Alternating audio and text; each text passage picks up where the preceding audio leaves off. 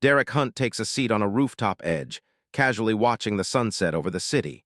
Behind him, his teammate Sylvie is already hard at work prepping for their mission. Sylvie shouts up at him to get moving, her hands glowing with the purple energy of a portal. She warns him that once it's up, he'll only have a few minutes to finish the rescue.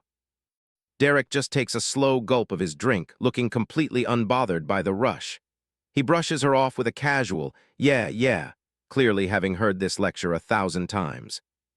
He hops off the ledge and drops down to the roof where she's working. Looking down at her, he flashes a confident smirk. He reminds her that this isn't exactly his first time having to save her team. Blue sparks dance over his skin as he starts summoning his gear. He makes it sound like a walk in the park, save the day and be back home for dinner. Sylvie just rolls her eyes and mutters an insult under her breath, clearly tired of his attitude.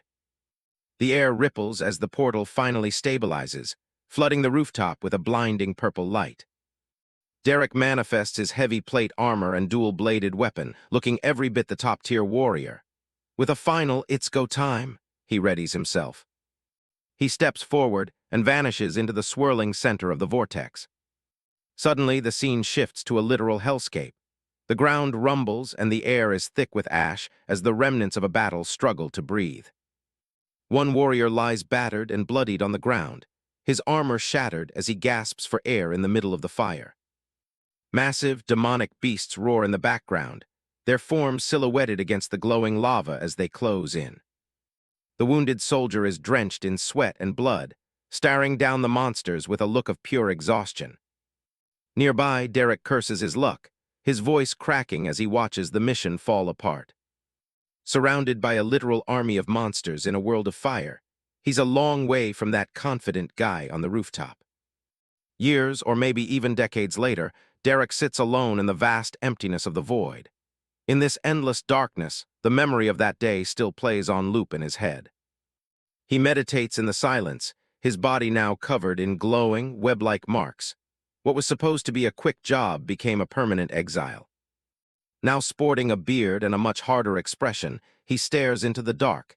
He bitterly regrets ever trying to be a hero.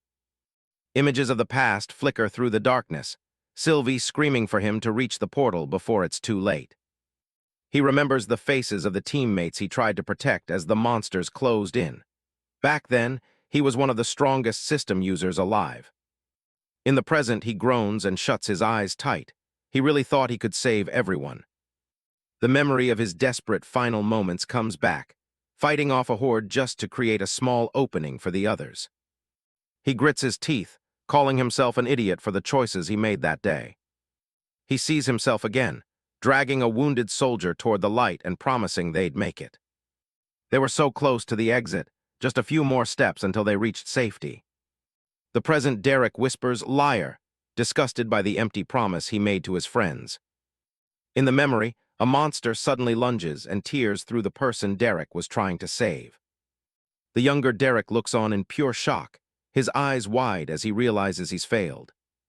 He turns back to see the portal nearly gone, leaving him stranded in the middle of the slaughter. He growls in the dark, his face twisting as the memory of his isolation eats at him. He remembers the frantic sprint, his younger self pushing past his limits to reach the shrinking circle of light. He reached out with everything he had, screaming as the exit began to vanish. His hand was inches away from the portal, straining to catch even a sliver of the light. But with a sharp snap, the gateway collapsed entirely. The light vanished, leaving nothing but silence. Derek's eye goes wide with shock as he realizes he's officially stuck. Derek stares at his scarred fist, the memory still fresh and painful. He looks up into the empty expanse, haunted by the what-ifs of that day. His eyes are wide and bloodshot, his breathing coming in ragged gasps as the trauma hits him all over again. He slams his fists into the nothingness, collapsing under the weight of his isolation. He wonders if he was just too weak, or if there was something more sinister at play, like a betrayal he never saw coming. But he shakes it off and grips his weapon, trying to convince himself that his mind is just playing tricks on him again. Derek Hunt crouches in the purple expanse of the void, scratching tally marks into the darkness. He tells himself that Sylvie and the others must be looking for him, and any day now, they'll open a portal to bring him home. The tally marks stretch out behind him in long, glowing rows, marking the passage of an impossible amount of time. He stares into the black hole of the void, waiting for a sign of rescue that hasn't come. The scratch marks begin to fade away, dissolving into the swirling energy of the dimension. It's as if the void itself is trying to erase any record of his existence. Derek lunges forward, his face tight with a mix of frustration and focus. He's lost track of whether he's been trapped here for months or decades, but he refuses to let his skills go to waste. He swings his glaive through the darkness, practicing the same forms until the weapon feels like a natural part of his body. Every strike is a desperate attempt to stay sharp in a world with no enemies to fight. When he isn't training, he meditates for days on end. It's the only way he can keep his mind from snapping under the weight of the total isolation. He pushes his physical form to its absolute peak, growing stronger than he ever thought possible back when he relied on the system. His skin is covered in deep, glowing cracks, a physical manifestation of the raw power he's cultivating. Blue lightning crackles around him as he executes a powerful downward strike. He alternates between deep meditation and intense practice, using the silence as his master. He lands a heavy blow, shockwaves of energy rippling through the purple space. He clings to the hope that one day he'll finally get to see the sun again. Suddenly, a sharp chime echoes through the darkness, followed by a pulse of red light. Derek freezes, his eyes widening at the unexpected sound. He looks up, sweat dripping down his face as he stares at the air in front of him. A holographic box has appeared, flickering with a warning. The red notification box delivers a devastating message. The system has detected that its host is moving out of range. Derek stares at the words, his heart sinking. The warning repeats, its red glow casting harsh shadows across the void.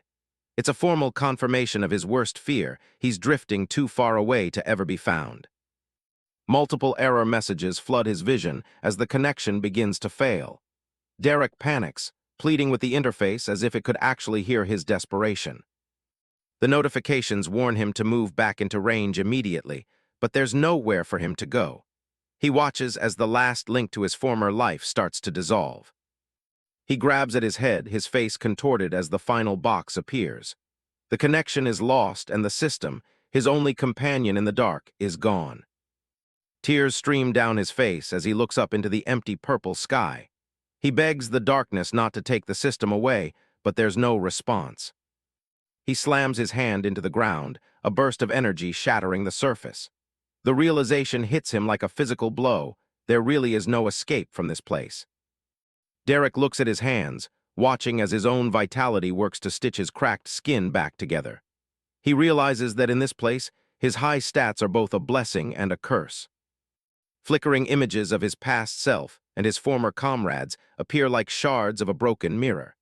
He wonders if it even matters how strong he becomes if he's destined to rot here alone.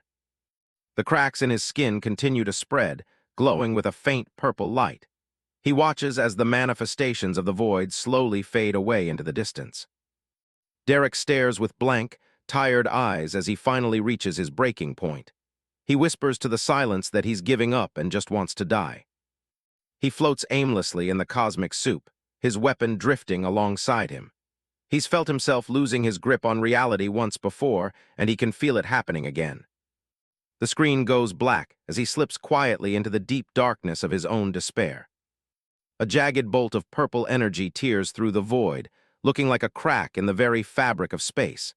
It's as if the dimension itself is calling out to him.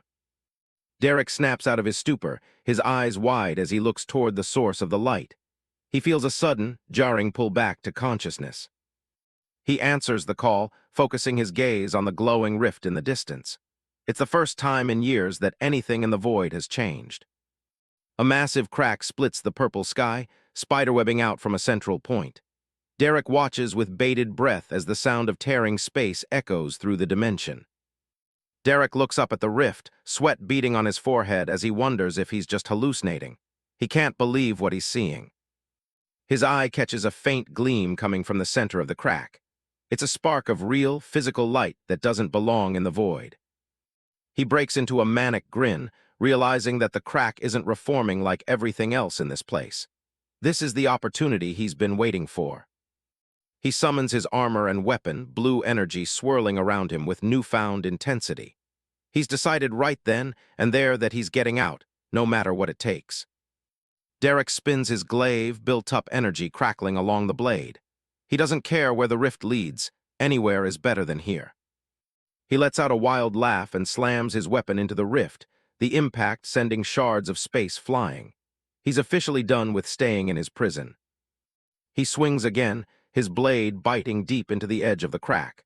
He'd rather face death on the other side than spend another second in this silence. Suddenly, Derek pauses, his expression shifting to one of confusion. Something large is moving behind the broken fabric of the void. A massive explosion of light and energy erupts from the rift, catching Derek completely off guard. A beam of intense power blasts toward him from the other side. The force of the blast knocks him back, and he lets out a pained cry as he's engulfed in the flare. The impact is real, and the pain is the most grounded thing he's felt in years.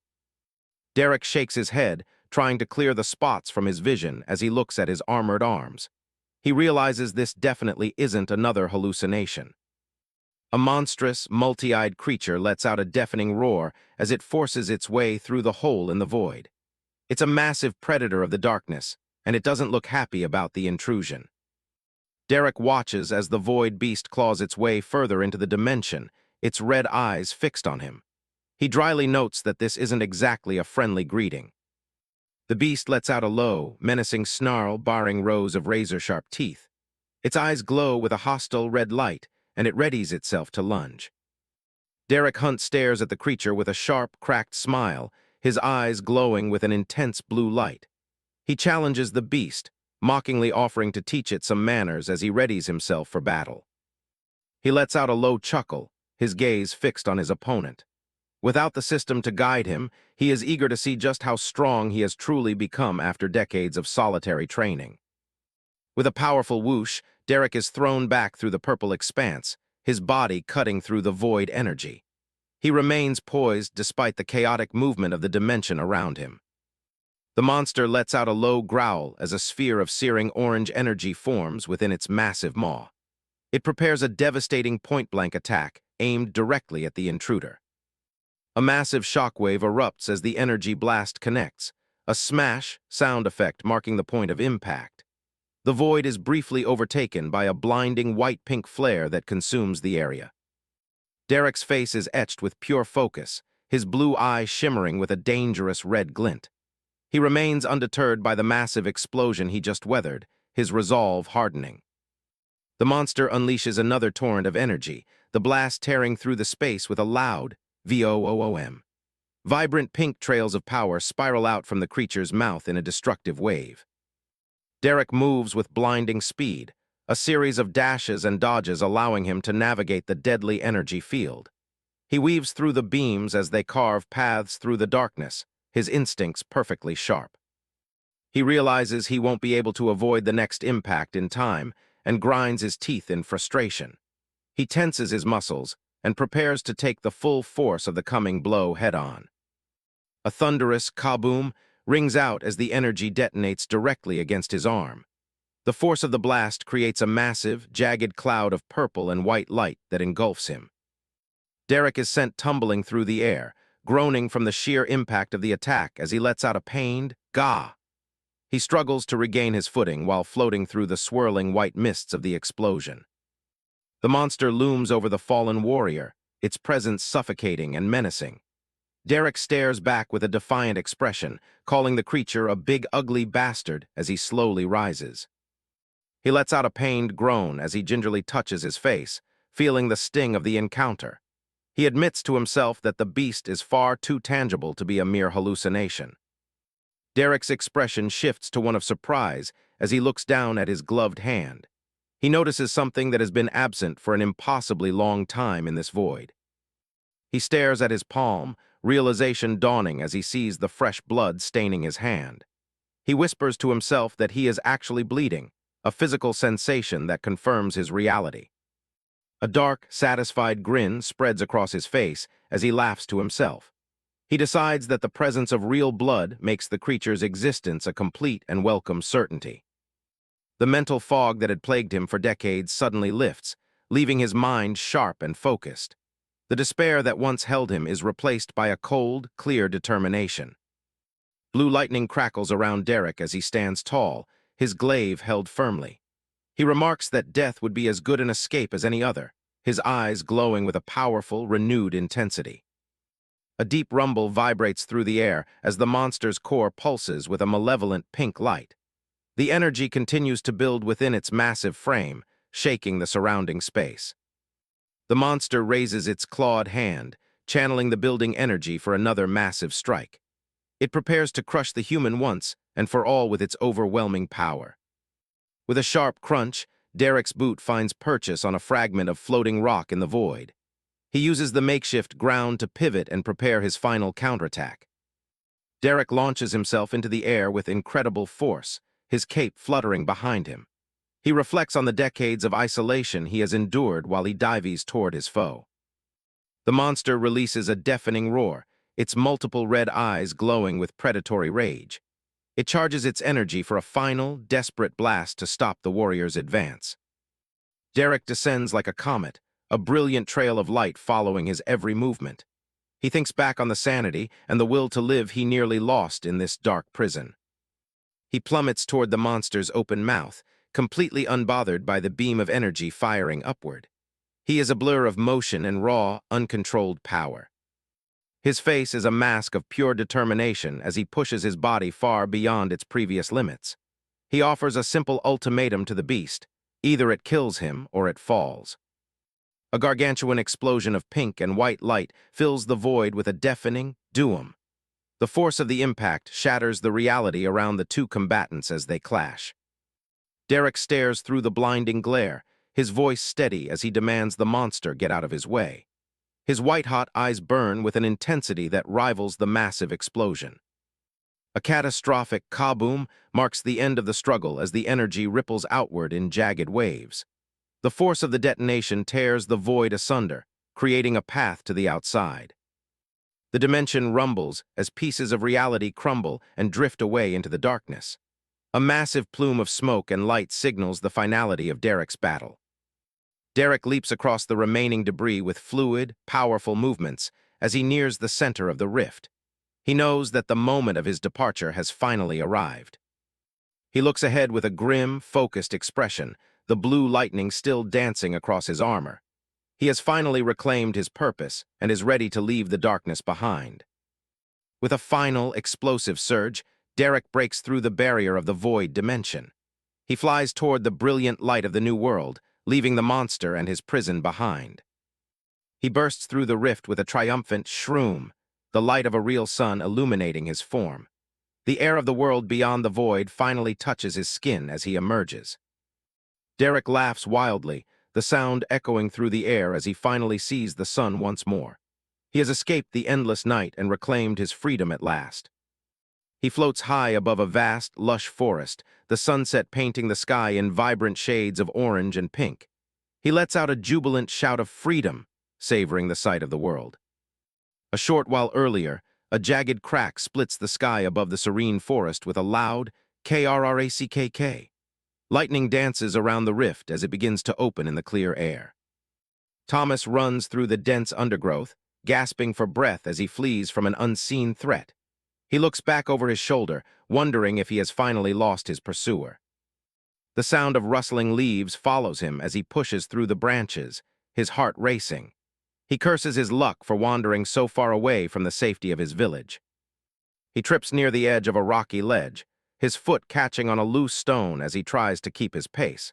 He laments his decision to leave home as he begins to lose his balance. With a dull thud, Thomas falls down the steep, rocky slope, his body hitting the hard ground. He grunts in pain, unable to stop his tumble toward the bottom of the cliff. He reaches the bottom and lets out a sharp gasp, his chest heaving as he looks up with wide, terrified eyes. Something in the forest has caught his attention, freezing him in place with shock. Thomas stands precariously atop a jagged, rocky peak, his chest heaving with every huff as he gasps for air. High above him, a purple rift begins to crack the sky, raining debris down onto the mountainside. A blue forest beast, A predatory creature with sleek blue fur and glowing red eyes lunges toward the boy with a powerful whoom. Thomas cowers on the ledge, staring in terror as he realizes he has nowhere left to run. Thomas loses his footing and tumbles backward into the brilliant light, letting out a desperate "Aughhh" as he falls toward the base of the cliff. Large chunks of the cliff face crumble and shatter as the boy descends, the rocks grinding against each other in his wake. The blue forest beast lands heavily on a rocky outcrop, its sharp claws scraping against the stone as it keeps its gaze fixed on its prey. The beast unleashes a guttural grrrgh while lunging down the slope after the falling boy. Below, Thomas screams for help as the predator closes the distance between them. Thomas drags himself through the water at the bottom of the slope, gasping for breath. He whispers to himself that he is still alive, though he is barely able to stay upright. A sudden flash of light in the sky catches his attention, and he looks up with a shocked expression. A bright, sparking rift opens directly above the river, pulsing with electrical energy. A thunderous krk-boom shatters the air as a massive bolt of energy strikes the water. The impact creates a gargantuan kersplash, sending a column of light and water high into the air. Through the whoosh of the settling mist, Derek Hunt appears in his full silver and dark gray armor. He stands with his back to the boy, gripping a massive glaive as Thomas cries out in alarm. Thomas begins to shudder as he cowers on the riverbank, his eyes wide with fear. He thinks back on the wolf he just escaped, only to find himself in the presence of someone far more imposing. Derek Hunt stands tall amidst the electrical discharge, his blue eyes glowing through the slit of his helm. Thomas is paralyzed, convinced that a demon has just descended from the sky to finish what the beast started. A ding echoes through the forest as a red system window appears before Derek Hunt. It displays a stark message: "Error invading system detected." Derek's skin is dry and cracked, showing the strain of his journey through the void. A close-up of Derek's narrowed blue eye reveals his confusion as he reads the strange system prompt. He wonders what is happening as he struggles to comprehend his new surroundings. With a sudden whoosh, Derek Hunt is yanked upward by an unseen force toward the purple rift. He is pulled through the air, his cape trailing behind him as the forest falls away. Derek Hunt grits his teeth in frustration, his expression one of pure confusion as he is dragged into the sky. He curses, unable to understand why he is being pulled away just moments after reaching the surface. Thomas hides behind a thick tree trunk, letting out a sharp gasp as he watches the armored man vanish into the rift. He remains hidden, his face pale as he tries to process the impossible events. A massive kaboom rocks the entire forest as a pillar of blinding pink energy strikes the riverbank. The explosion consumes the area where Derek Hunt stood just moments earlier, leaving only destruction in its wake. Derek Hunt lies motionless on a bed of jagged white rocks, finally back in the physical world after his long exile. Around him, the dense forest is quiet, but the peace isn't going to last long. An undead forest wolf stands nearby, shaking its mangy fur. It's covered in scars and dried blood, looking like it hasn't had a decent meal in weeks. The predator locks eyes with its target, its glowing yellow gaze fixed on the unconscious man. Derek's ice-blue eyes stare back, cold and unfazed by the threat. The wolf looms over him on the hillside, letting out a low, guttural growl that echoes through the clearing. Derek doesn't move a muscle, his body still adjusting to the weight of reality. His mind drifts back to the void, a place where he was trapped for what felt like an eternity. He was stripped bare and stretched thin, his very existence pushed to the breaking point. He remembers being nothing more than broken fragments drifting in the endless dark. He wonders if everything he once knew, every piece of his former life, has simply vanished. Faint memories of his system and his home flicker like dying embers. He spent so long in the lightless dimension that the concept of a normal life feels alien now. The purple cracks of the void still haunt his vision, symbols of the power he forged in isolation. He can't help but question if his entire past was just some fevered dream he made up to stay sane. But the physical world has a very painful way of reminding him it's real. The wolf lunges forward, sinking its teeth deep into Derek's armored arm with a sickening crunch. Derek doesn't even flinch. Instead, he groans and asks for 5 more minutes. He's treating a lethal ambush like a morning alarm he's not ready to answer. The wolf is visibly confused, its jaws locked onto his arm as it continues to gnaw. It expects a scream of agony, but Derek just lies there, completely unbothered by the level 53 monster. A smirk plays on his face as he starts to chuckle, telling the beast to stop because the biting actually tickles. Decades of training in the void have made his body harder than any armor. The creature growls in frustration, its eyes glowing with malice as it tries to tear through his flesh. It's a mindless undead predator, and it doesn't like being laughed at by its dinner. Derek's expression suddenly turns cold as he commands the wolf to stop. The playful tone is gone, replaced by the sheer authority of a man who killed godlike beasts for sport. With a blindingly fast movement, he reaches up and seizes the wolf by the throat. The impact sends a shockwave through the air, instantly pinning the beast's head back. From the safety of the bushes, a young boy named Thomas watches in absolute horror. To him, Derek doesn't look like a hero. He looks like a demon who just caught a monster with his bare hands. Derek stares at the wolf with a look of pure boredom, completely ignoring the boy hiding nearby. He's more annoyed by the disruption of his nap than the actual threat of the beast. He hoists the massive undead forest wolf into the air by its scruff as if it were nothing but a stray puppy. He even mocks it, calling it a good boy, while it flails helplessly in his grip. The wolf snarls and snaps its jaws, desperate to sink its teeth back into his throat. Derek just grins, clearly finding the creature's struggle more amusing than dangerous. The surrounding woods are a grim sight, filled with withered trees and a lingering sense of death. This isn't the vibrant world he remembers. Something has gone terribly wrong here. Evidence of slaughter is everywhere, with skulls and bones scattered across the forest floor. A large centipede crawls through the eye socket of a human remains, signaling long-term decay. Derek sits on a rock, still holding the growling wolf, and mutters about how beautiful and loud everything is.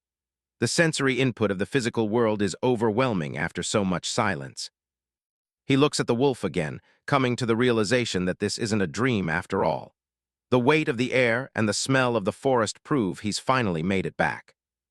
A familiar sensation tingles in his mind, and he realizes his system has somehow returned.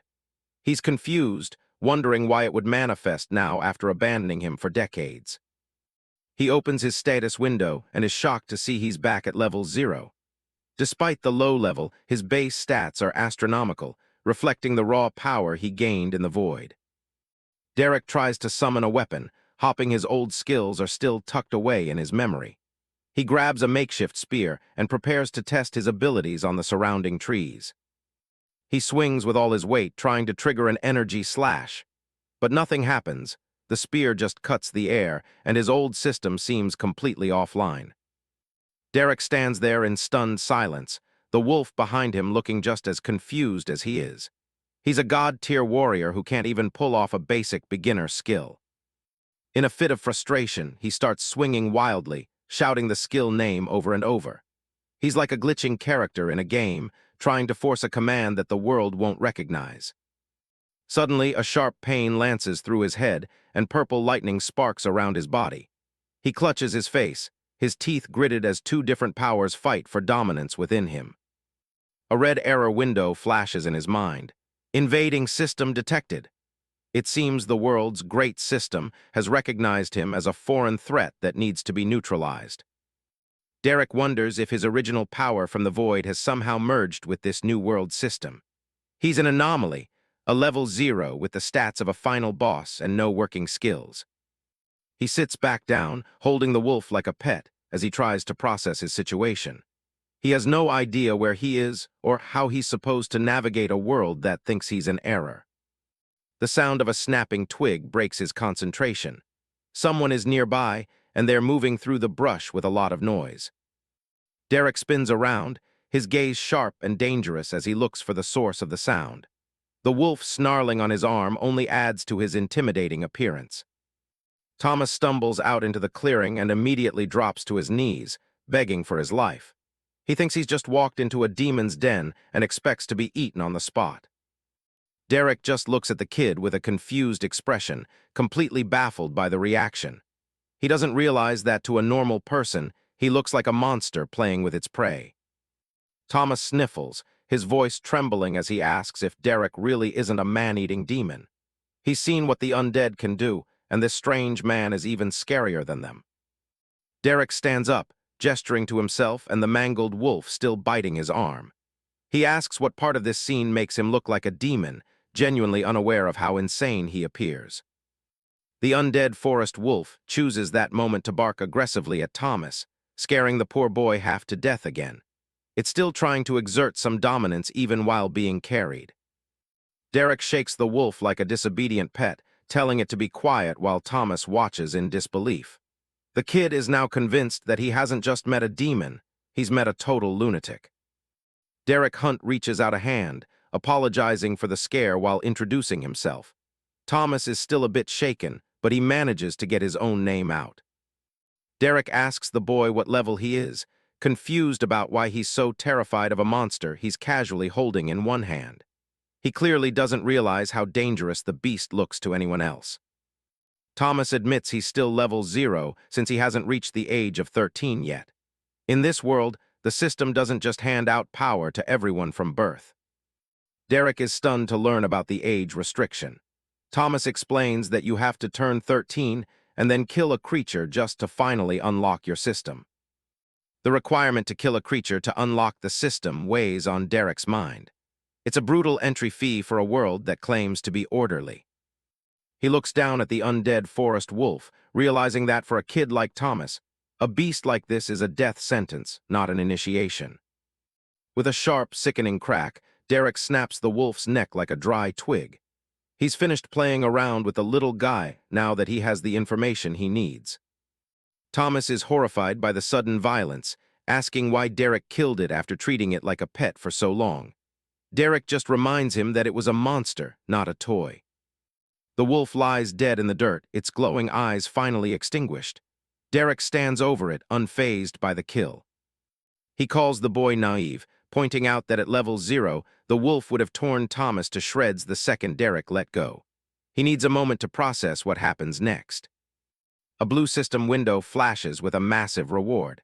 Since the wolf was level 53, Derek has earned the Giant Slayer achievement and instantly reached level 1. Multiple level-up notifications stack up in his vision as he gains experience. Derek starts laughing, realizing that his power-leveling journey has just begun. Suddenly, red error screens appear, warning of a threat that the new system is trying to suppress.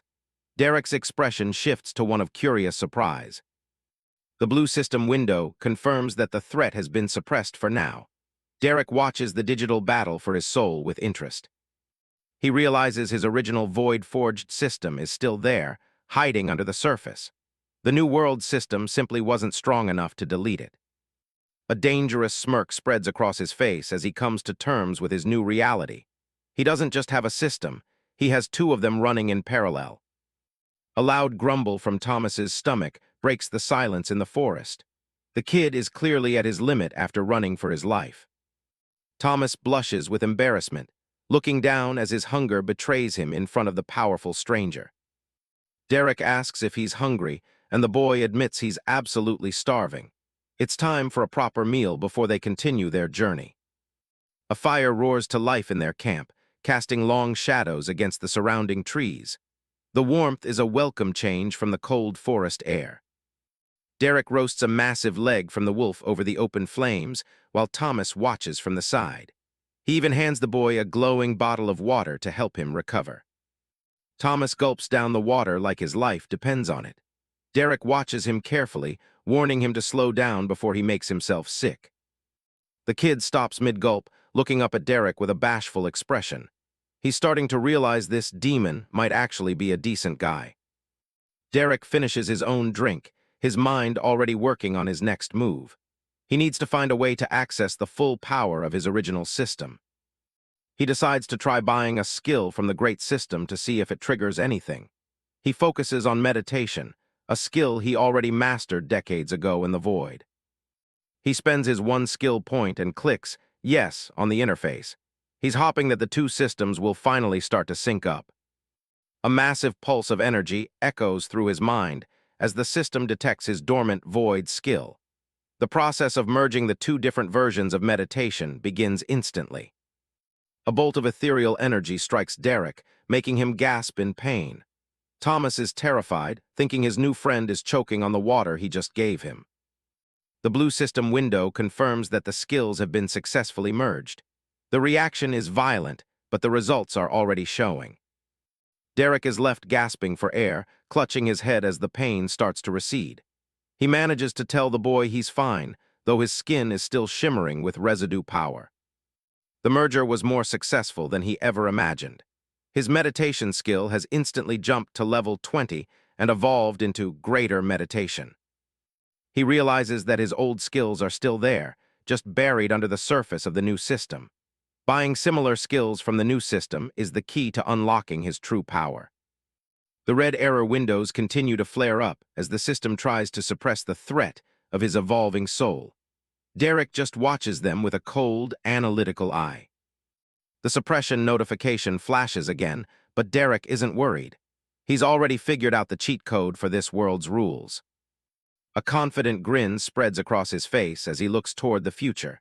He's not just going to reclaim his old strength, he's going to be even more powerful than before. A pair of futuristic mana clippers glows with a soft light. Thomas is hesitant, worried about slipping while they're on the move. Derek is marching through the woods with Thomas on his shoulders while casually eating a roasted leg. He tells the boy the mana clippers will do all the work, so he just needs to keep moving them. He tells Thomas to keep talking about this place as they walk. He promised to get the boy home safely, but he's charging for the service with information. Thomas holds the buzzing clippers with both hands, looking incredibly focused. He agrees to tell Derek everything he knows about the world and the system. Clumps of dark hair fall as the buzz cut starts to take shape. Thomas continues his story, explaining that every aspect of life is ruled by the great system. He recalls how his grandfather spoke about the system being fair and equal for everyone. In those stories, people celebrate the classes and skills they're granted at 13. But the reality is much darker than the stories. Thomas knows the truth. The nobles use the great system to hog all the power, leaving commoners with nothing but scraps. In the world Thomas describes, the powerful use their status to chain down commoners, effectively cheating the system to ensure their dominance remains unchallenged. Individuals are kept in literal and metaphorical bonds, prevented from ever rising above their station. Nobles find ways to stack the deck, giving their children easy victories over caged beasts to widen the gap between the elite and the poor. It's a rigged game where the strong are handed power while everyone else is left to struggle. Thomas gets worked up as he talks about the damn nobles, his movements becoming more aggressive with the mana clippers. He's clearly venting years of frustration as he continues to buzz through Derek's hair. Tears well up in the boy's eyes as he mentions his parents, the weight of his personal losses surfacing. The mention of his family seems to be the breaking point for his composure. Derek suddenly shouts, warning Thomas to watch where he's cutting as the boy's trembling hands slip. Terrified, Thomas immediately starts pleading for his life, certain that he's just signed his death warrant by nicking the demon. Derek holds up a small hand mirror, inspecting the damage with a calm, analytical gaze. He tells the boy to relax, nodding that he wouldn't kill someone over something so trivial, especially not before seeing how the rest of the haircut turned out. Thomas stands behind him, paralyzed with fear and wondering if Derek is actually joking or just prolonging the inevitable. The tension in his small frame is visible as he waits for a final judgment. Derek looks at his clean-cut reflection and smirks, satisfied with the results. He jokingly tells the trembling boy that he gets to live another day, his new look giving him a much more human appearance. The sun begins to set over the horizon, painting the sky in soft shades of pink and orange. They've been traveling for a while, and the forest is finally starting to thin out. Derek shakes Thomas awake after the boy had drifted off on his back. They've reached the outskirts of civilization, but the atmosphere feels heavy and wrong. They stand before a dilapidated wooden house on the edge of the woods. It looks abandoned and half-destroyed, a grim welcome to the area Thomas calls home. A weathered signpost points toward various local settlements, including one marked Reina's. The wood is cracked, and the names are roughly carved, matching the general state of neglect in the area. Thomas rubs the sleep from his eyes, confirming that he's from the village nearby. He sounds relieved to be back, though he hasn't fully registered the state of the building in front of them yet. His eyes suddenly widen as he sees something through the open doorway of the ruined house. The color drains from his face as a sudden, sharp realization hits him. Thomas leaps off Derek's shoulders and dashes toward the house, screaming a name into the silent air. Derek is left standing there, startled by the boy's sudden frantic movement. The boy's feet pound against the dirt as he races toward the blood-stained ground inside. He's calling out for a Mr. Jones, his voice filled with desperation. Thomas bursts through the doorway, the bright afternoon sun illuminating a scene of absolute carnage. The interior of the house is a wreck, covered in shadows and signs of a struggle. A man lies motionless on the floor, surrounded by a large pool of darkening blood. The silence in the room is deafening, broken only by Thomas's shallow, panicked breathing. Mr. Jones is dead, his body twisted at an unnatural angle against the wooden floorboards. It's a brutal, senseless death that speaks of a monster far more dangerous than a lone wolf. Thomas stares at the body in mute horror, the reality of the situation finally sinking in. Tears flow freely down his face as he faces the first of what may be many tragedies. Derek places a heavy hand on the boy's shoulder, offering a rare moment of silent comfort. He asks if this man was the grandfather Thomas had mentioned earlier. Thomas shakes his head, explaining that Mr. Jones was just a kind old neighbor. Despite his grief, he's trying to make sense of how this could have happened. The boy cries out in disbelief, noting that Mr. Jones was nearly level 30. To him, that was a high level that should have guaranteed safety from the local wildlife. Derek's expression is one of genuine curiosity as he asks if 30 is supposed to be considered strong. His perspective on power is fundamentally different from everyone else in this world. Thomas spins around, shouting that level 30 meant nothing in the forest should have even been able to scratch him. He's struggling to reconcile his understanding of the system with the corpse at his feet. Derek leans against the doorframe, arms crossed, asking if Thomas is absolutely sure about that assessment. He knows something the boy doesn't, and it's about to shatter his worldview. He reminds Thomas that the wolf he killed earlier was level 53. The image of the beast being crushed in Derek's bare hands flashes through his mind as he delivers the cold truth.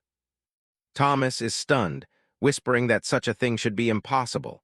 He refuses to believe that monsters of that level are roaming so close to his village. The realization hits like a physical blow. If what Derek says is true, then his entire village is in mortal danger and needs to be warned immediately. Blood smears across the wooden walls, a silent testament to the violence that occurred.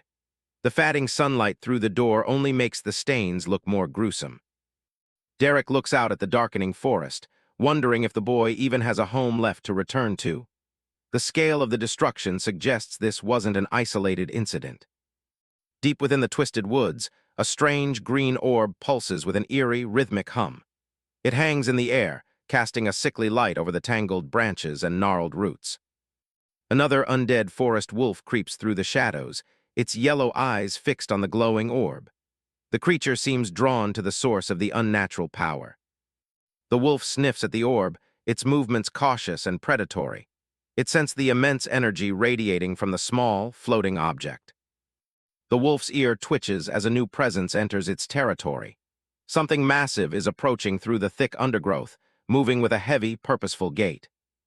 The wolf lets out a low, menacing snarl, baring its blood-stained teeth. It's ready to defend its find, unaware of the scale of the threat that has just arrived.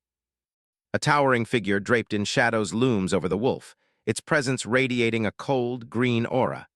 Glowing skulls are embedded into its massive, spectral form. With a thunderous slam, the entity's hand crushes the wolf into the dirt. A burst of green energy erupts from the impact, obliterating the smaller monster in an instant. The forest itself seems to shudder under the weight of the newcomer's power. The trees groan and the ground trembles as the true master of the woods reveals itself. Close up, the creature is revealed to be a skeletal nightmare with a jaw full of jagged teeth and glowing green mist pouring from its hollow mouth. It lets out a guttural, terrifying sound that echoes through the trees. The undead knight stands tall, its skeletal frame clad in dark armor and wreathed in blue-green flames. Its emerald eyes burn with a cold, malevolent light as it prepares to lead its horde toward the unsuspecting village. A golden sun rises over a tranquil mountain village, bathing the valley in peaceful morning light. A heavy basket of laundry drops onto the dusty ground with a splash of soapy water. Mallory Fields wipes the sweat from her forehead, checking if her daughter is actually up for the task. Brandy Fields hoists the wet clothes with a confident grin, eager to put her newly unlocked system to the test. Her mother gives her a proud pat on the head, though Brandy's legs are clearly wobbling under the weight. As they walk through the quiet streets, Mallory suggests that a little charm might get her some leather from her father's next hunt. Brandy is thrilled at the prospect, imagining how quickly her leatherworking skill will climb. The excitement dies down when Mallory mentions that skinning the beast is part of the job. The reality of the process hits Brandy hard, and her bright expression vanishes instantly. She looks genuinely disturbed, the gruesome details of the craft finally clicking in her young mind. 2 weeks before that, Travis was already taking his daughter out to teach her how to contribute to the village. He leads her into the tall grass and points out a small creature, a level 10 monster for her first kill. It's a fluffy fox, and the system rewards her with a lesser giant slayer achievement for taking it down. But the sight of the dead animal just leaves Brandy in tears, wishing she'd spent her skill points on something else. Mallory tries to comfort the sobbing girl as they walk home, quietly blaming Travis for picking such a cute target. Back in the present, the peaceful memories are shattered by the sound of a violent crash. Travis bursts through the chaos, blood staining his shirt as he screams for Mallory to take the girl and run. He warns her that a pack of high-level beasts is tearing through the village, stronger than anything they've ever seen. Brandy reaches for her father in a panic, but there's no time for a proper explanation. He tells her to listen to her mother and keep her head down, his face tight with urgency. With the sound of destruction growing closer, Travis commands them to head for the gate immediately. Mallory grabs Brandy's hand and they sprint away, leaving behind the only home they've ever known. Thick black smoke billows into the sky as the village burns in the distance. Brandy is a mess of tears, but Mallory tries to stay strong, promising that the men will make it back safely. She forces a smile to reassure her daughter, even though the fear in her own eyes is hard to hide. They find a group of survivors in the woods, where Chief Leon is already trying to organize a retreat. He gives a quick thumbs up, telling everyone to keep moving so they can reach the next village by nightfall. The group pushes through the dense forest, with Mallory keeping Brandy close as the sun begins to set. A massive clawed paw slams into the earth, cutting their path of escape right in half. Chief Leon freezes as a towering shadow falls over him, his calm demeanor replaced by pure shock. An undead forest wolf lunges from the brush with a terrifying snarl, its yellow eyes glowing. The beasts tear into the front line instantly, and the chief's last shout is for the villagers to run. The survivors scatter in every direction as the monsters drag a hunter down into the dirt. Brandy looks back in horror at the carnage, her mother pulling her along with frantic desperation. One of the wolves pauses to snap its jaws, blood and gore dripping from its rotten muzzle. The pack corners Mallory and her daughter, cutting off their only route to the gate. Mallory realizes they're trapped and tells Brandy she has to run ahead on her own. As the lead wolf prepares to pounce, Mallory screams at her daughter to go and never look back. Brandy stops in her tracks, paralyzed by the sight of her mother facing the beasts alone. Mallory jams her spear into the wolf's gaping maw, using every ounce of strength to hold it back. 2 more wolves join the attack, knocking the mother to the ground as Brandy finally starts to run. Mallory is pinned under the weight of the monster, tears blurring her vision as she prays for her daughter's safety. Mallory's final thoughts drift to her daughter's safety as she accepts her fate, ready to die if it means the girl gets away. She clenches her teeth, bracing for the impact of the beast as the sounds of the struggle fade into the background. Suddenly, she crashed into a suit of armor, recoiling in shock when a strong hand reached out from the greaves to steady her. Derek Hunt stands over the pinned woman, a silhouette of power, casually asking if they actually need some help. Thomas is clearly fed up with the warrior's cold attitude, snapping at him for even asking such a stupid question in the middle of a slaughter. Brandy looks up with tears streaming down her face, her voice barely a whisper as she begs the stranger for her life. Brandy Fields collapses into Tommy's arms, sobbing uncontrollably as the smell of smoke and blood hangs heavy in the air. The girl pleads with her friend, her voice cracking with desperation as she begs him not to let her mother die. Derek gives a short, indifferent okay, as he casually prepares a small blade, showing absolutely no fear of the monsters. With a simple gesture of his finger, a concentrated beam of brilliant blue energy shoots across the clearing. The blast tears right through the wolf's head, erupting in a shower of gore that sprays across the forest floor. Mallory can only stare in pure shock, her face splattered with blood as she realizes the beast that almost killed her is simply gone. 3 more wolves snarl as they emerge from the brush, but Derek doesn't move, suggesting that the villagers could use the combat experience. Frustrated and terrified, Mallory screams that they don't care about experience or leveling up. They just want the monsters dead. Derek cracks his knuckles with a chilling grin, the blue energy starting to pulse around his armored form as he prepares to move. The remaining beasts charge with a chorus of growls, sensing the threat that this lone man represents. A close-up of Derek's ice blue eyes reveals a cold, mechanical focus, completely detached from the danger around him. He bends down and picks up a jagged, clawed forepaw left over from a wolf on the ground. The warrior leaps into the air with impossible speed, his cloak fluttering behind him as he targets the beast. A massive shockwave of blue energy explodes upon his landing, carving a crater into the ground and tossing the wolves aside like rags.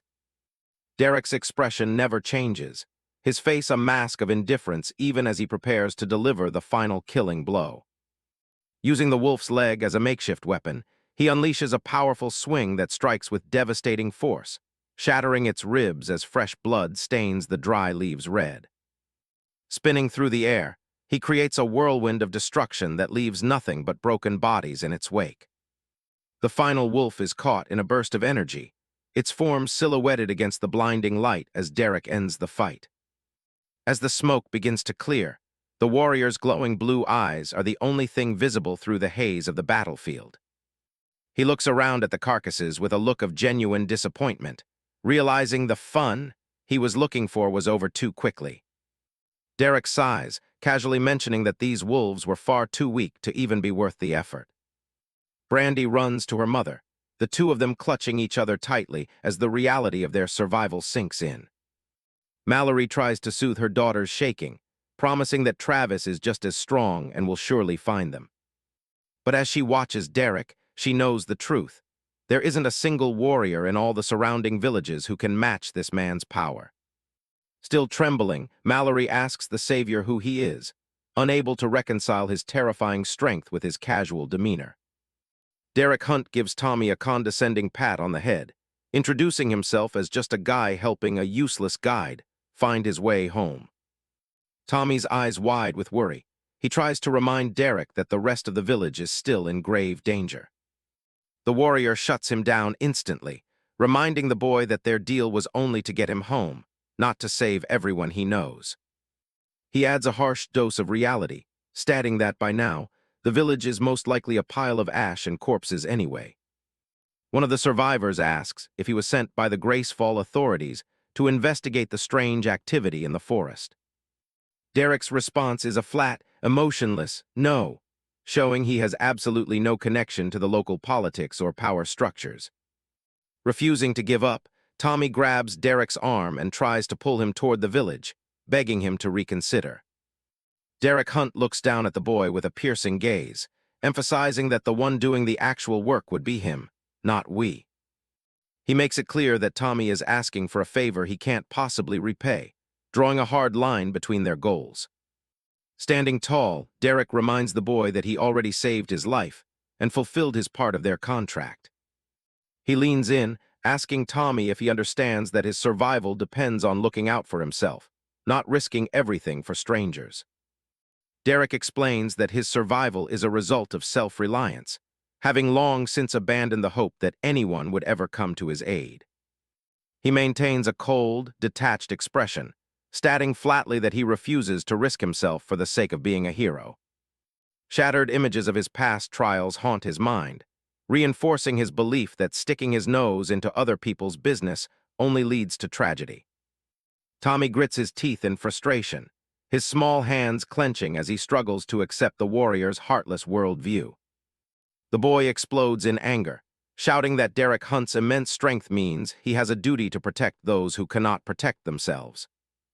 Derek simply scoffs, looking down at Tommy with a look of amusement at such a naive, youthful perspective. Tommy begins to pound his fists against Derek's heavy armor, fruitlessly trying to prove that the man is too powerful to be afraid of helping. His voice cracks as he screams that Derek is just a selfish jerk who doesn't care about anyone but himself. The surviving villagers stand gathered in the background, watching the boy's desperate display of defiance against their savior. Derek remains unmoved, telling the boy that in a world where heroes die young, being an asshole is the only way to stay alive. He effortlessly stops the boy's assault, catching Tommy's small fist mid-swing with a grip like iron. Derek leans in close, telling Tommy that he should focus on becoming strong first, and only then should he worry about trying to save others. Despite the harsh words, Tommy glares back with a fierce determination, refusing to let his spirit be crushed by the warrior's cynicism. The warrior stands in silence, acknowledging to himself that his long-held survival instincts might finally be worth setting aside. Without warning, Derek Hunt lifts Tommy up, catching the boy completely off guard as he is hoisted into the air. As Tommy sits perched on the warrior's shoulders in stunned silence, Derek's indifferent facade finally begins to crack. With his blue eyes fixed on the horizon, Derek Hunt declares that they are going to find the village and save whoever is still alive. Thomas looks on, his eyes reflecting the flickering flames of the burning village. He's left breathless, surrounded by the smoldering remains of everything he once knew. Derek Hunt steps forward to confront a massive bear beast, while the boy watches from a safe distance. He grips his polearm tight, his gaze fixed and completely unwavering. The creature lets out a deafening roar, its fangs bared and ready to tear into him. With a sudden burst of speed, Derek delivers a devastating strike that cleaves right through the monster's torso. He stands tall among the blood and ash, his expression as cold as ice. The two of them resume their trek through the charred ruins, the air thick with the suffocating smell of smoke. Derek knew it was going to be like this. He's seen the aftermath of weakness too many times before. They pass by fallen villagers and beasts alike, a grim reminder of the morning's senseless violence.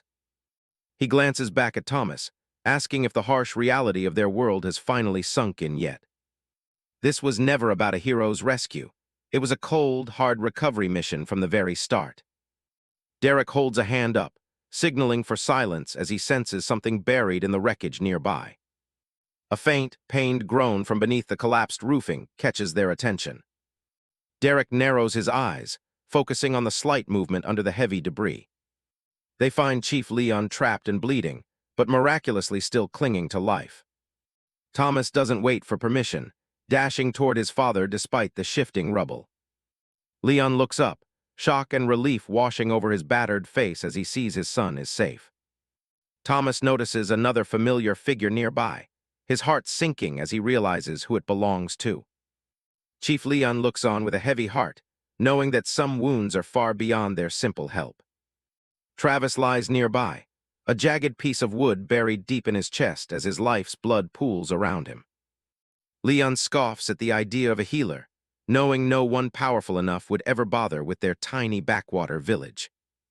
Derek looks at his storage bracelet, thinking about the last resurrection potion he has tucked away.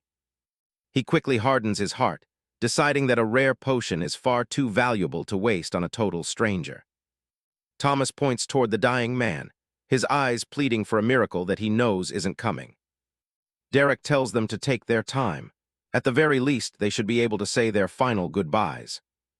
Mallory covers her mouth in horror, her world shattering as she watches her husband slowly fade away.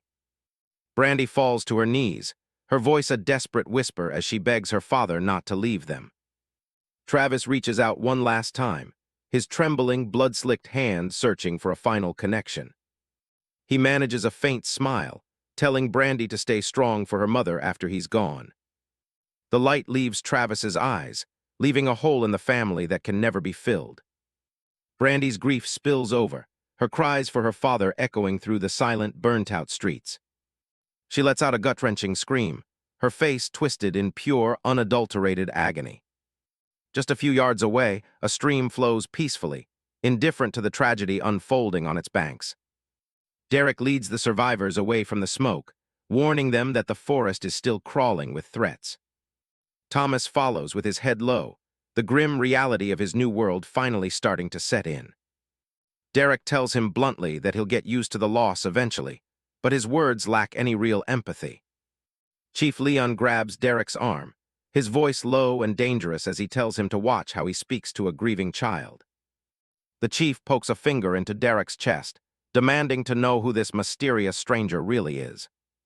Leon isn't about to let his son go anywhere with a man who seems to have no soul left. Derek remains silent, his face a mask of total indifference to the man's angry accusations. Thomas looks up, siding with the man who saved him even as Leon stands protectively behind. A blond boy looks down, his expression heavy with a memory of a time he lost everything. He sits alone at the gates of his village, the moonlight mocking his solitude after his parents never returned home. Back in the present, the fires of the village cast long shadows as Derek Hunt, Chief Leon, and Thomas continue through the ruins. Derek lets out a tired sigh and decides it's finally time to check his system notifications. He knows he must have leveled up from that last fight. A list of kills scrolls by, wolves and bears alike, leading up to a milestone notification, level 10 reached. He wonders if he'll be able to reclaim the same class he had in his previous life, or if this world has something else in store. His eyes widen in shock as he swipes through the options. The power levels are far beyond what he expected. The first is Shadow Brawler, a rare class that promises mastery over darkness and the ability to strike from the shadows. Then there's Chaos Glaive, an epic class that turns his weapon into a literal extension of his destructive will. He scrolls further to find Eternal Guardian, an epic class that offers godlike endurance and a fiery phoenix-like protector. Derek is paralyzed by the choices, each one offering more power than he ever dreamed of having at this stage. But then his gaze shifts to something else, a hidden notification that makes his blood run cold. He swallows hard, his throat tightening as a dark feeling washes over him, even with Leon and the boy nearby. His hands start to tremble as he stares at the screen, unable to look away from the name of the new option.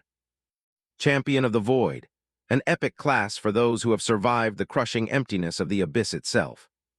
He remembers that place, the endless hungry expanse that tried to devour his very soul.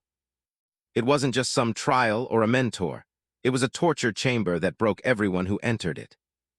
To him, the Void was a brutal, unforgiving master that demanded everything and gave back only pain. He remembers the feeling of his sanity cracking under the pressure, his footsteps heavy in a world of nothingness. It had broken him down and consumed his identity, yet in that hollowed-out state, it offered him a dark kind of power. The system promises that if he chooses this path, he will never be trapped by the emptiness again. This time he won't be a victim of the Void, he will have absolute control over it. A spectral, purple hand reaches out from the darkness of his memory, as if waiting for his agreement. Derek clicks yes, and immediately his body is racked by a violent surge of energy that makes him scream in pure agony. Purple lightning arcs out from his body, and Chief Leon has to lunge forward to pull Thomas back from the blast. The chief yells for the boy to stay away, but Thomas can only watch in horror as his friend is swallowed by the light. Notifications chime as Derek unlocks two new skills, Channel Void and Void Call, while the energy begins to stabilize. A massive shockwave of purple power erupts from his chest, throwing dust and debris into the air. As the smoke clears, Leon and Thomas stare at the figure in the center of the crater, wondering what kind of monster Derek has become. Derek looks up, his gaze distant as he prepares to test out his new ability, Void Call. A blinding pillar of purple energy descends from the heavens, tearing through the clouds with a deafening boom. Chief Leon huddles low, shielding Thomas as he prays for the great system to save them from whatever is happening.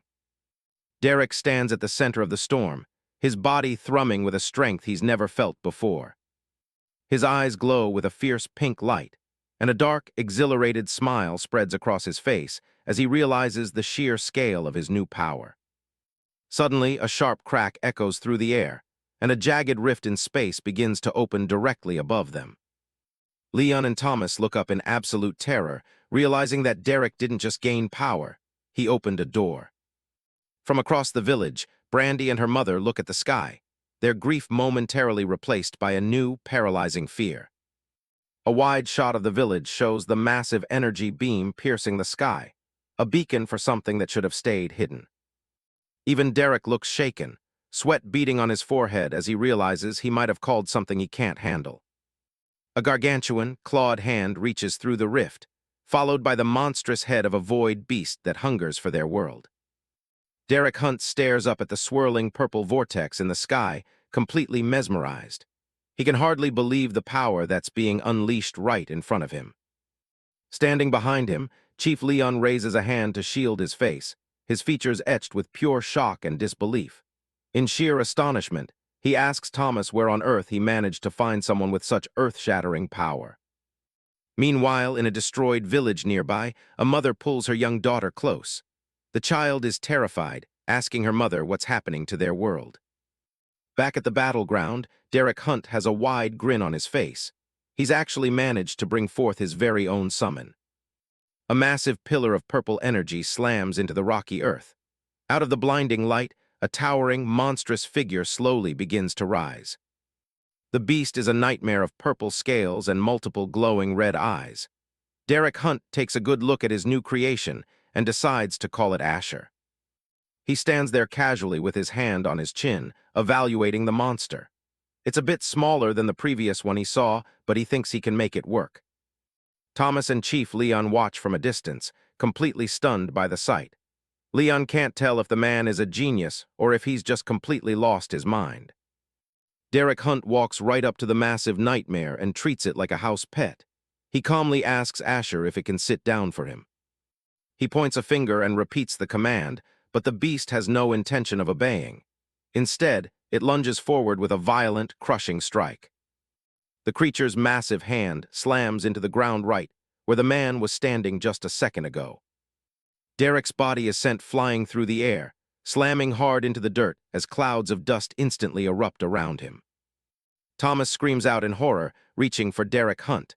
Chief Leon grabs the boy, telling him to stay back as the ground continues to tremble.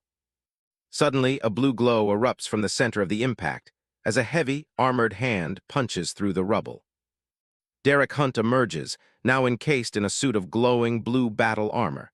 He tells Asher that was its one mistake, and now he's going to have to kill it. The void beast isn't intimidated at all. It stands its ground, letting out a low, guttural snarl as it prepares to finish him off. Derek Hunt looks back over his shoulder, blood running down his face. He bluntly tells Chief Leon and Thomas to get out of here before things get even worse. Blue electricity crackles around his gauntlets as he prepares for war. The two civilians don't need to be told twice. They turn and run for their lives. His eyes glow with an intense, icy blue light. He doesn't want anyone or anything getting in his way while he finishes this. He tries to identify the creature, but the system comes up empty. This thing isn't part of the great system. It's something completely unknown. He stomps his foot in frustration, cursing his luck. He already struggled with a creature like this before, and the system isn't making this fight any easier. Derek Hunt blurs into motion, charging across the broken ground like a streak of blue light. He leaps high above the beast, spear at the ready. He knows there's absolutely no room for error against an opponent this dangerous. Asher reacts instantly, its jaws snapping open as it tracks the armored man's every move. Derek Hunt drives his spear down with a massive explosion of force, but the beast catches the strike with just its bare palm. He stares in disbelief, realizing the monster blocked his full power without even flinching. Asher looms over him, a massive purple hand already swinging back for a counterattack. Derek Hunt barely has time to curse before the blow lands. The beast blasts him high into the air with a thunderous strike, sending shockwaves rippling out in a vivid purple trail. Racked with sharp pain, he coughs up a torrent of fresh blood. He is enduring incredibly heavy hits and can clearly feel the massive damage stacking up by the second. Asher moves with impossible speed, appearing right in front of him again. Derek Hunt can't fathom how something so massive can move that fast. Another massive energy blast catches him dead center, slamming him back to the ground like a broken rag doll. He hits the ground with a sickening thud, coughing up more blood as he struggles to get his bearings. For a split second, he considers just lying there. He wonders if he plays dead, maybe the beast will get tired and leave him alone. But that glimmer of hope is instantly and brutally crushed as the monster dives down, raining a massive barrage of energy beams that nearly incinerates the exact spot where he lies. Asher isn't letting up, raining down a barrage of brutal strikes that hammer him into the dirt. He realizes playing dead definitely isn't going to work. A critical warning flashes in his vision as his health drops below 20%. He desperately activates his meditation skill to try and stay in the fight. He stabs his spear into the dirt just to stay upright. He has to find a way to get this monster off him right now. His health bar ticks down to 19% as he swings his weapon in a desperate arc, trying to catch the beast off guard. Asher is too quick, its clawed hand snatching the spearhead right out of the air. The beast slams him into the earth once more. His health bar continues its steady crawl towards zero, dropping down to 17%. It's a relentless, one-sided beatdown. The system keeps tallying the damage as his health plummets through 16, 15, and finally down to 14%. From the distance, Thomas watches in absolute terror, tears streaming down his face as he whispers Derek Hunt's name. In the village, Chief Leon leads a frantic escape as the sky ignites with a dangerous purple energy. A villager asks what's going on, but there's no time for answers. He just tells them to keep running. A massive, purple-scaled hand reaches out from the vortex, dark energy, crackling between its sharp white claws. Asher lets out a deafening roar, charging a ball of pure void energy in its palm as it prepares to finish the fight. Derek Hunt is pinned down, barely able to stay on his feet. The beast slams the energy directly into the ground, a blinding explosion of purple light and debris tearing through the battlefield. His health bar is in a freefall, plummeting from 13% down to a critical 8. Even with meditation active, his body can't regenerate fast enough to stay ahead of the crushing damage. Derek Hunt lies battered in the dirt, his heavy battle armor shattered and cracked across his chest as blood spills from his mouth. Blood streams down his face as he desperately spends a skill point to survive. The system chimes, he successfully learned a new skill, Heavy Weapons Master. He lets out a guttural scream of agony as the system begins merging his dormant skills. His face is a mask of pain, his eyes wide as the process tears through his mind. Asher continues its relentless assault, smashing the earth over and over while the merging process finally completes. The monster snarls, its red eyes glowing with malice, but the tide is finally shifting. Heavy Weapons Master has already been force upgraded to level 20. A massive pillar of brilliant blue light erupts from the crater, blowing back the dust and the beast alike. The two forces collide in a blur of motion, blue and purple energy clashing with every violent strike as the earth crumbles beneath them.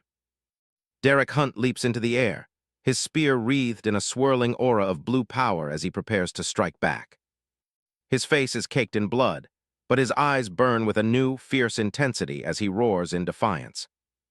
He drives his spear into the monster's claws, the impact sending out a massive shockwave of crackling energy. He's pushing his body to the absolute limit, straining every muscle to break through the beast's supernatural defense. But even with his new power, the monster's void nature starts to nullify his attacks, the spear failing to cut through the darkness. He pulls back, realizing he needs a different strategy. He's tried everything else, so it's time for one final, desperate gamble. He begins to channel the void energy itself, deciding to fight fire with fire. A dark, swirling aura begins to manifest around him as he gathers his strength. The spearhead ignites with a blinding mixture of blue and purple energy as the void power flows into the weapon. Derek Hunt lets out a final war cry, his gaze locked on the monster as they prepare for the final exchange. A massive blue slash cuts through the air, severing the monster's claws with a sickening crack. He descends like a fallen star, his spear trailing a wake of intense light as he delivers the killing blow. His feet hit the ground with a heavy thud, the impact throwing up a final cloud of dust as the beast falls. He stands there for a moment, chest heaving and breath ragged as blood drips from his chin. Derek Hunt looks down at the lifeless body of the void beast as the sun begins to set behind him. He lets out a chilling laugh, admitting that was actually fun. The system rewards him with an achievement for slaying a creature unknown to the great system. His stats soar and his skills level up instantly. Far away from the battlefield, a light knock sounds at the door of an opulent dining room. A voice from inside calmly calls for the visitor to enter. Richard, an elderly butler in a formal suit, steps into the room. He informs Ma'am that there's something she's going to want to see. He presents a document from an organization known as the Crown, detailing an abnormal portal signature. They've detected a void beast. Ma'am, a woman with long red hair and a green dress, sits at a grand dining table as Richard confirms the detection of the beast. She reviews the file with a cold, calculated interest, finding the situation interesting. She doesn't hesitate, her face remaining shadowed as she gives the command to send a hunter to investigate the signature. A weary crowd of survivors trudges down a mountain path as the sun begins to set behind the jagged peaks.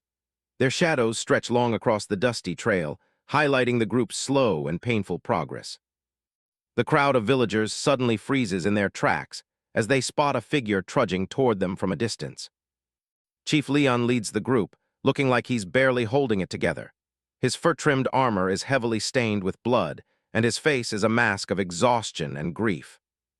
The villagers gather around their chieftain, their voices desperate as they ask if it's finally safe to return to their homes. They look to him for a glimmer of hope that everything might go back to normal. Leon hesitates, his gaze dropping as he struggles to face the expectant and fearful eyes of his people. The silence stretches on, heavy with the weight of the bad news he's about to deliver. He grits his teeth, his expression twisting into one of intense pain.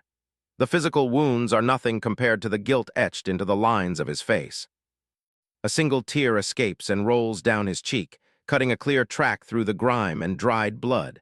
He looks completely broken by the losses they've suffered. The chieftain turns his back to the crowd, his voice hollow as he tells them there is absolutely nothing left for them to go back to. The devastation is total, and their village is gone forever. The news hits the villagers like a physical blow, leaving them stunned and speechless in the fading light.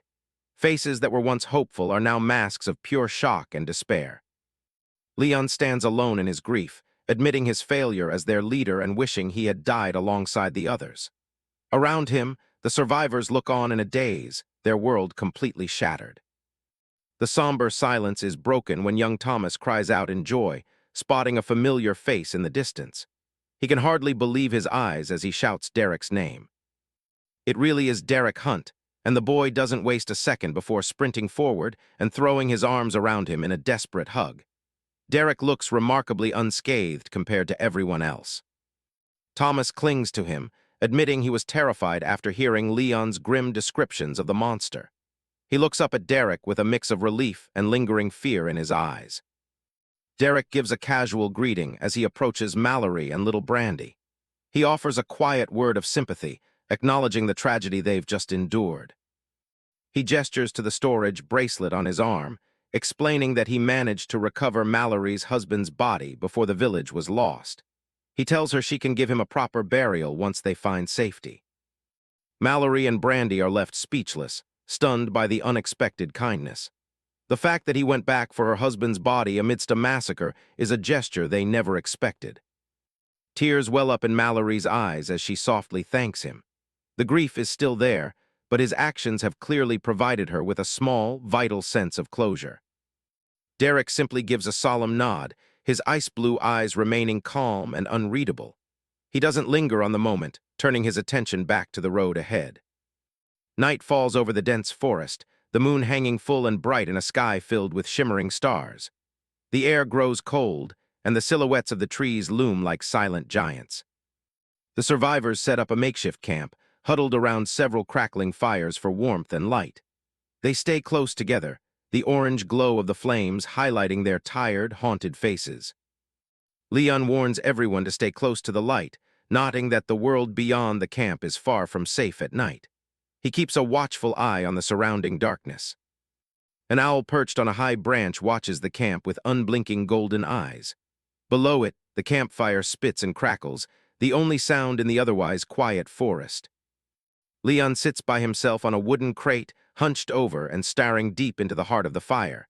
He seems lost in his own thoughts, the burden of leadership weighing heavily on his shoulders. His brow furrows as the memories of the village's destruction continue to haunt him. The flickering firelight dances across his face, emphasizing the deep lines of stress and sorrow. Curiosity finally gets the better of Thomas, and he asks Derek what actually happened to that terrifying void beast. He leans forward, eager for any detail about the monster that destroyed their home. Derek acts as if the encounter was no big deal, casually claiming the beast just realized it couldn't hurt him and flew back into the sky.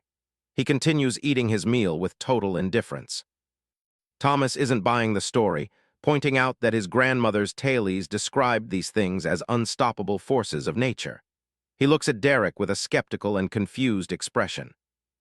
Derek's memory paints a much more terrifying picture, a massive, crackling entity of void energy looming over him like a dark god. The reality of the fight was clearly far more desperate than he's letting on. Mallory joins the conversation, agreeing with Thomas that void beasts are legendary threats that almost nobody lives to see. She looks at Derek with a mix of awe and suspicion.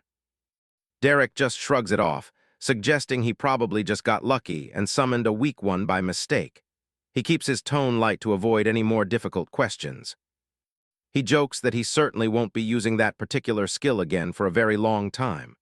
The small icons of their faces highlight the light-hearted, albeit tense, nature of the exchange. While Leon watches him with a piercing, suspicious gaze, Derek finishes his meal and claims that legends are overrated. He remains the picture of nonchalance in the face of their disbelief. The next morning, Mallory climbs onto a wagon and rouses the group, calling out that it's time to get moving. She points the way forward, determined to reach Raina's village before sunset. The line of refugees resumes its slow trek through the valley, the early morning sun casting long shadows across the dusty road. Derek and Brandy walk together at the back of the line. Derek feels a small tug on his arm and glances down, surprised to see little Brandy looking up at him. She seems hesitant but determined to speak. The young girl asks if she can have some of the animals Derek has stored in his bracelet. She looks up at him with wide, pleading eyes, clearly having thought about this all night. She explains that she overheard him talking to Thomas and knows he has them in his bracelet. Derek looks down at her, a bit puzzled by the strange request from such a small child.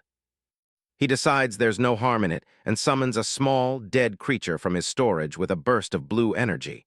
He holds it up by the ears, looking somewhat confused himself. He hands the creature over to her, telling her he can provide some of the larger ones later once they stop for another break. Brandy reaches out to take it, her expression solemn. Derek watches her closely as she cradles the dead monster, wondering why a child would want to carry such a thing. The sun shines brightly behind them as they continue their walk. Brandy remembers a man from her village happily showing her how to hunt and handle local game. It's a bittersweet memory of a life that's been completely destroyed.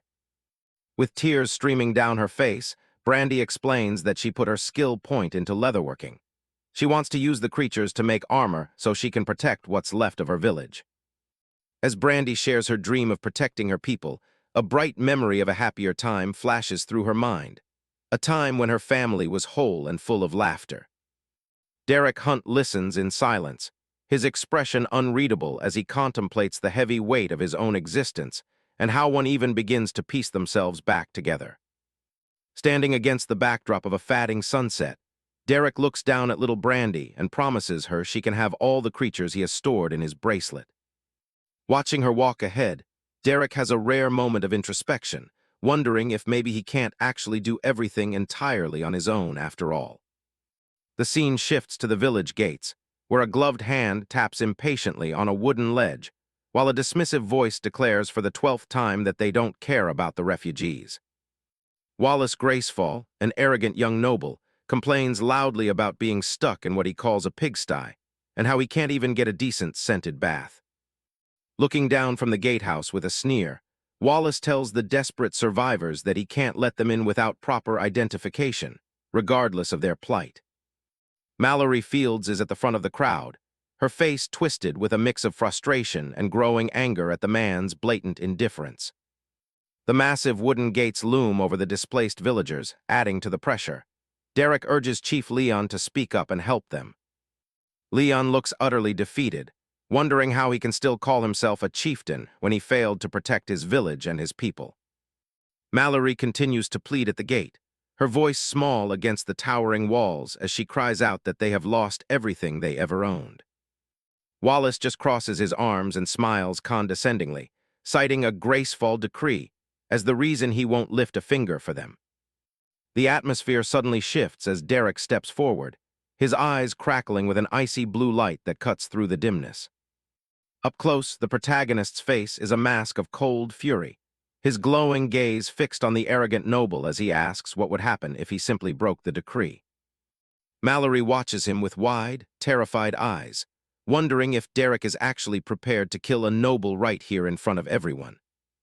Unaware of the danger he's in, Wallace just laughs and goads him, thinking a little peasant lesson might actually make his boring trip worth the effort. Mallory quickly grabs Derek's shoulder, urging him to stop and reminding him that killing a noble would only bring even more disaster down on their heads. Wallace scoffs and looks away, mockingly nodding that at least the wench has some common sense to keep her friend from doing something stupid. A heavy groaning sound echoes through the air as the massive village gates slowly begin to creak open. From inside the walls, a firm and commanding voice demands to know what the devil is going on out at the gates. Two new figures emerge, Raina West, the village chief, and Wallace Gracefall, who is identified as the youngest son of a powerful lord.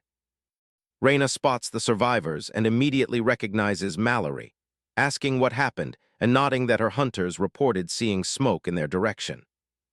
After hearing the news of the village's destruction, Raina's expression softens with genuine compassion as she welcomes everyone inside, promising them a place to stay. She then turns a sharp gaze on Wallace, telling him to control his thugs and making it very clear that these people are now under her personal protection. Mallory thanks her old friend as they walk through the gates, and Raina suggests they talk more privately once they reach her home.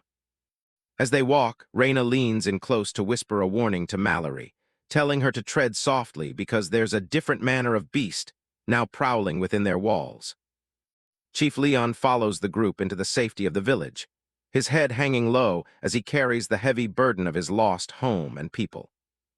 Wallace isn't about to let it go, yelling at Raina for openly flouting his authority and reminding her that he's there on official business. Raina doesn't even flinch, telling him to finish his business and get lost, asserting that while her place is here, his is back in the city of Torith.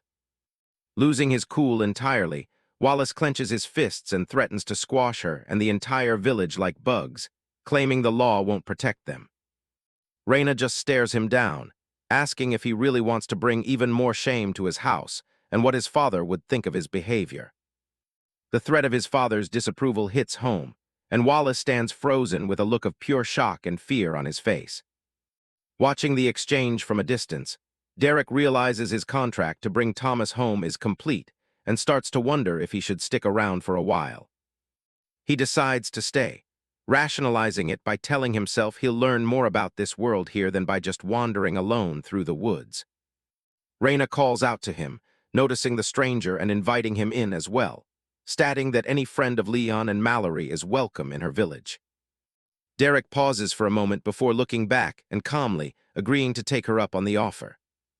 As Derek walks past her and into the village, Raina watches him closely, her expression shifting from curiosity to something much more guarded. She breaks into a cold sweat as she senses something terrifying from him, wondering if the powerful aura she's feeling is actually coming from this man. Inside the meeting hall, Thomas's grandparents, Delilah and Richard, wait anxiously around a large table. The room is quiet, lit only by a single window overlooking the village. Richard taps his foot on the wooden floor, trying to settle his nerves. He tells his wife to relax, but his own posture shows he's just as worried as she is. Delilah isn't interested in staying calm while her grandson is still missing. She snaps at Richard, her voice filled with the stress of the situation as she demands a reason for the wait. Suddenly, the heavy door at the end of the hall creaks open, catching both of their attention. The couple looks toward the entrance as Raina and the others finally arrive. Delilah is already on her feet, bracing for whatever news they've brought. Delilah lets out a gasp, tears immediately welling in her eyes at the sight of the group. Thomas comes sprinting into the room, his face lit up with a massive grin as he calls out for his grandparents. He leaps into Delilah's arms, and even Richard can't hide his relief as he reaches out for the boy. Delilah wipes her eyes, the terror of the last few hours finally washing away now that Thomas is safe. The three of them pull into a tight hug, a brief moment of peace in the middle of all the chaos. Raina walks in the lead, followed by Derek and the other survivors. She looks at Delilah and gently asks if this reason is worthy enough for them to have waited. Thomas looks over his shoulder with a satisfied smile, and Derek gives a slight, rare grin in return. Everyone moves to take their seats at the table. Thomas is still being fussed over by his grandparents, much to his slight embarrassment. Raina takes her place at the head of the table, her expression shifting back to the serious business they need to discuss. She turns her attention to Derek, formally acknowledging that he is the one responsible for saving Thomas and the refugees. Raina looks down with a solemn expression, telling him that for his actions they are eternally grateful. Richard ruffles the boy's hair, and Thomas complains about how embarrassing it is while the adults talk. Derek shrugs off the praise and tells Raina to drop the Sir title, saying just his name is fine. Raina's expression hardens as she speaks about the heavy duty a chief carries to protect their people. She places her hands on the table, her tone becoming more somber as she addresses the next point. She admits that she can't offer him any formal payment for his heroics, as she's afraid they have nothing to give. Standing near the window, Raina explains that the village is stretched to its absolute limit just trying to survive. Far away in a luxurious garden, a blonde noble named Wallace lounges on a sofa looking bored. He dismissively offers a copper coin to a farmer just to get the man to leave him alone. Back in the hall, Derek looks confused by the mention of payment. He repeats the word like he never expected anything in the first place. Derek gestures toward the boy, saying that as far as he's concerned, Thomas already covered the cost by helping him out earlier. Thomas beams, happy to have been useful. The conversation shifts as Derek tells them that the real issue they should be worried about is the ongoing forest problem. Raina leans in, her brow furrowed as she asks if he actually knows what's happening to their land. Derek stares at the map, thinking back to his knowledge of the system and how it typically operates. He says he has an idea. He states his theory plainly. They're in the middle of a dungeon break. Derek explains that dungeons are the very lifeblood of the system, manifesting as cores of pure energy. They are primary sources of treasure and power, but they are also incredibly lethal to the unprepared. Each one is a self-contained world, designed by the system to test and reward those brave enough to enter. Derek notes that normally, dungeons have level caps to ensure the challenge remains at its peak for adventurers. However, if the system weakens or a dungeon is left to fester for too long, everything descends into chaos. A violent surge of light occurs as monsters begin pouring out of the dungeon and into the surrounding world. The dungeon's power then begins to leak, infecting the land and corrupting everything it touches. Raina is hesitant to believe it, arguing they would have known if a dungeon was there. Derek just asks who says new ones can't suddenly appear. Richard ponders the idea, admitting that while rare, a dungeon spawning deep in the untouched forest is entirely possible. The old man breaks out in a cold sweat as the realization sinks in. It would explain everything they've been seeing. Raina asks Richard for his honest opinion, and he tells her that as far-fetched as it sounds, it's the only thing that makes sense. She points to the map again, pressing Derek for more information about where he's actually from. Derek doesn't take the bait. He scoots his chair back and tells them that now that they know what the problem is, it's their job to find a way to fix it. Derek starts heading for the door, tossing a dismissive remark over his shoulder. He suggests that maybe the pricks outside can handle the problem. After all, that's supposedly why they're there. Raina reaches out a hand, calling for him to wait. Derek stops, his face set in a neutral, almost bored expression. Raina stands her ground at the table, acknowledging his strength. She admits they have nothing to offer him in return, but her posture is desperate. She looks Derek in the eye, her hand over her heart as she makes one final plea for his help. Derek lets out a long, heavy sigh, clearly annoyed by the persistent requests. He doesn't even look back as he grabs the door handle, giving a flat no before stepping out into the light. Thomas sits alone at the table after the meeting, looking dejected as he stares down at his clasped hands. He looks up, surprised, as Derek calls out to him from the hallway, inviting the boy to walk with him. As they head down the hallway, Derek mentions he needs to find that little girl from earlier. He's got more animal pelts he wants to give her. The heavy door shuts behind them with a loud thud, leaving the council to their own devices. Back inside, Richard turns to Raina with a weary look. He admits that, as harsh as Derek was, the man isn't wrong about their situation. Looking down at the map, Richard sighs. They need to come up with a plan, and they need to do it before time runs out. Raina leans toward Chief Leon, who is still seated at the table. Since he spent the most time with Derek, she asks for his honest opinion on the stranger. Leon, draped in a thick bear pelt, looks back at Raina, choosing his words carefully. He goes quiet for a moment, his brow furrowed in thought. He admits he isn't quite sure what to make of him. He describes Derek as sarcastic, moody, and full of basic questions about how things work. Raina leans in closer, sensing there's something more. She presses him to finish his thought. Leon looks up, his expression dead serious. He tells her the most important detail: the man can summon the void. Outside, the sun is beginning to set, casting long shadows over the village streets. Derek and Thomas make their way through the quiet town.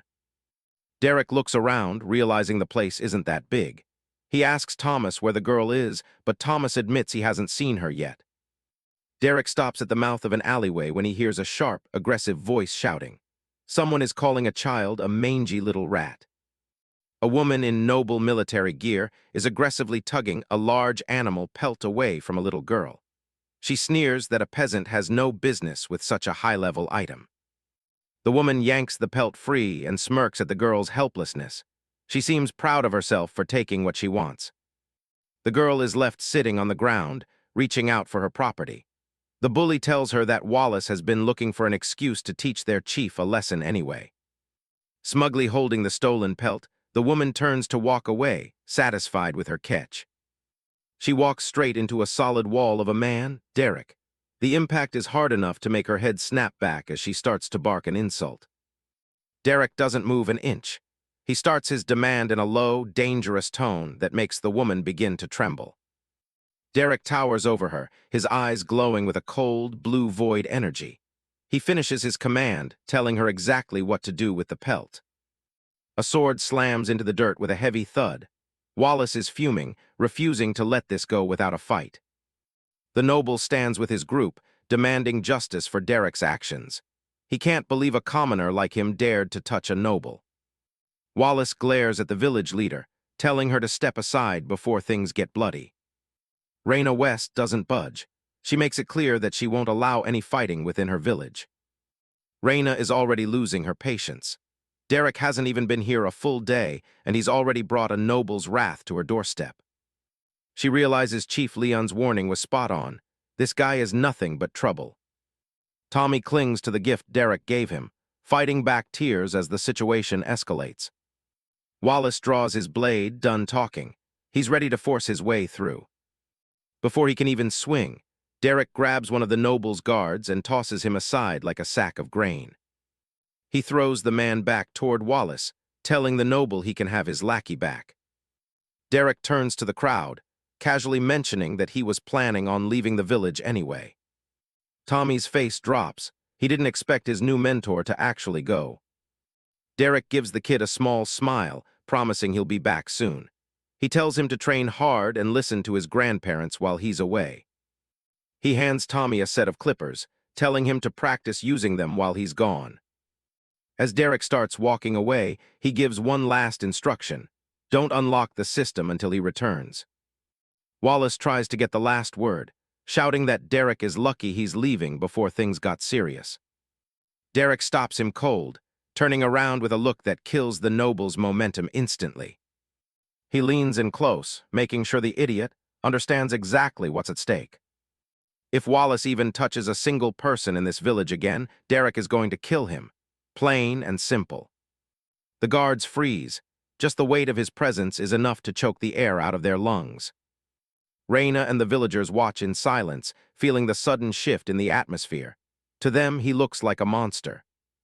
As he walks off, the word terror hangs over him like a physical shroud, leaving the nobles trembling. Wallace isn't ready to let it go just yet. He nods to his archer, Jeffrey, telling him to tail the guy. Out in the woods, Derek is focused on his own goals. He's thinking about a specific achievement for taking down a monster over 100 levels higher than himself. To find a monster that's strong, he knows he'll have to push deep into the forest. Perched on a branch above, Jeffrey watches his target, laughing at how easy this is going to be. He draws his bow, the wood creaking under the tension as he prepares to fire. The archer aims for a clean kill, certain that a peasant like Derek won't even realize what hit him. He releases the shot. A single arrow streaks toward Derek's head. Derek is busy scrolling through his system windows, noting that he's already gained several levels from the trip. His current stats are impressive for level 11, but he still has 40 points left to distribute. The arrow streaks through the air, just inches away from his face. He catches the movement out of the corner of his eye. It doesn't even faze him. He's known he was being followed for over an hour now. He's just surprised it took the guy this long to actually take a shot. While the arrow whizzes past, Derek casually starts dumping his points into wisdom, intelligence, and dexterity. The stat distribution triggers two massive achievements: Jack of All and Meat Shield. Derek's eyes light up when he sees the rewards, 2 free skills just for balancing his build. Up in the trees, Jeffrey is sweating. He never misses, yet somehow he's just staring at empty space where Derek's head should have been. He tries to play it off, thinking Derek is just an idiot who didn't notice the shot. He readies another one. He lets another arrow fly, this one glowing with mana. It's much faster than the first. The arrow streaks straight down at Derek, but he bats it aside with a swift swat, genuinely annoyed now. Derek looks over his shoulder, genuinely annoyed. He tells the guy to back off. He's in the middle of picking a new skill. Jeffrey is sweating bullets, staring at Derek with wide eyes. He can't wrap his head around how his target survived that. Realizing his sneak attack is completely useless, the archer spins around, preparing to bolt. The noble archer decides he's seen enough. He leaps into the air, desperate to put some distance between himself and this monster. Jeffrey bounces from branch to branch, moving through the canopy with a series of frantic leaps. He stops for a second, glancing back over his shoulder to see if he managed to lose the guy. He's genuinely terrified. Derek is right there, sitting calmly on a branch just a few feet away. He's chin in hand, deep in thought about which skill to pick. Jeffrey screams and throws himself into another jump, practically falling out of the tree in his panic. Derek effortlessly keeps pace, his expression bored as he wonders if Thorns is a better choice than the others. Jeffrey, meanwhile, is losing his mind. Jeffrey's hands scramble for purchase on a rough branch as he tries to stabilize himself.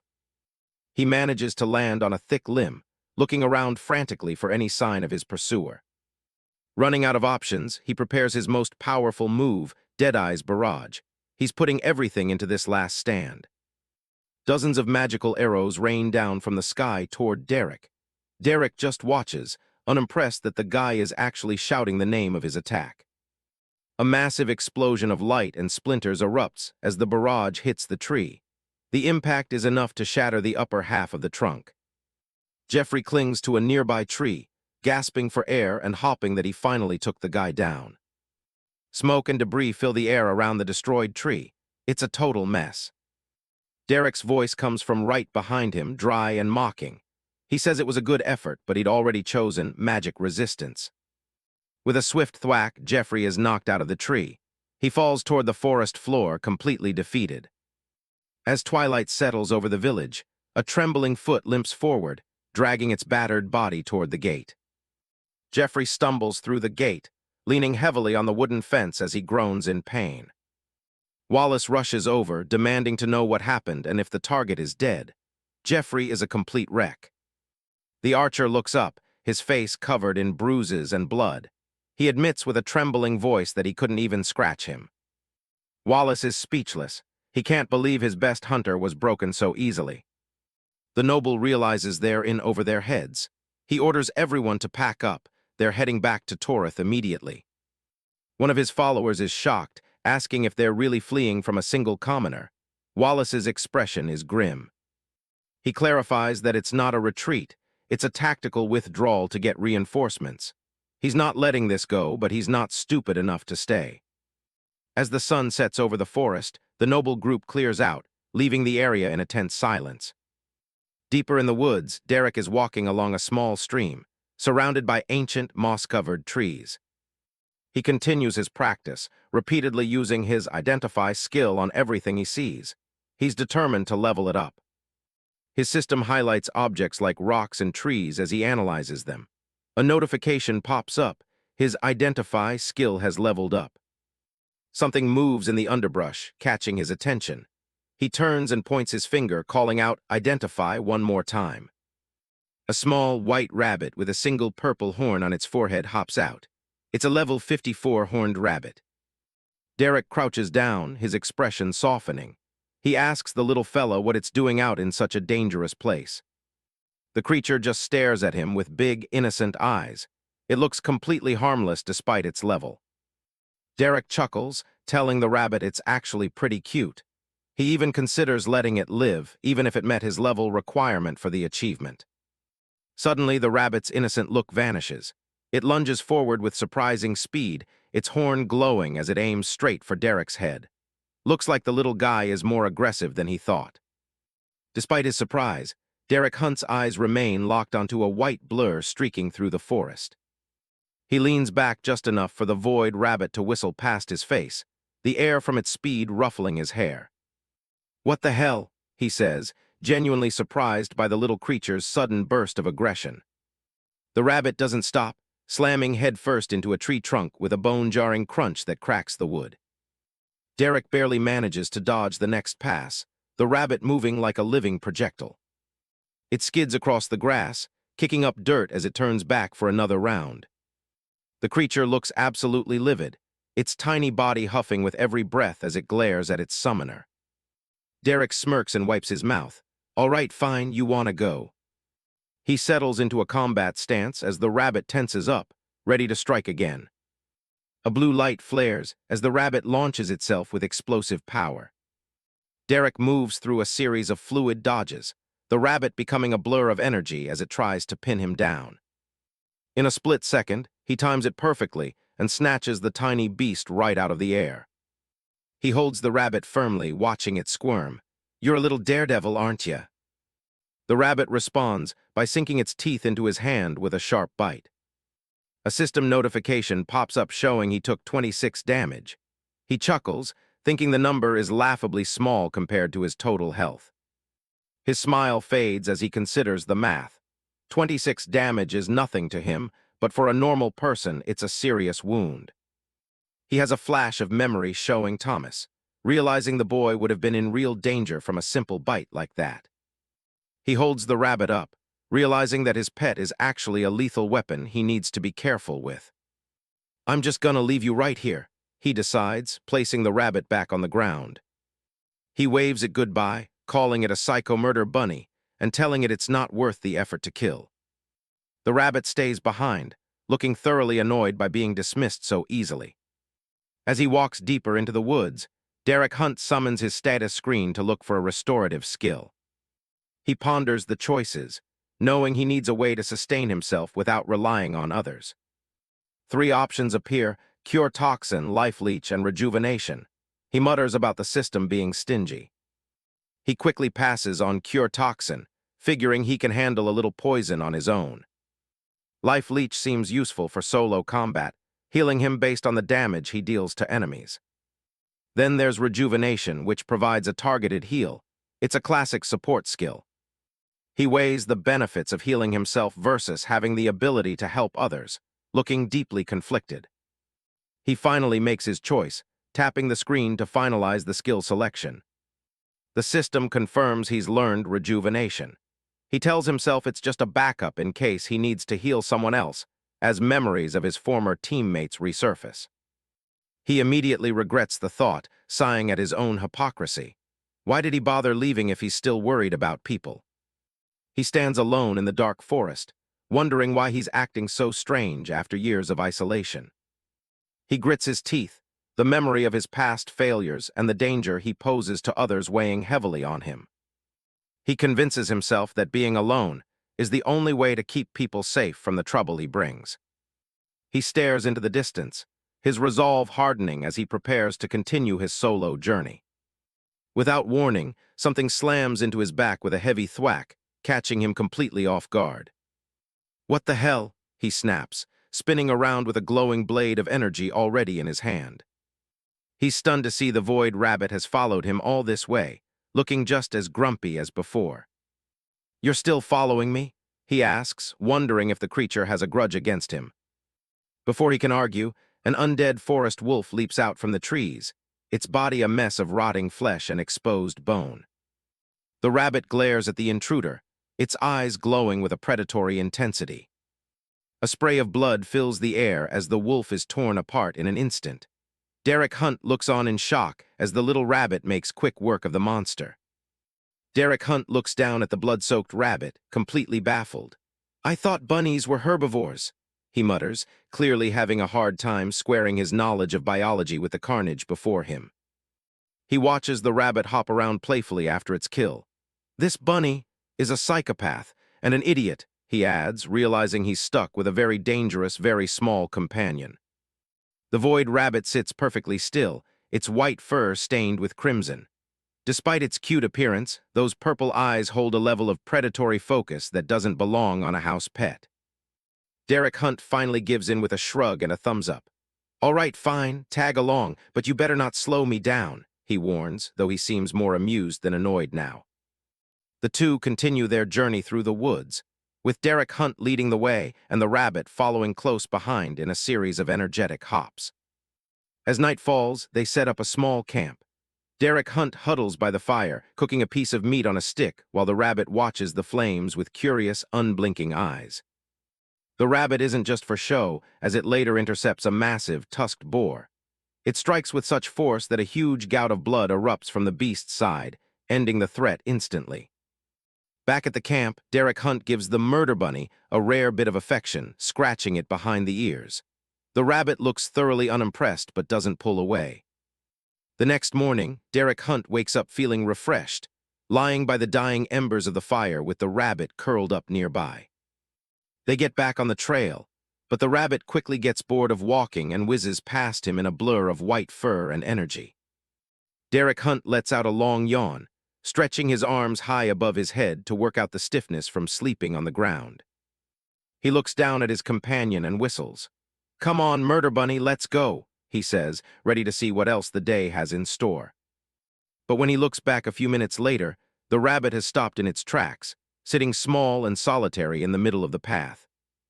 Derek Hunt pauses, a look of confusion crossing his face. "Huh?" he asks, wondering if the creature has finally grown tired of his company. He looks out over the landscape ahead, which is a bleak expanse of dead trees and scattered bones. The atmosphere has shifted into something far more oppressive. He turns back to the rabbit, realization dawning on him. "I see. So this is the point in the forest where you'll no longer follow me. Is that right?" The rabbit doesn't move, stamping its foot firmly into the dirt. It's clear that it has no intention of entering the desolated territory ahead. "I'd say good luck, but I don't think anything in this forest stands a chance against you," he says with a wave, leaving his small friend behind as he heads into the gloom. As he walks through the skeletal trees, the silence of the forest begins to grate on his nerves. He keeps a hand clenched, ready for any sudden movement. He takes a deep breath, trying to steady himself. "Calm down, Derek," he whispers, though the mounting tension makes it hard to follow his own advice. Memories of being trapped begin to surface, and for a moment he feels like he's back in that dark place, running with a portal looming behind him. He pushes through the mental haze, his silhouette framed against a bright clearing at the end of the path. "You're not trapped anymore," he tells himself. "You're alone, but only because you want to be." In the center of the clearing, he finds a swirling sphere of green energy, pulsating with an eerie light that illuminates the surrounding rot. He steps closer, curious despite his growing unease. "There it is," he mutters, calling upon his system to identify the mysterious object. A blue window pops up, identifying it as an undying dungeon, a level 100 challenge in a state of extreme overflow. He stares at the notification, tempted by the high-level rewards it likely contains. He considers going in for an achievement, but ultimately decides there's no way he's stepping inside. His past experiences weigh heavy on him. "I have no gauge for how strong dungeons are in this world. What if I get trapped again? The reward isn't worth the risk." He decides to call it a day and head back, thinking about how Thomas and the villagers are probably safe now. He's done enough for one trip. Just as he turns to leave, a drop of sizzling green acid falls from the canopy, landing on the ground right next to his boot. "This whole journey was a waste," he grumbles, completely unaware of the threat above. Suddenly, a massive creature drops from the trees, a skeletal horror clad in blue armor and wreathed in green flames. The acidic ghoul towers over him, letting out a deafening roar.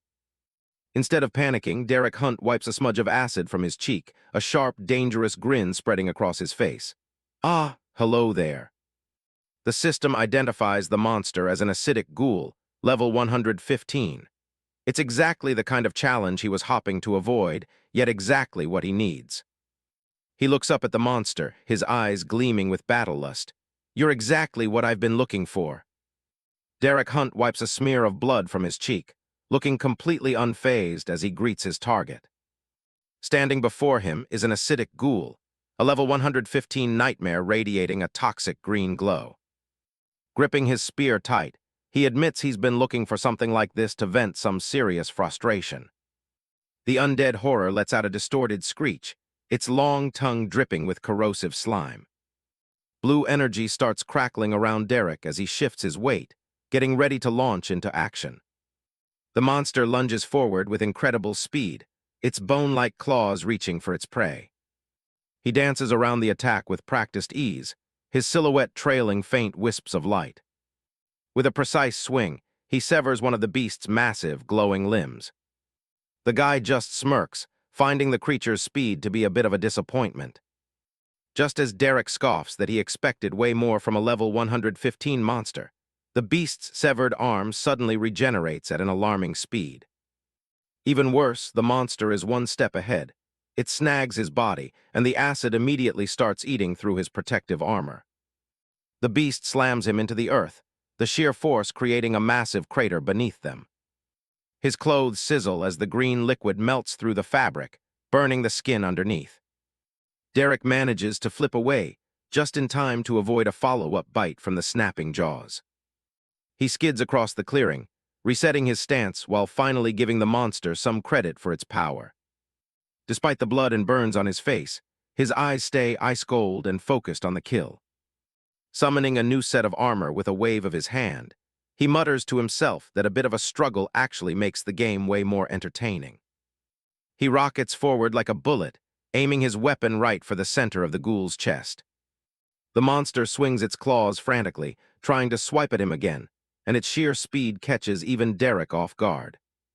The boss's vicious swipe unleashes a massive shockwave across the ground, kicking up blinding clouds of dust everywhere. After endless dodging, Derek finally takes a brutal blow straight to the chest, gritting his teeth against the immense impact as he is skidded backward.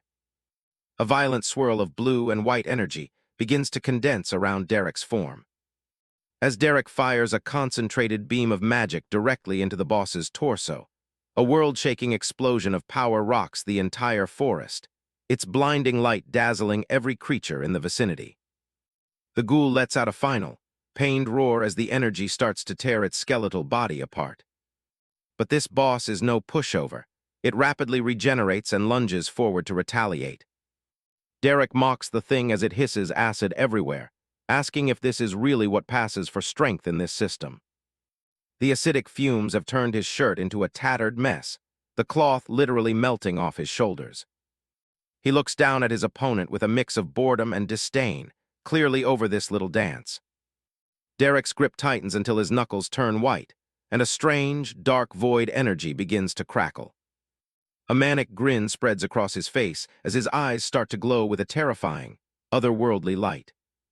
The ghoul cowers in the presence of the overwhelming power, realizing too late that it's completely outmatched. A colossal beam of void energy erupts from the ground, vaporizing everything in its path. The forest trembles from the discharge, leaving nothing but a charred, empty crater behind.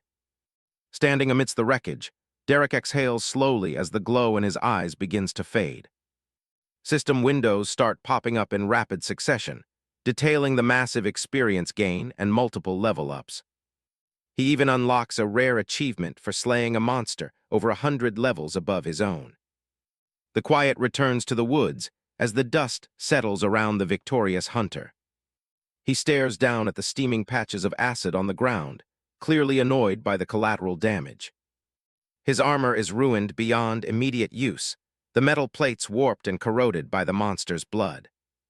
He begins unequipping the broken gear, knowing he'll have to find someone to repair it later. Derek pulls off his shredded shirt, revealing the strange, cracked patterns across his muscular torso. He searches through his inventory with a frown, wishing he'd stocked up on more earth clothes instead of those terrible tunics. Derek stands in the quiet woods, his torso smeared with grime and blood as he stares at the rags that used to be his clothes. Far from the carnage of the forest, the story shifts back to the peaceful outskirts of Reyna's village, 2 weeks after his departure. Life goes on in the settlement, where young Thomas is busy putting the finishing touches on a haircut for Leon. With a confident swipe of his trimmers, the boy announces he's finally done with the job. He pulls the device away, satisfied with the precision of his work. Thomas holds up a wooden mirror for Leon, and the older man excitedly checks out the incredibly sick lightning bolt designed freshly shaved into the side of his head. Leon clearly a fan of the new look, while Thomas enthusiastically offers his barber services to anyone else passing by. Brandy watches the display with a heavy sigh, unable to believe the villagers are actually letting the kid near their heads with a blade. When Thomas dares to offer her a trim, she fixes him with a terrifying glare and a hand on her weapon, shutting him down instantly. The boy immediately retracts the offer, his hands raised in a frantic apology as he realizes he crossed a line. Brandy leans over her workbench with another weary sigh, the weight of their current situation clearly pressing on her. She admits to the boy that she's reached her limit, having used up every single hide Derek brought back before he left. Her tools sit idle on the table, useless, without the raw materials needed to craft new gear for the village. Thomas shares her concern, mentioning that his 13th birthday passed 2 days ago and he's itching to finally unlock the system. Brandy asks if his grandfather managed to catch him a frog to kill for the initiation, but Brandy wasn't impressed with the level of the target. He explains that while he was disappointed, he's sticking to the promise he made Derek to wait for his return before unlocking his potential. The two of them look out toward the horizon together, holding on to the hope that the man will return with exactly what they need. Meanwhile, the scene cuts to the charred remains of a nearby settlement known as Leon's Village, still smoldering in the fatting light. A heavy boot crunches onto the scorched earth as a newcomer arrives at the site of Derek's recent battle. A gloved hand sweeps across the dirt, a faint purple glow erupting as the figure begins to read the residual energy in the air. From beneath a dark hood, the stranger notes that the void beast was indeed slain in this very spot. The figure clenches a fist, sensing a second, far more powerful energy signature that lingers among the ruins. They flick the dust away, their senses finely tuned to the trail of power leading away from the battlefield. Enveloped in a golden aura, the mysterious hunter turns their gaze toward the horizon, tracking the energy straight toward Reyna's village. Derek Hunt trudged through the woods, still annoyed about his gear. That ghoul's acid had done a real number on his armor, eating right through it with no problem.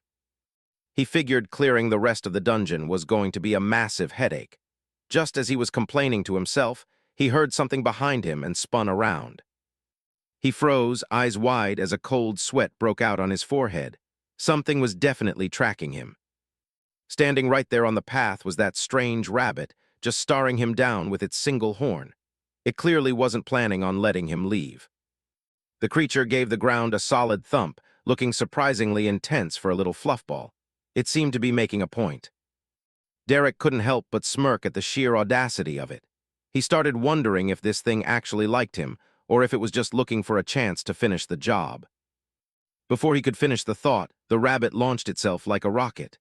Derek was faster, though, snatching the torpedo right out of the air. He held the critter up by the scruff of its neck, giving it a stern lecture.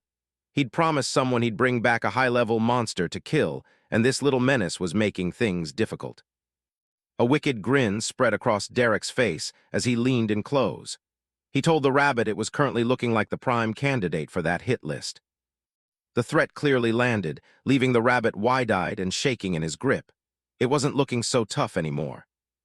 Derek gave it a poke, laying down the law. It could stay with him while he was in the forest, but the village was strictly off-limits.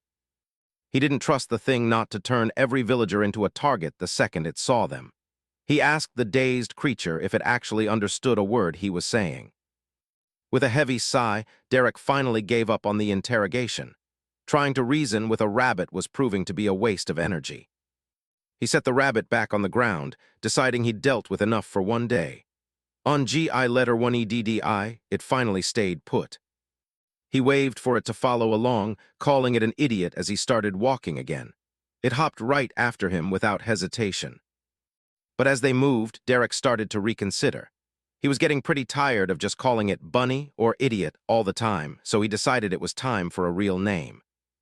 The rabbit hopped along happily, oblivious to the fact that it was about to get an upgrade from its current derogatory title.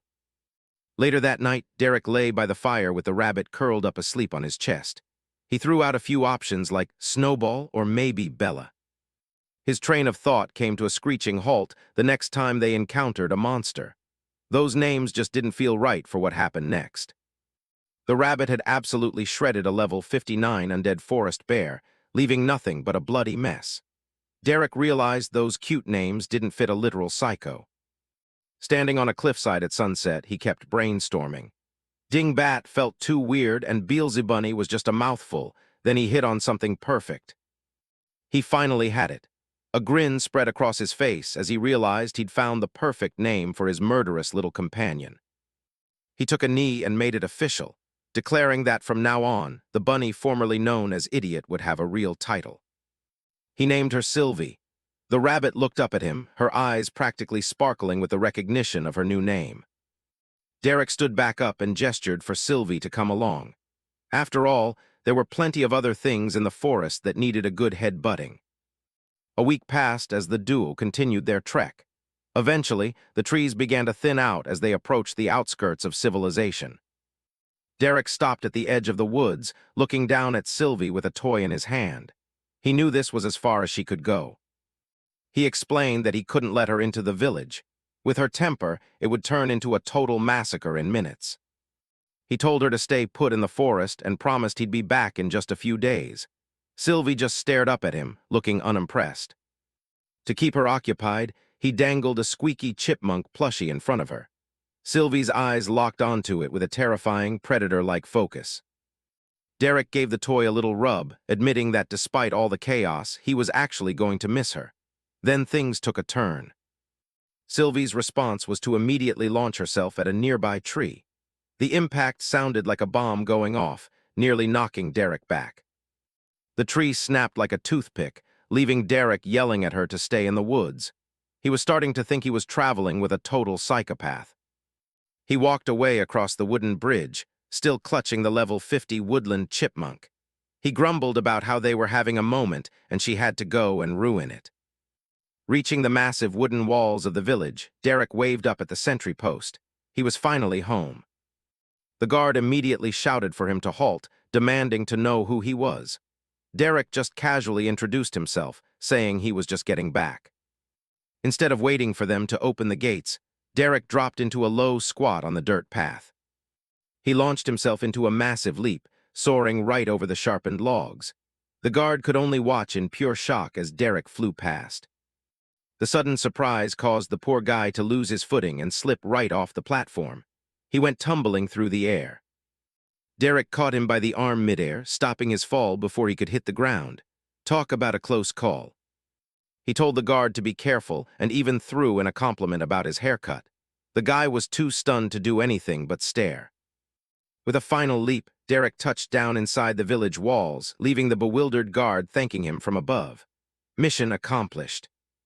Derek Hunt stepped back into the familiar streets of the village, letting out a loud shout to catch everyone's attention. He was finally back, and he wanted the whole place to know it. The sound of his voice sent the locals into a frenzy. Thomas came skidding around the corner, nearly losing his balance in his rush to greet the returning hunter.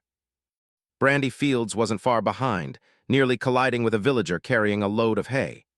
The excitement was palpable as the two youngsters raced toward Derek, shouting his name. The kids practically tackled him, both of them talking at once. Thomas eagerly reported that he'd been practicing with his mana clippers and had already pushed his leatherworking skill to level 5. Thomas didn't stop there, bragging that his skill level was now among the highest in the village. He admitted he'd tried to practice on Brandy's hair, but she wouldn't let him anywhere near her. Brandy piped up next, her eyes wide with anticipation. She'd run through her entire supply of hides while he was away and was desperate to see if he'd brought back any high-level materials like he promised.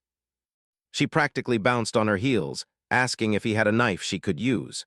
Her grandfather had offered one, but she'd been holding out specifically for something from Derek. Both children stared up at him with pure admiration, practically begging for a bit of praise. Derek could only nod along, feeling a bit overwhelmed by the sudden barrage of questions. Thomas shoveled forward, declaring his ambition to become as strong as Derek someday. The two kids were a whirlwind of energy, competing for his attention as they thanked him over and over. Their constant chatter finally reached a breaking point, and Derek had to step in to quiet them down. He looked at the pair, his expression a mix of amusement and exhaustion. He let out a heavy sigh, giving them both a light pinch on the nose to get them to focus. He marveled at how much they could talk after being apart for just a short while. Derek pulled a few knives from his pack, handing one over to Brandy. He warned her that they weren't exactly designed for leatherwork, but they'd be more than sharp enough if she was careful. He promised her that he had plenty more hides waiting for her to practice on. If she could reach level 10 in her leatherworking skill, he'd even help her secure a formal class for it. Brandy looked up at him, her eyes practically sparkling as he mentioned a special project he had in mind for her. She was all in, humming with excitement at the prospect. Then Derek turned his attention to Thomas. He asked if the boy had given any more thought to the conversation they had before he left. He reached into his pack, his hand brushing against the squeaky chipmunk toy as he told Thomas he had something special planned for him too. He told Thomas to meet him at the front gate the next morning so they could finally unlock his system. The boy looked like he'd just been told he won the lottery. Both kids were practically vibrating with joy as Derek confirmed the plan. They shouted their agreement, the excitement of the deal finally settling in. Derek held up a finger, a playful smirk on his face as he told them there was one condition for getting those gifts. He had a question that only they could answer. He simply asked if the village had a tavern. He'd been dreaming of a proper drink since he left the dungeon. Derek pushed open the heavy wooden doors, and the familiar scent of stale ale and wood smoke hit him immediately. He took a deep, satisfied breath, finally feeling at ease. He stepped into the dimly lit room, his eyes scanning the bar. He muttered to himself that this planet better have some decent beer, or the whole trip would be a bust. As he moved toward the counter, Derek accidentally bumped into a cloaked figure. The impact was solid, catching him completely off guard.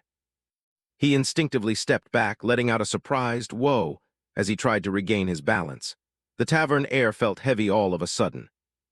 Derek quickly offered an apology, saying he hadn't seen the person there. But as he looked at the stranger, a chill ran down his spine.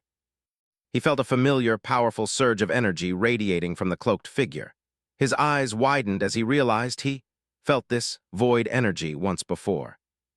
The stranger's eye began to glow with complex system data, locking onto Derek. The hunter's breath hitched as he whispered the words, "It's you." The hunter stares Derek down, sensing something familiar in the air. Purple energy swirls around the protagonist as he realizes he's being scrutinized by someone far from ordinary. The hunter's eye glows with a mechanical-looking interface. He's convinced he's finally found his target, whispering that it is indeed the person he's been looking for. Derek tries to play it cool, asking the stranger who the hell he even is. The man is fully geared up like an elite scout, towering over Derek with a serious weight to his presence. Derek sizes him up, noticing the high-end equipment the guy is carrying. He wonders if he's dealing with another arrogant noble looking to flex some authority in this small village. The hunter isn't interested in small talk, claiming he's been tracking it for a while now. Derek just leans back, confused why the guy is referring to him as an object instead of a person. A close-up of the hunter's sharp green eye behind the mask shows his intense focus. He flat out asks Derek if he's actually a void beast in human form. Derek gives a deadpan denial, but the hunter isn't buying it. He can sense the unmistakable stench of the void clinging to Derek, and he isn't letting it go. Derek grits his teeth, realizing this guy is far more perceptive than most. He tries to play dumb, hopping to avoid a scene that might put the villagers in the middle of a fight. The questioning continues as the hunter probes for Derek's origin and current level. Derek starts getting visibly annoyed, pointing out that for a mysterious tracker, this guy sure likes to talk. The hunter's patience snaps, calling Derek a liar to his face. He lunges forward, aiming a finger directly at the protagonist as things escalate. Instead of a strike, the hunter grabs Derek's arm in a firm, unrelenting grip. The air between them practically crackles with a sudden surge of tension. Derek doesn't flinch, meeting the hunter's gaze with cold, ice-blue eyes. He asks the man what he actually plans to do even if his suspicions turn out to be right. A golden ring appears in the hunter's eye as he activates a specific skill. He's determined to peel back Derek's secrets by force right here in the middle of the tavern. A bright pillar of light erupts as the Identify skill washes over Derek's body. The hunter expects a full stat sheet to pop up any second, confirming everything he suspects. Instead of answers, a red system box flashes a blunt, "Identify failed." The two just stand there in an awkward, silent standoff for a few seconds. Derek casually breaks the tension, pointing toward the bar and asking if he can finally get that beer. The hunter is left reeling, completely stunned that his high-level skill didn't reveal a single thing. Bart, the bartender, chimes in and addresses Derek by name, confirming his identity to the room. He mentions he's heard quite a few rumors circulating about the newcomer lately. The hunter realizes he's looking at the man who supposedly took down a void beast. He decides to back off for now, muttering about having to report this unusual development to someone named Stella. Bart slams a bottle onto the counter with a friendly grin. He introduces himself properly while admitting his home-brewed ale isn't exactly premium quality, but it gets the job done. Derek watches the hunter finally walk out the front door, leaving the tavern in peace. He lets out a breath, relieved that the immediate threat is gone, though he knows that was a close call. Bart slides a foaming mug across the bar and asks for 2 copper coins. Derek realizes with a bit of a start that he doesn't actually have any local currency on him yet. To cover the bill, Derek slams a massive, high-quality badger pelt onto the wooden counter. Bart's eyes nearly pop out of his head when he hears it's from a level 52 beast. That's more than enough for a drink. As Derek asks how much a room would cost him for the night, a pair of red leather boots clicks across the tavern floor. A familiar voice tells him not to worry about the price. The drink's on the house. Derek turns around to see who's speaking and finds Mallory Fields standing there. She looks much more composed than when they first met, and she's clearly looking for him. Mallory stands with her arms crossed, offering Derek a place to stay with her and her family. She considers it fair payment for all the valuable pelts he's been generous enough to give her. She gives him a warm smile, mentioned she's currently in the middle of making some stew for dinner. It's a much better offer than spending the night in a dusty tavern room. The two head out into the village square, which is buzzing with evening chatter and activity. Derek walks alongside her, comfortably carrying a couple of mugs of ale. Mallory gets serious for a moment, asking what that mysterious hunter wanted with him. Derek just shrugs it off with a smile, claiming the encounter was nothing important. Mallory isn't convinced by his casual attitude, warning him that he should stay on that guy's good side. She reveals the archer works for an incredibly powerful organization called the Crown. Derek takes a long sip of his beer while mulling over the name she just dropped. He asks if that means the guy is an official representative of the kingdom's royalty. She explains that it's actually much more complicated than that. The Crown is one of the most powerful groups in Siberia, but they operate completely independently of the government. A glowing shield appears as she talks, showing a crown positioned above a crossed fork and knife. Despite their prestige and name, they aren't actually affiliated with the king. Mallory reveals the surprising truth. The Crown is technically just a restaurant, but she warns him in no uncertain terms not to let that simple label fool him. Their influence stretches across the entire kingdom, holding massive sway over politics and social status. They basically run the high society scene for the elite. Receiving a membership, there is the ultimate dream for many nobles. Only the wealthiest and most powerful people in the world are even allowed to dine at their tables. Derek gets curious about what kind of dish could possibly give a restaurant that much power. Mallory looks him right in the eye, ready to drop the real bombshell. She says the words plainly, "Void beast." An image of a monstrous, cooked creature appears on a plate, looking both exotic and deeply unsettling. Derek immediately spatters his drink everywhere in pure shock. He can't believe people in this world are actually eating the same things he spent years of his life fighting just to survive. Mallory explains that consuming properly prepared void beast meat provides insane permanent bonuses to a user's stats. Gifting a carcass to the restaurant is a guaranteed way to earn a high-tier membership. Derek wipes his mouth, trying to regain his composure while the sun sets behind them. He asks why everyone doesn't just go out and hunt them if the rewards are so incredible. She tells him it's because most people would rather face an entire army than one of those things. Even a weak, void beast could easily level a whole village without breaking a sweat. Mallory clutches her chest, noting how incredibly rare they are to even find. They only come through portals from the void, and most folks are too terrified to even hear the name mentioned. A chaotic flashback erupts with a blinding explosion, showing villagers desperately fleeing as buildings crumble into debris. It's a sharp, violent reminder of the destruction that often follows the void. Stella is shown in a tight close-up, her amber eyes reflecting a deep, somber thought. She seems to be contemplating the weight of the secrets and power currently converging on the village. Back in the present, Derek's expression is soft and reflective as he looks down, a single bead of sweat tracing his jawline. He's clearly thinking about the potential danger his presence might bring to the people around him. The sun dips low as Derek and Brandy walk together through the quiet village streets toward her home. Derek holds a mug of ale, appearing more at ease than he has in a long time. Night settles over the village as warm, golden light pours from the windows of the Cozy Fields family residence.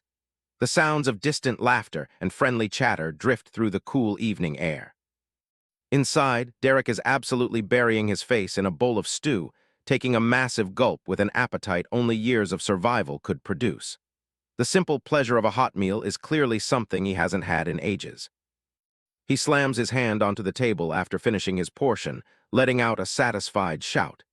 He declares it's the best thing he's eaten in years, bringing a wide smile to everyone at the table. The entire family sits together for dinner, enjoying the meal in the warm glow of the room. Mallory humbly dismisses the praise, noting that her cooking skill is still only at level 8. Thomas's grandfather agrees with Derek, jokingly telling Mallory how delicious it was while starting to compare it unfavorably to Delilah's cooking. The grandmother immediately shuts him down with a sharp, warning glare. Young Thomas leans in close to the table, his eyes wide with anticipation. He's eager to know if tomorrow morning is finally the day Derek will help him unlock the great system. Derek gives the boy a small, supportive nod, confirming that he's ready to follow through on his promise. He makes it clear that as long as the grandparents approve, they'll start first thing in the morning. The grandparents exchange a soft look before turning back to the table with a smile. They agree that after seeing how much the boy has been looking forward to this, it would be cruel to make him wait any longer. Thomas throws his hands up in a victory cheer, his face lighting up with pure, unadulterated joy. The dream of finally becoming a system user is finally within his reach. The grandfather raises a finger, cutting through the celebration with one final condition. Thomas's face instantly falls as he prepares for the extra chore he knows is coming. Derek explains that it's been far too long since he's had a proper warm bath. He looks over at his grandson with a cheeky grin, clearly enjoying the leverage he has. Thomas is out of his chair in a heartbeat, dashing off to get the water ready before his grandfather can even finish the thought. He yells back that he's starting the fire now, determined to get to bed early. The adults share a laugh at the boy's relentless energy and single-minded focus. Brandy watches him go, nodding with a smile that Thomas really only ever has one thing on his mind these days. Derek turns away from the table, gazing out of the window at the fading purple hues of the sunset. His reflection in the glass looks peaceful, a far cry from the haunted man who first arrived at the village. Suddenly, a finger pokes him in the shoulder, breaking his quiet trance. He looks back in surprise, his guard momentarily dropping as he sees Brandy standing there. She surprises him by presenting a small gift she's been working on. She tells him she made it specifically as a thank you for everything he's done for her family lately. Brandy holds out a handmade pendant on a simple cord, her face illuminated by a warm, gentle light.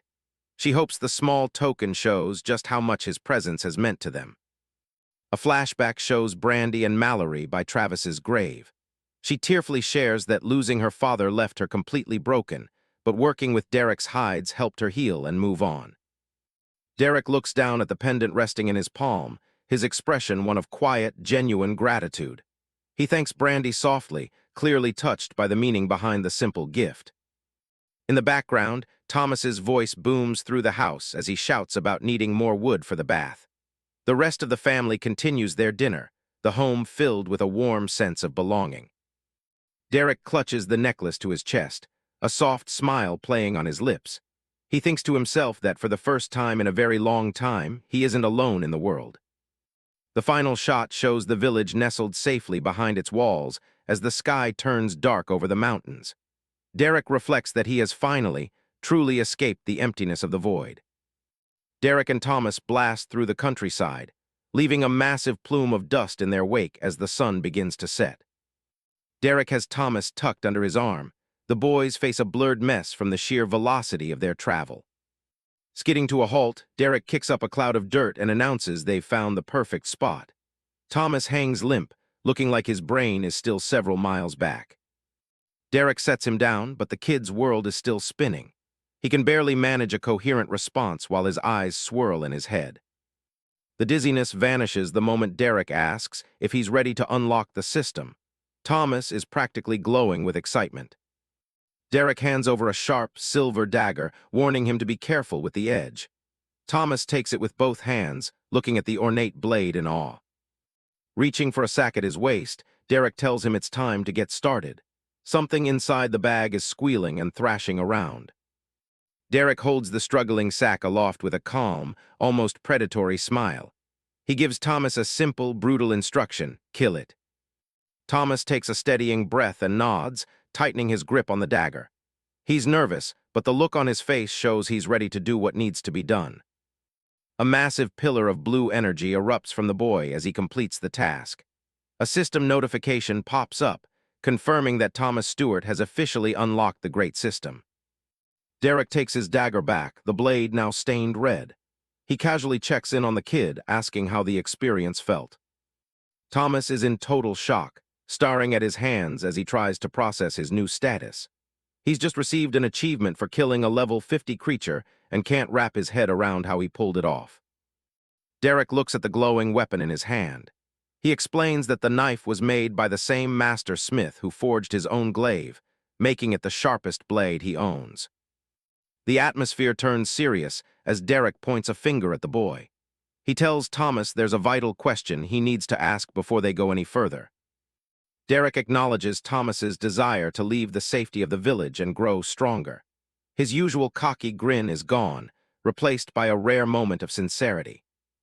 For a second, Derek seems to look right through the boy as he thinks about his past. He admits that he's been alone for a very long time. He confesses that the solitary life is finally starting to feel stale. He looks Thomas in the eye and asks if the boy wants to travel with him when he leaves. Thomas is completely caught off guard, his eyes going wide as he stares up at Derek. He never imagined he'd get an invitation to join someone so powerful. Inside, the kid is losing his mind with joy, thinking about how legendary his journey is about to become. He tries to suppress his excitement so he doesn't look like a total amateur. He lets out a quick cough and manages a casual sure. He tells Derek he doesn't see any reason to turn down the offer. Derek's expression shifts into mentor mode as he lays out his conditions.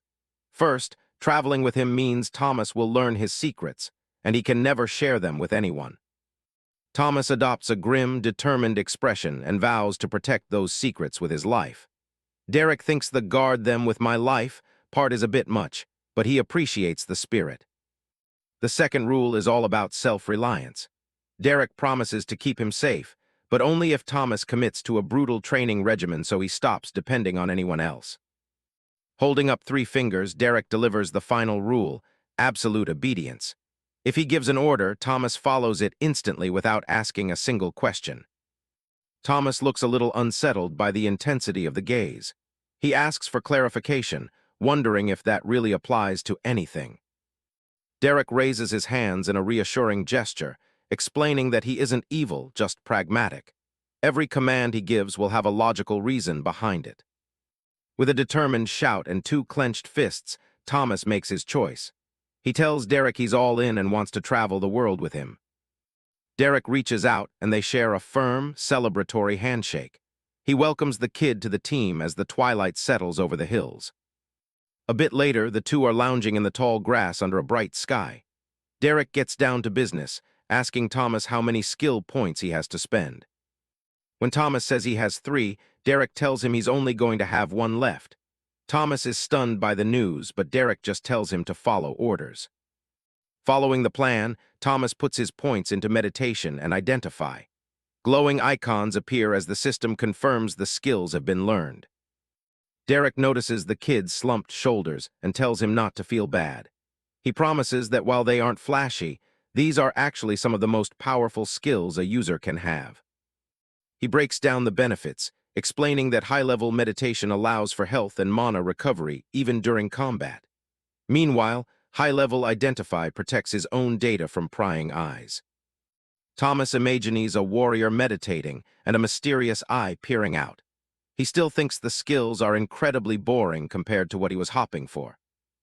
Derek asks what kind of class Thomas sees for himself in the future. The boy's face lights up as he describes his vision of becoming a high-speed assassin. He wants to be so fast that he hits his targets before they even realize he's there. Derek nods and tells him to spend his last point on light weapons mastery. Thomas taps the blue interface, locking in his first combat-related skill. For his stat points, Derek tells him to dump everything into vitality and endurance. He warns the boy that he's going to need the extra stamina if he expects to keep up. Thomas is confused by the warning until Derek suddenly takes off at a run. He calls out, asking if Derek is going to carry him back like before. Derek doesn't even slow down as he becomes a blur on the horizon. He just shouts a flat nope and keeps going. Derek yells back that they're racing and Thomas is already losing. The boy scrambles to his feet, shouting that the head start is totally unfair. Back at the village, a serious meeting is underway at the council table. While the leaders talk, Thomas is a crumpled heap on the floor, desperately trying to catch his breath. Derek sighs, tapping his fingers rhythmically against the wooden table. He has some grim news to break to the village leaders. Looking up with a cold intensity, Derek delivers his blunt assessment. If the silver-ranked team goes into that dungeon, they're all going to die. Raina West looks over at him, confusion and concern written all over her face. She explains that she already sent a request to the guild for level 50 silver-ranked adventurers. Derek doesn't sugarcoat it. He tells them flat out that during his trip into the forest, he found the actual dungeon and it's level 100. The news sends a shockwave through the room. Leon and Richard stare at him in total disbelief, realizing how outmatched their planned reinforcements would be. Derek's eyes narrow as he confirms the threat level. This isn't a silver rank problem anymore, it's a gold rank nightmare. Leon and Richard exchange worried glances. The elder realizes they have to pivot immediately and start writing a new request for level 100 gold-ranked adventurers. Derek cuts in, asking Richard if there's a map of the surrounding area available. He needs to show them exactly what they're dealing with. Richard points toward a nearby bookshelf and tells Thomas to fetch the map from the top drawer. The boy immediately snaps to attention and runs to get it. Derek spreads the map across the table and points out a series of red X's. He explains that these mark the dungeons they already know about, along with details on monster types and party limits. The map shows Raina's village and a nearby marked area labeled for level 25 insects. It's clear the village has been surrounded by lower-level threats for a long time. Derek points to a blank spot on the parchment. Based on his trip, he estimates the undead dungeon should be located right in this unexplored territory. Derek pulls a pen from his belt and looks at the leaders for approval. He asks if he can mark the location of the new threat directly on their map. With their permission, he circles the spot and scribbles 100, undying next to it. He mentions that he'll also need a copy of the map for his own use. He rolls the map back up and hands it to Raina West. As he does, he mentions that he has one more question for her. Derek looks her over, genuinely curious. With all these high-level dungeons and monsters nearby, he asks why she's still only level 31. Raina's face flushes a deep red as a system window appears, confirming her stats. She's embarrassed that he used his identify skill on her without asking. She explains that her class, Tempest Blade, is incredibly rare. Because of its nature, it takes her much longer to level up compared to standard classes. Looking out the window, Raina West sighs. Most of the creatures in this immediate area are too low-level to give her any significant experience points. She glances at the weapons mounted on the wall. Even if she found stronger prey, the basic weapons forged in the village would break long before she could finish a high-level hunt. Derek doesn't say a word, he just tosses a curved, ornate sword toward her. Raina catches it out of the air, looking completely stunned by the gift. Derek tells her he wants her to join him and Thomas for a training session tomorrow. Thomas looks up from the floor, totally caught off guard by the sudden change in plans. He points a finger at her, a knowing smirk on his face. He's already figured out that she can use magic, making her the perfect person to help Thomas grow. Raina West stares at the weapon, running a hand along its fine edge. She knows a sword of this quality must have cost a fortune and can't believe he's just giving it away. She gives a firm nod, her gaze sharpening. She agrees to his terms and accepts the training offer. Derek waves a hand dismissively as he walks toward the door. He tells them he'll see them in the morning, but for now, he's going to go catch up with his friend Bart. The scene shifts to a grand, dimly lit throne room. Wallace is standing in the center of the hall, shouting at his father for more reinforcements. Lord, the father of Wallace, sits at his desk and doesn't even look up from his papers. He asks his son if he's really so small of a man that he needs a whole army to bully a tiny border village. Wallace stands there, fuming and clenching his fists. His father mentions that the village has already sent their own request to the guild for a silver-rank team. The Lord looks up with a gaze that could cut glass. He tells Wallace he won't tolerate another embarrassment and orders him to go back and handle the situation himself. Wallace tries to protest, stepping forward with his hand on his chest. He starts to plead his case, but his father isn't interested in excuses. The Lord slams his hand onto the desk and points toward the door. He gives a final, absolute command for Wallace to leave and get the job done. Wallace clenches his jaw so hard it looks like his teeth might crack. He spins on his heel, his cape swirling as he stomps away in a rage. As he storms out of the library, Wallace's expression is pure venom. He mutters to himself that if his father wants him to deal with the village, then he'll deal with them once and for all. Raina hesitates, looking at Derek with genuine concern. He's standing there completely unprotected, and she's worried her next move might actually do some damage. Derek isn't hearing it and tells her to hit him with everything she's got. He's fully committed to this bizarre durability test. He gives her a confident smirk, telling her to just trust him. He's clearly not worried about getting a scratch. Plus, he jokes that he'd much rather lose these old shorts from his storage bracelet than ruin another good shirt. That's one way to prioritize your wardrobe. Reina reluctantly agrees and starts channeling her power. Glowing blue energy swirls around her blade as she prepares to strike. She takes a stance and swings, sending a massive crescent of wind magic flying forward. Even though she's attacking, she's still planning to hold back just a little bit. The magical blade tears through the air, heading straight for Derek's exposed chest. He doesn't even flinch as the attack closes the distance. Derek watches the blue light approach with total calm. He looks like he's just waiting for a breeze rather than a lethal spell. Thomas watches from the sidelines, looking absolutely horrified.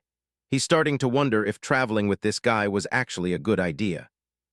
The wind blade hits Derek dead on, exploding in a splash of bright blue mana. The force looks like it should have cut him in half. The dust settles, and both of them are stunned to see that the attack didn't even leave a mark. Reina can't believe he's this much of a monster, while Thomas is just pure fanboying.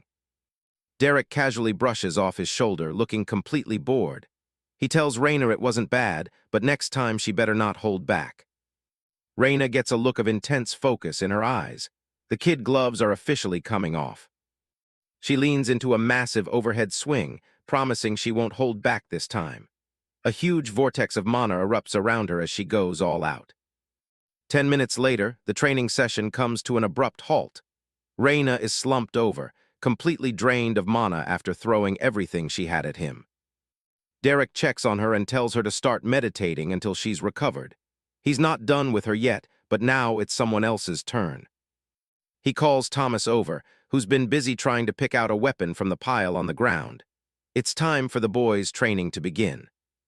Derek tells him to pick whatever he wants and do his absolute best to kill him. It's a pretty intense way to start a lesson. Thomas is completely thrown off by the request to literally kill his mentor. The thought of it has him sweating and looking totally overwhelmed. Derek just sighs, reminding him that he just tanked 30 wind blades without a scratch. He asks Thomas if he really thinks his puny strength could even make a dent. The reality of the situation sinks in, and Thomas gets a determined look on his face. He repeats the order to kill, locking in his focus. Thomas takes a combat stance with a sword while Derek stands ready, completely relaxed. He goads the boy to come at him. With a loud scream, Thomas charges forward with a dagger in hand. He's putting every ounce of effort into this one strike. He swings the blade with everything he has, but Derek doesn't even move.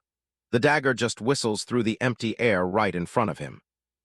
There's a long, awkward silence as Thomas realizes his big attack didn't even make contact.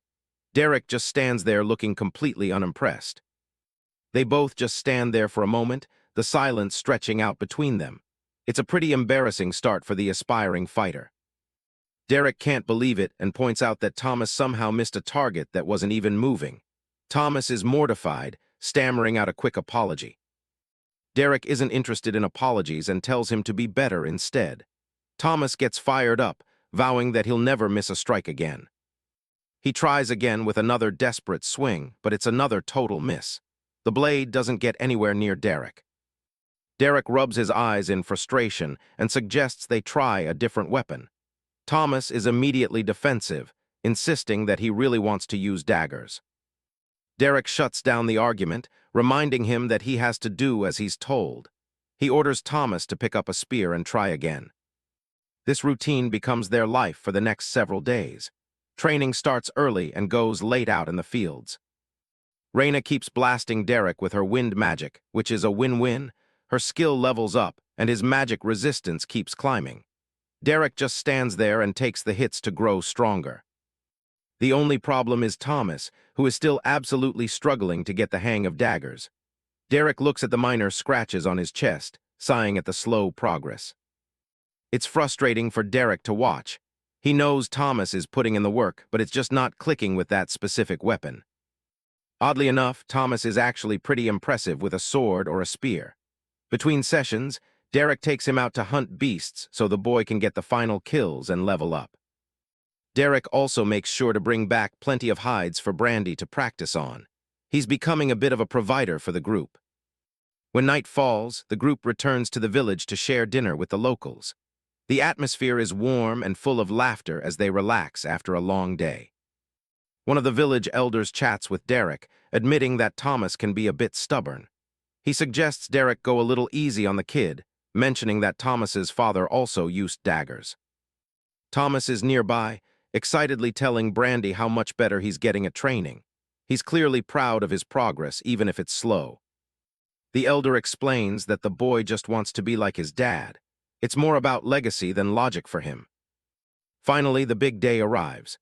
Derek stands with Thomas under a large tree and announces that since he's finally reached level 10, it's time to choose a class. Derek gives the kid some last-minute advice, telling him to be smart and pick the most effective class rather than just what looks cool. Thomas flashes a confident grin, giving a thumbs up and promising he's got it under control. Derek stands back with his arms crossed, watching as the boy interacts with the floating system interface under the shade of the tree. He can't help but feel a bit of hope for the kid, knowing how much effort Thomas has put into his training recently. Thomas hesitates for a second, his finger hovering just inches away from the blue screen as he prepares to make his choice. With a final click, he locks in his decision, the screen glowing as it processes the new class assignment.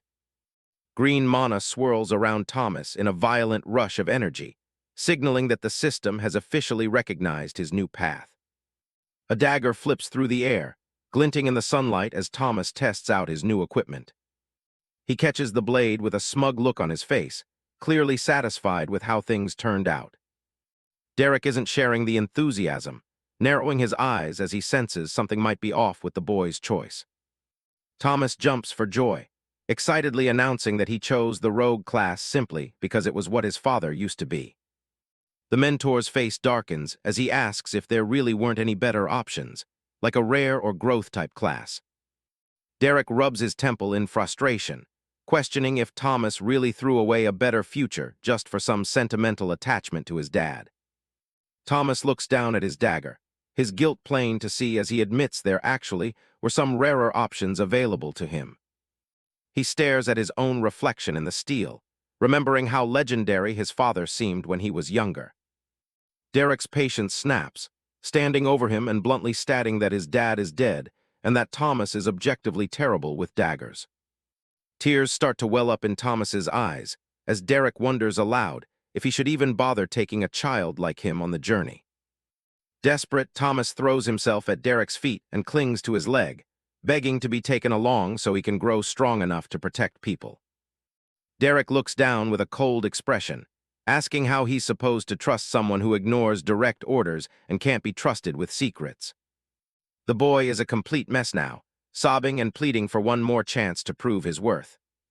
In a final act of desperation, Thomas shouts that he swears on the great system to keep every single one of Derek's secrets.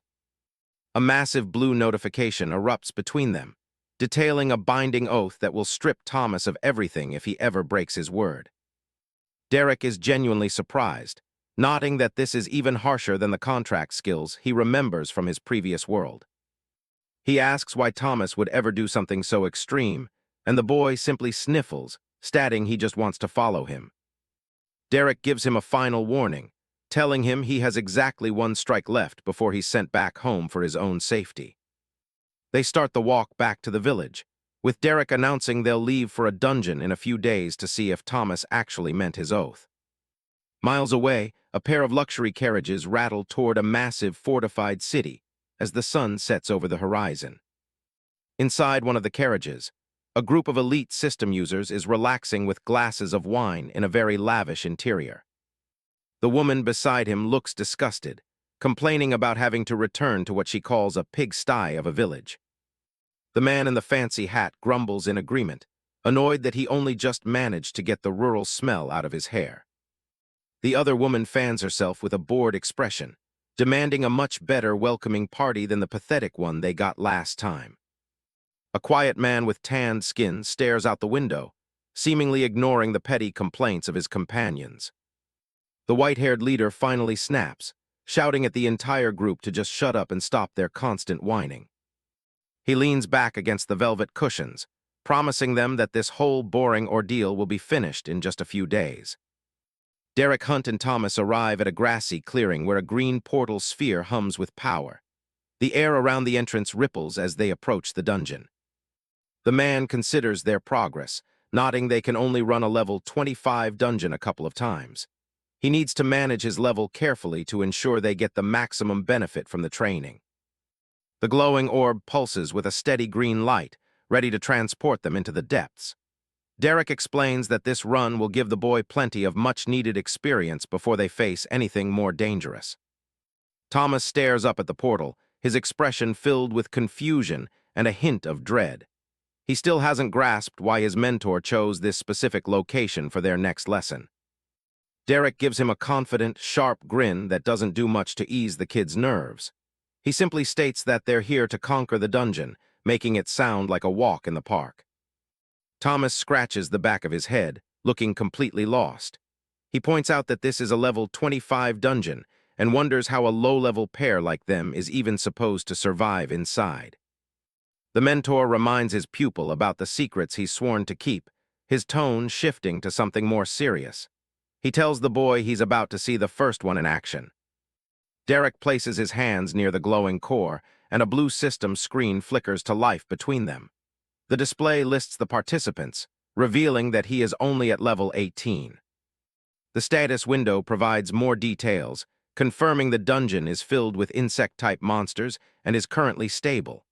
It lists the reward as a support skill, with a maximum participant level of 25.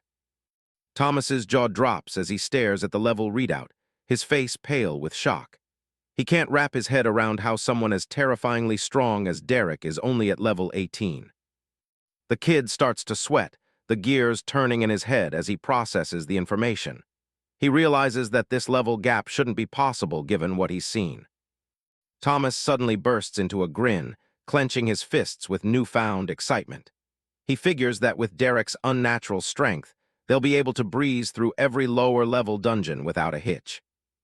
The protagonist's smile takes on a much darker edge as he looks down at his enthusiastic student. He calmly asks who said anything about him doing the fighting. A blinding white light erupts from the portal as the transport sequence begins. Derek gives Thomas a playful shove toward the center, telling him he's just going to watch while the boy fights for his life. A system prompt appears against the digital darkness, counting down the seconds until they enter. 3, 2, 1, the world around them vanishes in a flash of green energy. They arrive in a damp, dark cave where water drips steadily from the stalactites. The sound of shifting insects echoes through the tunnels, signaling that the hunt has officially begun. A small bird with bright yellow and blue feathers chirps and takes flight as they emerge into a sun-drenched jungle. The dungeon's interior is a lush, overgrown wilderness that masks the danger lurking within. They stand in a clearing surrounded by giant ferns and towering trees. A massive, toucan-like bird watches them from a branch as Derek turns to the kid and asks if he's ready. Thomas clutches Derek's arm, his eyes wide with genuine terror as he looks into the dark cave entrance behind them. He asks if his mentor is really serious about letting him face this alone. Derek points toward the pair of high-level daggers strapped to the boy's waist. He reminds him that he's already been provided with the best gear possible for his level. The boy looks down at his new leather and metal armor, which feels a bit heavy for his small frame. Derek reassures him that the gear Brandy made should be enough to keep him from getting squashed. He adds with a casual shrug that Thomas has plenty of vitality to tank a few hits. Besides, he needs to level up his own rejuvenation skill, and some fresh injuries on the kid would be the perfect practice. The man gives a tiny peace sign, declaring it a perfect win-win situation. He seems entirely too pleased with the idea of his student getting beat up for the sake of efficiency. Thomas gives a heavy gulp and draws one of his daggers, his hand shaking as he echoes the phrase. He tries to convince himself that he's fine, even though his face says otherwise. Derek leads the way into the dense forest, telling the kid to try and have some fun. Neither of them seems to notice the giant blue centipede crawling just a few feet away on a tree trunk. The fun starts immediately as a giant flying insect drops from the trees and pins Thomas to the ground. He lets out a muffled scream for help as he struggles against the creature's weight. He scrambles to his feet and runs, only to have a massive black beetle charge at him from the brush. It scuttles across the forest floor with terrifying speed, forcing the boy to dodge for his life. A giant purple and red centipede lunges out of the leaves, coiling its segmented body around Thomas's chest. He gasps for air, his face turning blue as the monster begins to squeeze the life out of him. The situation goes from bad to worse as a giant ant-like creature clamps its massive black mandibles onto the boy's shoulder. He screams his mentor's name in desperation as the monsters close in for the kill. Derek finally makes his move, a blue blade of energy cleaving through the air in a single, fluid motion. He effortlessly slices the monster apart, sending bits of chitin and ichor flying as he saves his student. Thomas collapses onto the forest floor, his clothes torn and his left arm bloodied from the encounter. He gasps for breath, his eyes wide with shock as he asks what part of that was supposed to be fun. Derek leans on a long black spear, looking down at the traumatized boy with a bored expression. He tells the kid to relax, pointedly nodding that he didn't actually die. The kid winces as he clutches his injured forearm, certain that the bone is snapped. Derek kneels beside him and tells him to show him the arm so he can get to work. The man activates his skill, a vibrant green light flowing from his palms and wrapping around the boy's mangled limb. The air hisses as the magic begins to mend the broken bones and torn flesh. Thomas lifts his arm, staring in disbelief as the wound completely vanishes before his eyes. He admits that it feels much better, though his confidence is still in tatters. Derek gives him a firm, heavy-handed clap on the back and tells him to get back out there. He reminds the boy that the dungeon isn't going to clear itself while they sit around. Thomas stays crouched on the ground for a moment, looking like he's about to cry. He realizes that his mentor is genuinely insane for putting him through this kind of hell. He reluctantly stands up and draws his dagger again, a dark, gloomy aura hanging over his head. Behind him, Derek pumps a fist in the air and cheers him on with a cheerful shout. A giant rhinoceros beetle chitters in a small clearing, its single yellow eye scanning the surroundings for movement. It stands its ground, unaware that it's being watched from the thick brush. Thomas hides behind a cluster of leaves, his hands trembling as he grips his knife. He tells himself he can do this, trying to summon every bit of courage left in his body. The boy suddenly lunges from his hiding spot, dashing toward the beetle's side with surprising speed. He aims his blade at a gap in the monster's armor, hoping for a quick kill. The beetle reacts instantly, its glowing eyes snapping toward the charging attacker. It lets out a high-pitched chitter, completely unfazed by the kid's attempt at a sneak attack. Thomas lunges with all his strength, but his dagger only cuts through the air as the beetle easily evades. A large whiff sound effect emphasizes his complete lack of precision. Derek Hunt groans, leaning against a tree and rubbing his temple in frustration. He can't believe his student is making such basic rookie mistakes after all their training.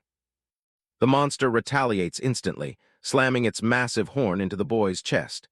The impact sends him flying backward through the air with a painful gasp. Thomas grunts as he hits the forest floor, skidding across the dirt and leaves. The force of the blow has left him gasping for breath, his vision likely swimming. The giant insect screeches, towering over its prey as it prepares to finish him off. Its yellow eyes glow with a predatory light in the dim jungle shadows. The kid doesn't stay down, rolling through the grass to dodge another lethal strike. He managed to sever one of the beetle's smaller legs, though the main threat is still very much alive. Derek cheers from the sidelines, finally seeing a spark of competence in the boy's movements. He yells out a word of encouragement, hoping the kid can maintain this momentum. The beetle ignores the mentor and launches a full-speed charge, its massive body tearing through the undergrowth. Thomas braces himself, realizing he can't dodge this one in time. A sickening crunch echoes through the clearing as the beetle slams straight into the boy. He cries out in pain, the monster's massive weight pinning him against the ancient tree trunk, leaving him completely immobilized. Thomas looks down in surprise, realizing he hasn't logged out of life just yet. The specialized armor and the tree trunk came to his rescue, though deep cracks have already begun to form on the surface from the immense pressure. He offers a silent thanks to Brandy for the high-quality gear as he finds his second wind. He grits his teeth, determined to prove he can handle this on his own. With a sudden burst of energy, the boy lunges upward, his blade glowing with a bright green and blue light. He delivers a powerful upward slash that cuts deep into the monster's carapace. The giant insect lets out one final, deafening screech as the killing blow connects. Orange fluid sprays from the wound, signaling the end of the struggle. Thomas plunges his dagger into the top of the beast's head, putting all his weight behind the strike. The monster goes limp instantly, collapsing into a heap of twitching legs. Exhausted and covered in dirt, the boy slumps against a large tree trunk. He breathes heavily, his chest heaving as the adrenaline starts to leave his system. He wipes a bead of sweat from his forehead, looking at the dead beetle with a mixture of pride and relief. It wasn't a clean victory, but it was certainly an improvement over his last attempt. Derek Hunt walks over and offers a hand to pull his student up. He tells the boy it's time to review that spectacular performance and identify where things went south. Thomas rubs the back of his neck, guessing that his biggest mistake was putting too much power into his swing. He admits that missing his mark threw him completely off balance. The protagonist crosses his arms, telling the kid he was wrong even before he reached the beetle. He stares him down, waiting for the boy to realize the obvious flaw in his strategy. Derek points out that since Thomas chose the rogue class, he should have a stealth skill available. He asks the boy directly why he didn't bother using it during the fight. The boy freezes, his mind racing as he tries to process the question. Mathematical formulas and logic symbols float around his head in a comedic display of mental overload. A long, awkward silence follows as leaves drift slowly past the stunned boy. He stands perfectly still in the middle of the clearing, his brain finally making the connection. Thomas finally looks up at his mentor, a sheepish, embarrassed grin spreading across his face. He begins to stutter out an explanation, though it's clear he's already lost this argument. He admits with a nervous laugh that he completely forgot he even had a stealth skill. Derek just stares at him, clearly wondering how someone could be this forgetful during a life-or-death battle. Derek Hunt's expression turns into one of pure disbelief. He reminds the kid that he forgot the only actual skill he has, from a class he chose specifically against Derek's own advice. Thomas just keeps grinning, though he's sweating profusely under the weight of his mentor's judgment. He can only offer a weak yes in response to the scolding. The man stares at his student in stunned silence, his face a mask of disappointment. He mentally concludes that the kid is simply dumb as hell, leaving him wondering if there's any hope for this training at all. A heavy wooden carriage rattles along the dirt path, its wheels kicking up dust as it nears the town gate. The horse-drawn transport comes to a sharp halt right before the wooden entrance of the settlement. A heavy metal-plated boot thuds onto the ground as someone steps down from the carriage. Up on the ramparts, a guard leans over the spiked fence and shouts for the newcomers to state their business. A sudden blast of blue energy erupts from below, tearing through the gate and sending the guard flying into the air. The explosion shatters the wooden barrier completely, leaving a path wide open through the settling smoke. Inside the town, the locals stop in their tracks, looking on in confusion as a group of armed strangers approaches.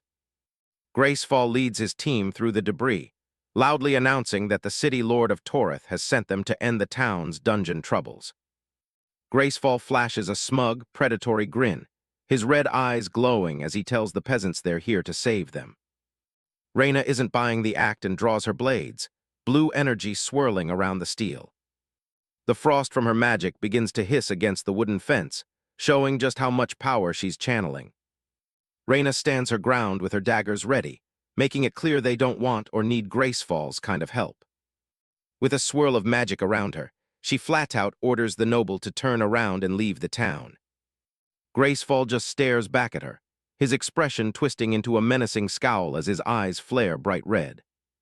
Meanwhile, deep inside a level 25 dungeon, a massive spider ant lets out a piercing shriek.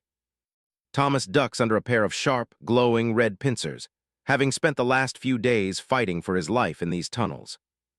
Thomas grits his teeth, determined to handle the monster on his own now that he's reached level 17. He let out a shout and lunges forward, swinging his dagger with everything he's got. The blade sinks deep into the creature's head, sending a spray of thick yellow blood across the clearing. Thomas lets out a triumphant cheer, thrilled to have finally taken down one of the larger bugs. His celebration is cut short when a second spider ant emerges from the brush right behind him. The monster bellows as it prepares to charge, forcing the boy to snap back into combat mode. Thomas panics, pulling at his dagger only to realize it's wedged tight in the first bug's carapace. The second insect closes the distance in a blur, its massive body looming over the unarmed boy as he screams for help. Before the bug can strike, a streak of energy tears through it, ending the threat in an instant. Thomas falls back onto the ground, breathless and frustrated as he looks at his empty hands. He stares at his weapon still stuck in the dead monster, realizing his fight was going well until he lost his leverage. He looks at the pool of yellow ichor and starts to doubt himself, thinking he should have chosen a different class entirely. Derek Hunt casually retrieves the weapon, flipping the dagger in the air with a calm, practiced ease. He reaches out to heal Thomas, green energy pulsing from his hand as he tells the kid to stop mopping. Derek gives him a slight smirk, telling him that he's made massive progress and is actually ready for what's next. They stand before a massive stone gate wreathed in blue lightning, the final obstacle in the dungeon. Derek goes over the plan one more time, telling Thomas to use stealth to sneak up and target the head. As the heavy doors groan open, Derek stands with his arms wide, ready to face whatever is waiting inside the light. A shockwave of purple energy suddenly blasts out from the room, whipping past them with a loud whoosh. Derek doesn't even flinch, blocking a massive blade-like limb with his bare forearm while Thomas watches in awe. The dungeon boss, a giant armored insect, hisses as it prepares to strike again, its eyes glowing with malice. Derek decides to change the plan on the fly, telling Thomas he'll pin the creature down so the boy can land the final blow. He charges forward in a blur of blue energy, moving much faster than the massive boss can react. Derek grabs the creature by its neck and upper body, using his raw strength to wrestle it toward the ground. The monster hisses as Derek forces its head down, its eyes glowing as it struggles against the overwhelming grip. With a final, powerful thrust, Derek slams the boss's head into the floor, shattering the stone and pinning it in place for Thomas. Derek Hunt steps back from the pinned monster, telling Thomas that he's got it held down and the rest is up to him. Thomas gives a firm nod, sweat beading on his face, as he prepares to deliver the finishing blow. The boy let out a shout and rushes forward, gripping his weapon tight as he closes the distance. He drives the blade deep into the monster's head, causing a violent burst of purple energy and ichor to spray everywhere. The massive insectoid's leg gives one last, feeble twitch before it finally goes still. The boss's body begins to dissolve into a swirl of blue light particles, signaling the end of the encounter. A system notification appears in midair, officially declaring the dungeon boss defeated. Thomas lets out a relieved laugh, still catching his breath after clearing his very first dungeon. He slumps over slightly, just glad to finally be getting out of the dark, dangerous tunnels. Derek congratulates him with a neutral tone, but warns the boy that things only get more difficult from here.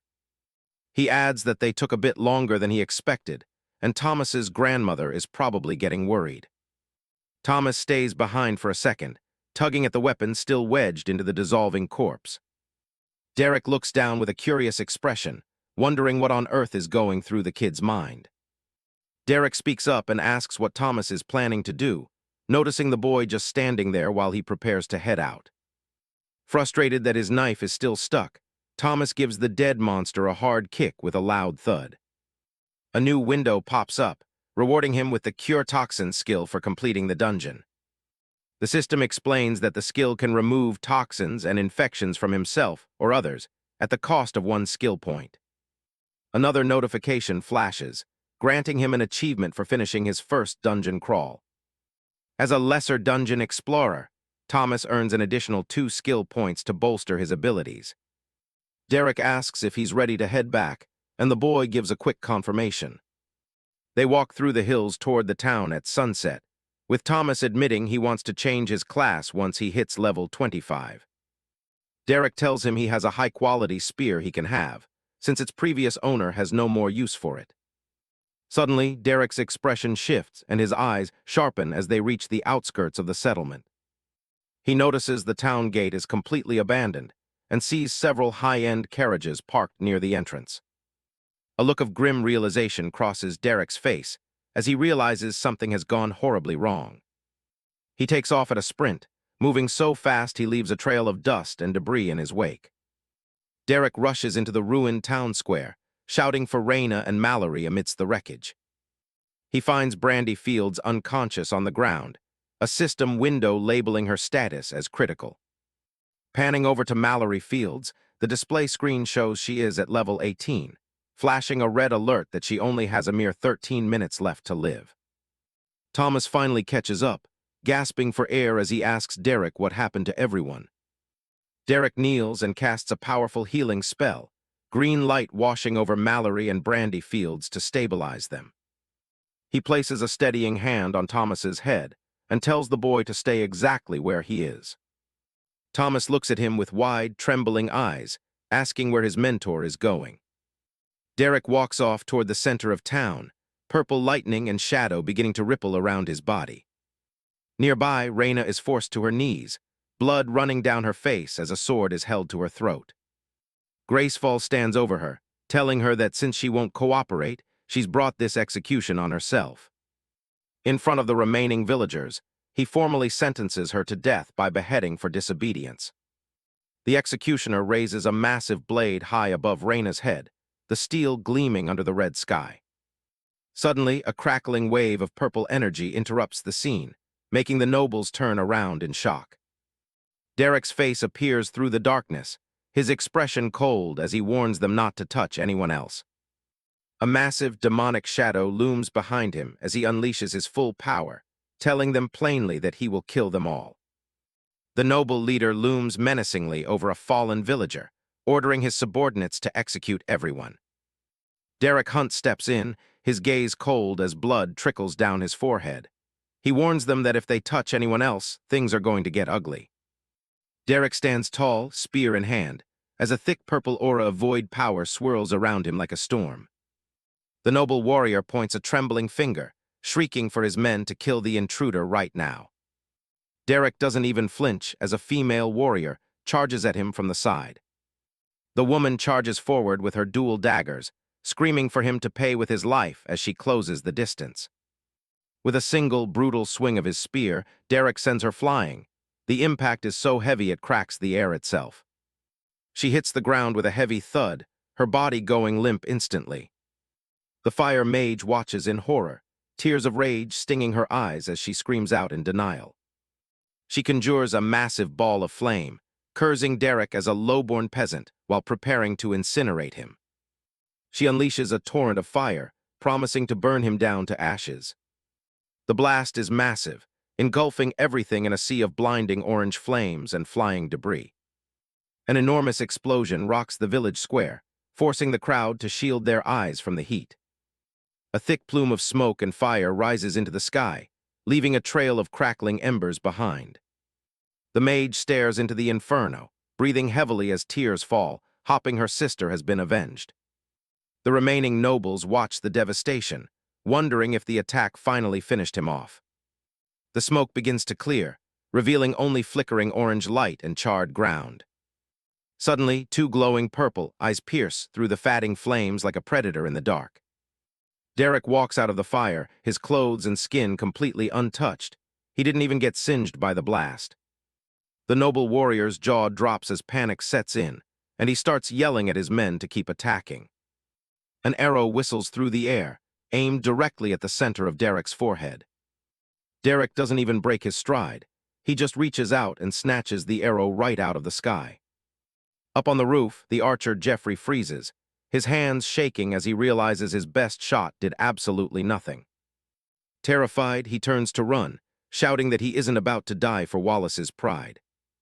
But Derek is faster. He hurls the arrow back with lethal precision, and it sinks deep into Jeffrey's skull. The archer tumbles off the roof, his body falling into the darkness below with a final, sickening drop. Richard and the other villagers rush forward, desperate to stop Derek before things go too far. Richard begs him to hold back, reminding him that these people are nobles and the entire village will pay the price. Derek turns his head slightly, his expression grim as he tells the old man that they already had their chance to leave. In the reflection of his glowing eye, the terrified face of the noble warrior is all that remains. Roaring in sheer desperation, the noble swordsman charges straight at Derek with his sword raised high above his head. Derek effortlessly blocks the slash with his bare hands, the deafening crackle of bursting mana echoing throughout the square. The noble stares at his blade, unable to believe his full-force attack was stopped with a single hand. Derek exerts a burst of void energy, and the noble's sword shatters into 1,000 glowing shards. With them dealt with, Derek strides imposingly toward the ringleader, the pressure radiating from him so heavy and suffocating that the terrified noble stumbles backward. The leader grits his teeth, sweating as he curses his fallen comrades for being useless. Determined to survive, he taps into his hidden strength, a bright blue aura erupting around him. He screams about the superiority of his bloodline, as the energy swirls into a massive, jagged vortex. Derek just watches the display with a cold, unimpressed stare as the blue flames roar. A dark smirk plays on his lips as he decides to show him what real power looks like, beginning to channel the void. A blinding pillar of purple light explodes from the ground, dwarfing the noble's aura and shaking the very earth. When the light fades, Derek is standing there, holding the gasping noble warrior off the ground by his throat. Wallace gasps for air as Derek Hunt lifts him off the ground by his throat. The noble manages to choke out that he'll leave and never return if Derek lets him go. Derek stares back with cold, glowing eyes, his expression unreadable. He simply agrees, saying he won't be seeing the noble again. Wallace continues to struggle, his face turning pale and his hands clawing at Derek's iron grip. A tear rolls down the noble's cheek as he begs for his life, his voice reduced to a pathetic whimper. Suddenly, a female noble screams from the background, holding a dagger to Richard's throat. She demands Derek drop Wallace or the old man dies. Richard, his head already bleeding, pleads with Derek to stop. He knows that these people are powerful nobles and their deaths wouldn't be worth the consequences. The old man warns that the punishment for killing a noble is severe, and he doesn't want Derek or the village to pay that price. Derek listens in silence, his gaze shifting back and forth between his hostage and the scene unfolding. Seeing him hesitate, the female noble gets bolder, screaming at Derek to do as he's told and calling him a dog. Richard continues to beg, explaining that the entire village could be held complicit and put to death if a noble is harmed. The female noble presses her blade harder against Richard, shouting for Derek to release Wallace immediately. Suddenly, a massive sword blade erupts through the female noble's chest from behind, spraying blood across the square. She gasps in shock as she feels her life fading away, while Chief Leon stands behind her, his own gaze fierce and determined. With a heavy thud, the female noble slumps to the ground. Chief Leon declares that it's a chieftain's duty to protect his people, no matter the cost. Derek turns his attention back to Wallace, who is now trembling in his grasp as the fire crackles behind them. Derek asks if Wallace will swear there will be no retaliation against the village if he's allowed to walk away. Wallace nods frantically, sobbing and swearing that he'll do exactly as Derek asks just to survive. A faint smirk crosses Derek's face as he says, "Good," his expression darkening as he prepares to finish the job. In one swift, brutal motion, Derek snaps the noble's neck. The sound echoes through the silent square. Richard is paralyzed with shock, his hand reaching out as if he could undo the moment. He can't believe Derek actually went through with it. The old man slumps down, whispering that they are all doomed now that a noble has been executed. Wallace's body lies lifeless in the dirt. Derek casually brushes himself off and looks down at the corpse, simply saying his hand slipped. The woman in red lies unconscious on the ground, blood trailing from a fresh wound on her temple.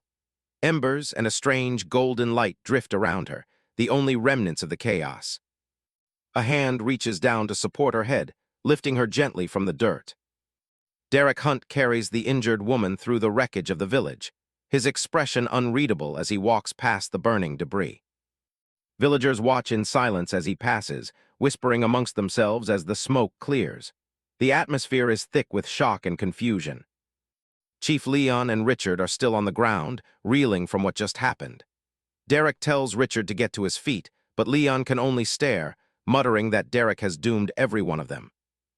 A young man in the crowd watches Derek's back with a grim, uncertain look.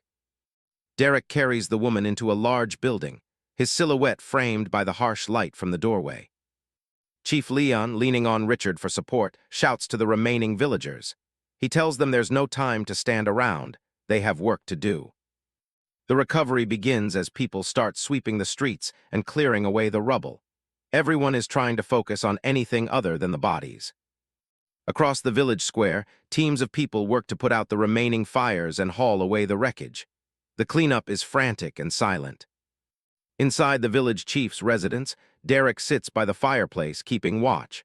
The woman is resting on a sofa nearby, tucked under several thick blankets.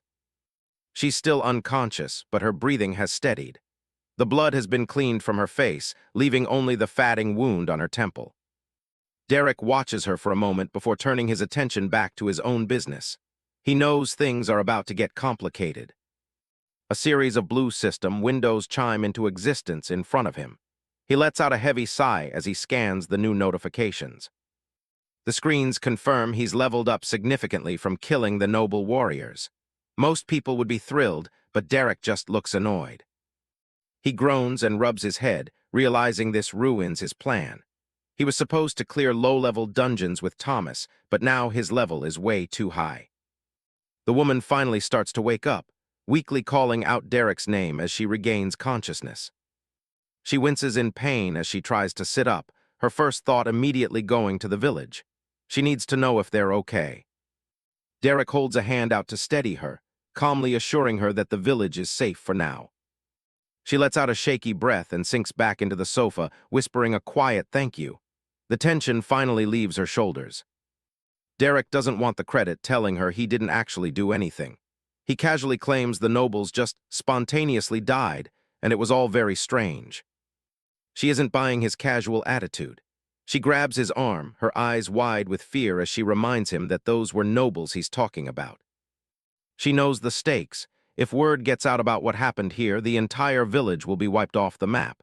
This is as serious as it gets. Derek remains perfectly calm, looking her in the eye and telling her they simply won't let anyone find out the truth. He reveals that he already has a plan in motion. All he needs is for every single person in the village to keep their mouths shut. Chief Leon enters the room, leading a group of villagers inside. He's ready to follow Derek's lead, no matter how dangerous it is. Leon reports that they've hidden the corpses of the nobles in the next room, out of sight just like Derek ordered. They've even rounded up the carriage drivers and forced them to swear oaths to the great system to ensure they never speak of this night. Derek nods, planning to stash the remains in his storage bracelet later to make the evidence disappear forever. Richard sits down heavily, his head bandaged. He tells Derek he doesn't see any way for them to get out of this mess alive. Richard looks down, full of regret. He wishes Derek had just listened to him and let the nobles live, no matter how arrogant they were. Derek stands firm, telling Leon not to worry. He has a plan to save them, but he admits he can't pull it off on his own. He looks at the group gathered in the room, Raina, Brandy, Mallory, Richard, and Leon. He tells them he'll need help from every single one of them. Derek's gaze is cold and focused.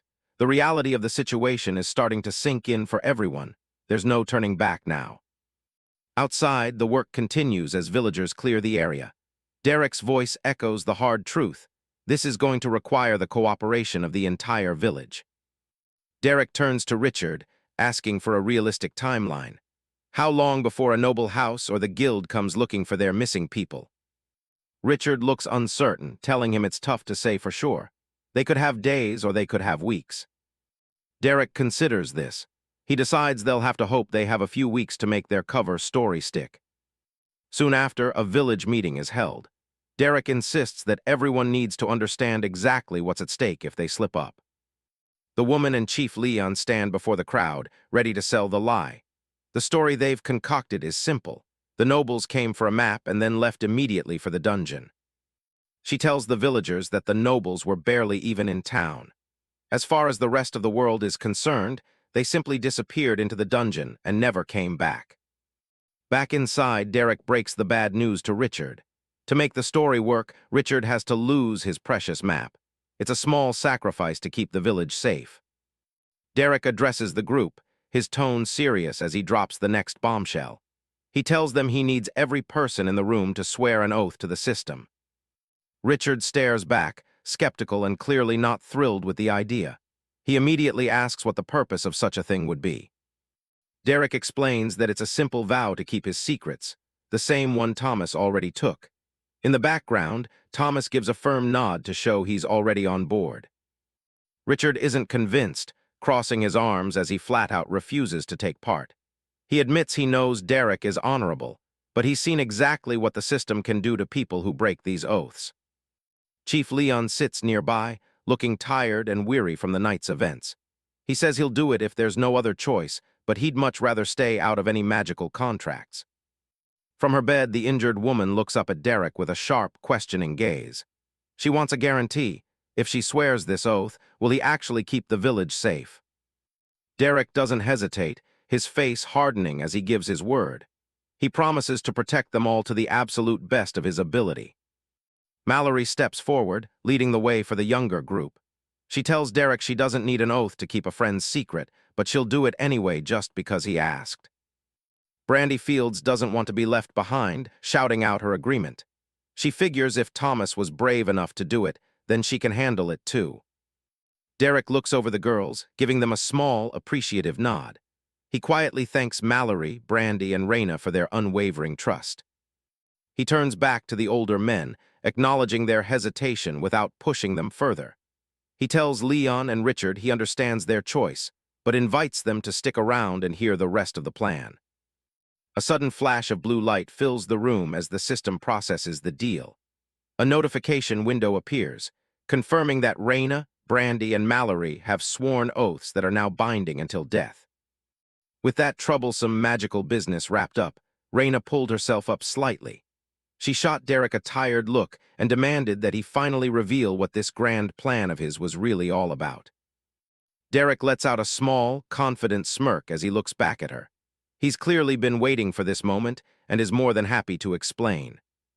An illustrated scene appears, depicting a peaceful village under a golden, stylized sun. Bright ribbons of light weave through the sky, setting the stage for the story Derek is about to tell. The tale begins with an illustration of Chief Leon graciously handing over a map. He's shown giving it to a tall, noble-looking warrior decked out in black and gold armor. The fabricated story claims that a man named Mr. Noble Graceful led his elite team toward a high-level dungeon. The image shows the group walking through a forest of golden trees, looking every bit like the heroes they weren't. A glowing blue crest marks the entrance to the level 100 dungeon tucked away in the hills.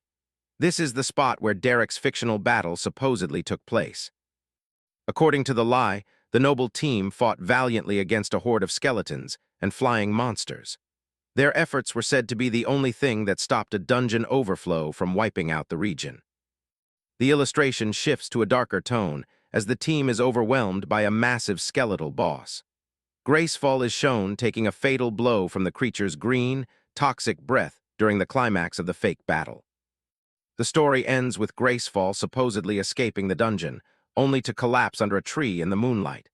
He died alone, believing his sacrifice was the only thing that saved the village. A final, glowing memorial image shows the hero lying in state, surrounded by white flowers with his sword clutched to his chest. The text hammers home the point: he gave the ultimate sacrifice and died a legend. Back in the room, Derek breaks the silence with a laugh as he rubs the back of his head. He points out that this is the version of events every official investigation is going to find when they arrive. The room falls into a stunned, heavy silence as the group processes the sheer scale of the lie. They all just stare at Derek, unable to believe the audacity of his heroic cover-up. The entire group explodes at once, their collective "what?" filling the room. Their faces are a mix of pure shock and terror at the elaborate web Derek is spinning. Deep within the dungeon, Derek Hunt checks his status screen, muttering to himself, "I wonder how many levels I've," when a sudden notification stops him mid-thought. Huh. A brilliant flash of purple energy erupts around him as a system window declares, "Level 25 reached. Please choose new class or upgrade current class." A slow smile spreads across his face as he remembers. That's right. As the void's energy swirls around him, he thinks, "I reached level 25 when I killed the nobles. I can upgrade my class, too." The system immediately confirms his choice. Champion of the Void upgraded, 20 stat points GAINED, 15 skill points GAINED, 2 new SKILLS available to unlock. Power surges through Derek's body, his eyes glowing with purple light as he feels the immense increase in his strength. A confident smirk plays on his lips. 2 new skills, hopefully they're better than Void Call. The first new skill appears, Void Shift. Become one with the void, shift yourself out of a corporeal state and move through the void and out of time and space. It costs 7 skill points. The system gives him a visual preview, showing a central glowing figure surrounded by shadowy copies of itself, hinting at the skill's incredible potential. Then the second skill is revealed, Void Sense, a passive skill. Your familiarity with the void allows you to feel it wherever you are and sense abnormalities within it. This one costs 6 skill points. Another visual demonstrates the skill, portraying a being with heightened awareness, perceiving the void as a web of interconnected energy and strange, dark orbs. Derek contemplates the new abilities, the purple aura of the void dancing around him. Interesting, these both sound quite powerful, moving through the void and being able to sense it all around me. Without hesitation, he makes his choice. Don't mind if I do. His finger touches the screen, and both Void Sense and Void Shift are instantly learned. The moment the skills are acquired, a jolt of information floods his senses. His eyes widen in shock as he exclaims, "What the?" As the new passive skill activates, ripples of void energy expand from his hand, and a wave of sensory data washes over him. "I can feel everything."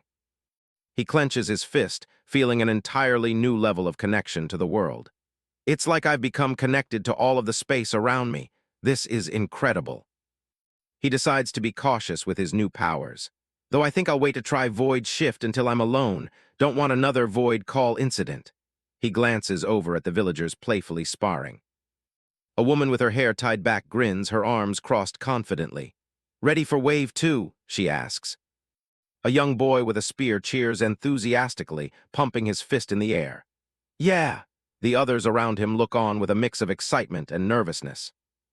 Derek takes the lead, running alongside one of the village warriors. "Same plan as before," he commands. "Let's kill some monsters." As a world-shaking roar echoes through the air, the second wave officially begins. Derek and the female warrior bravely charge into the fray, their weapons glowing with blue energy as they slice through the beasts like butter. Derek moves like a whirlwind, grabbing one monster by its horns and using it as a living club to bash the others. He easily sends the red-skinned beasts to their graves, flipping one over his shoulder and using its own momentum to take it down. He moves with a newfound grace and speed, a smirk on his face as he easily carves a path through the horde. Derek and the female warrior coordinate in perfect sync. He clings to a tree trunk to gain momentum while she swings her sword, slicing through the base of the tree below. From high above, Derek clings to the tree trunk and brings it crashing down, delivering a thunderous strike that crushes the monster's head, bringing the battle to a definitive end. With the last monster defeated, Derek straightens up as his companion catches her breath. He gives her a thumbs up. "Well done," she exhales. "Thanks, I think I'm spent." He surveys the carnage, nodding. "All that's left now is the—" Before he can finish his sentence, a deep, earth-shaking roar rips through the air. Derek finishes his thought with a grim smile. "Boss." As the ground rumbles, a colossal armored beast with glowing red eyes emerges from the dust cloud, dwarfing Derek and the warrior. The beast huffs, steam billowing from its nostrils, its eyes burning with pure rage as it glares down at the two humans. A system window pops up, identifying their new foe. IRONHOOF level 65, a boss monster spawned in a mid-level beast dungeon. a colossal horned beast that wields an earth-shattering axe. Ironhoof stands at its full, terrifying height, its massive frame and heavy axe promising a brutal fight. Derek turns to the exhausted warrior beside him. "I think I'll take this one. You get back to the cabin." Understanding the massive gap in power, she readily agrees. "No complaints from me." Now alone, Derek faces the behemoth. As Ironhoof takes a heavy step forward, void energy begins to crackle and swirl around Derek's fist. He summons his glaive, its blade now wreathed in the same purple energy, and smirks at the boss. "You know, you're only over 30 levels higher than me. Not exactly a fair fight." The beast snorts angrily as Derek continues his taunt. "But don't worry, I'll go easy on you. I have some new toys I want to try out." Enraged, Ironhoof lets out a thunderous roar and swings its enormous axe with incredible speed. The axe slams into the ground, carving a trench and sending a shockwave of energy tearing across the battlefield. Derek, already in motion, narrowly dodges the devastating blow. As the dust settles, Derek's eyes glow a menacing purple.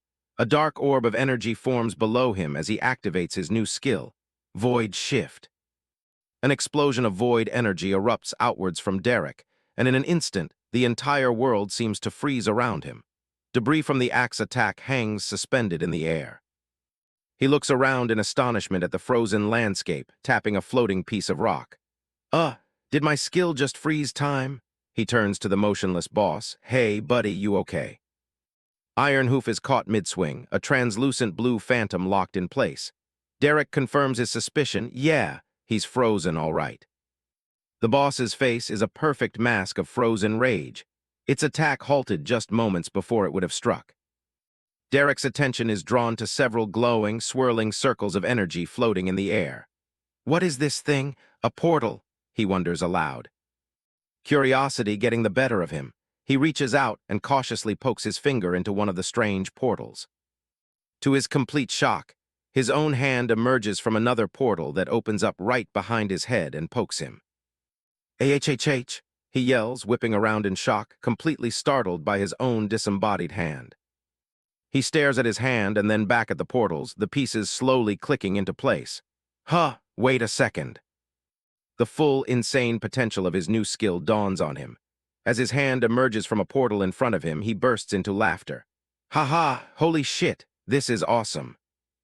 He calmly summons another portal to conveniently scratch an itch on his own head, a satisfied smile on his face. "But it'll sure take a lot of getting used to." His amusement is cut short by a blaring red pop-up.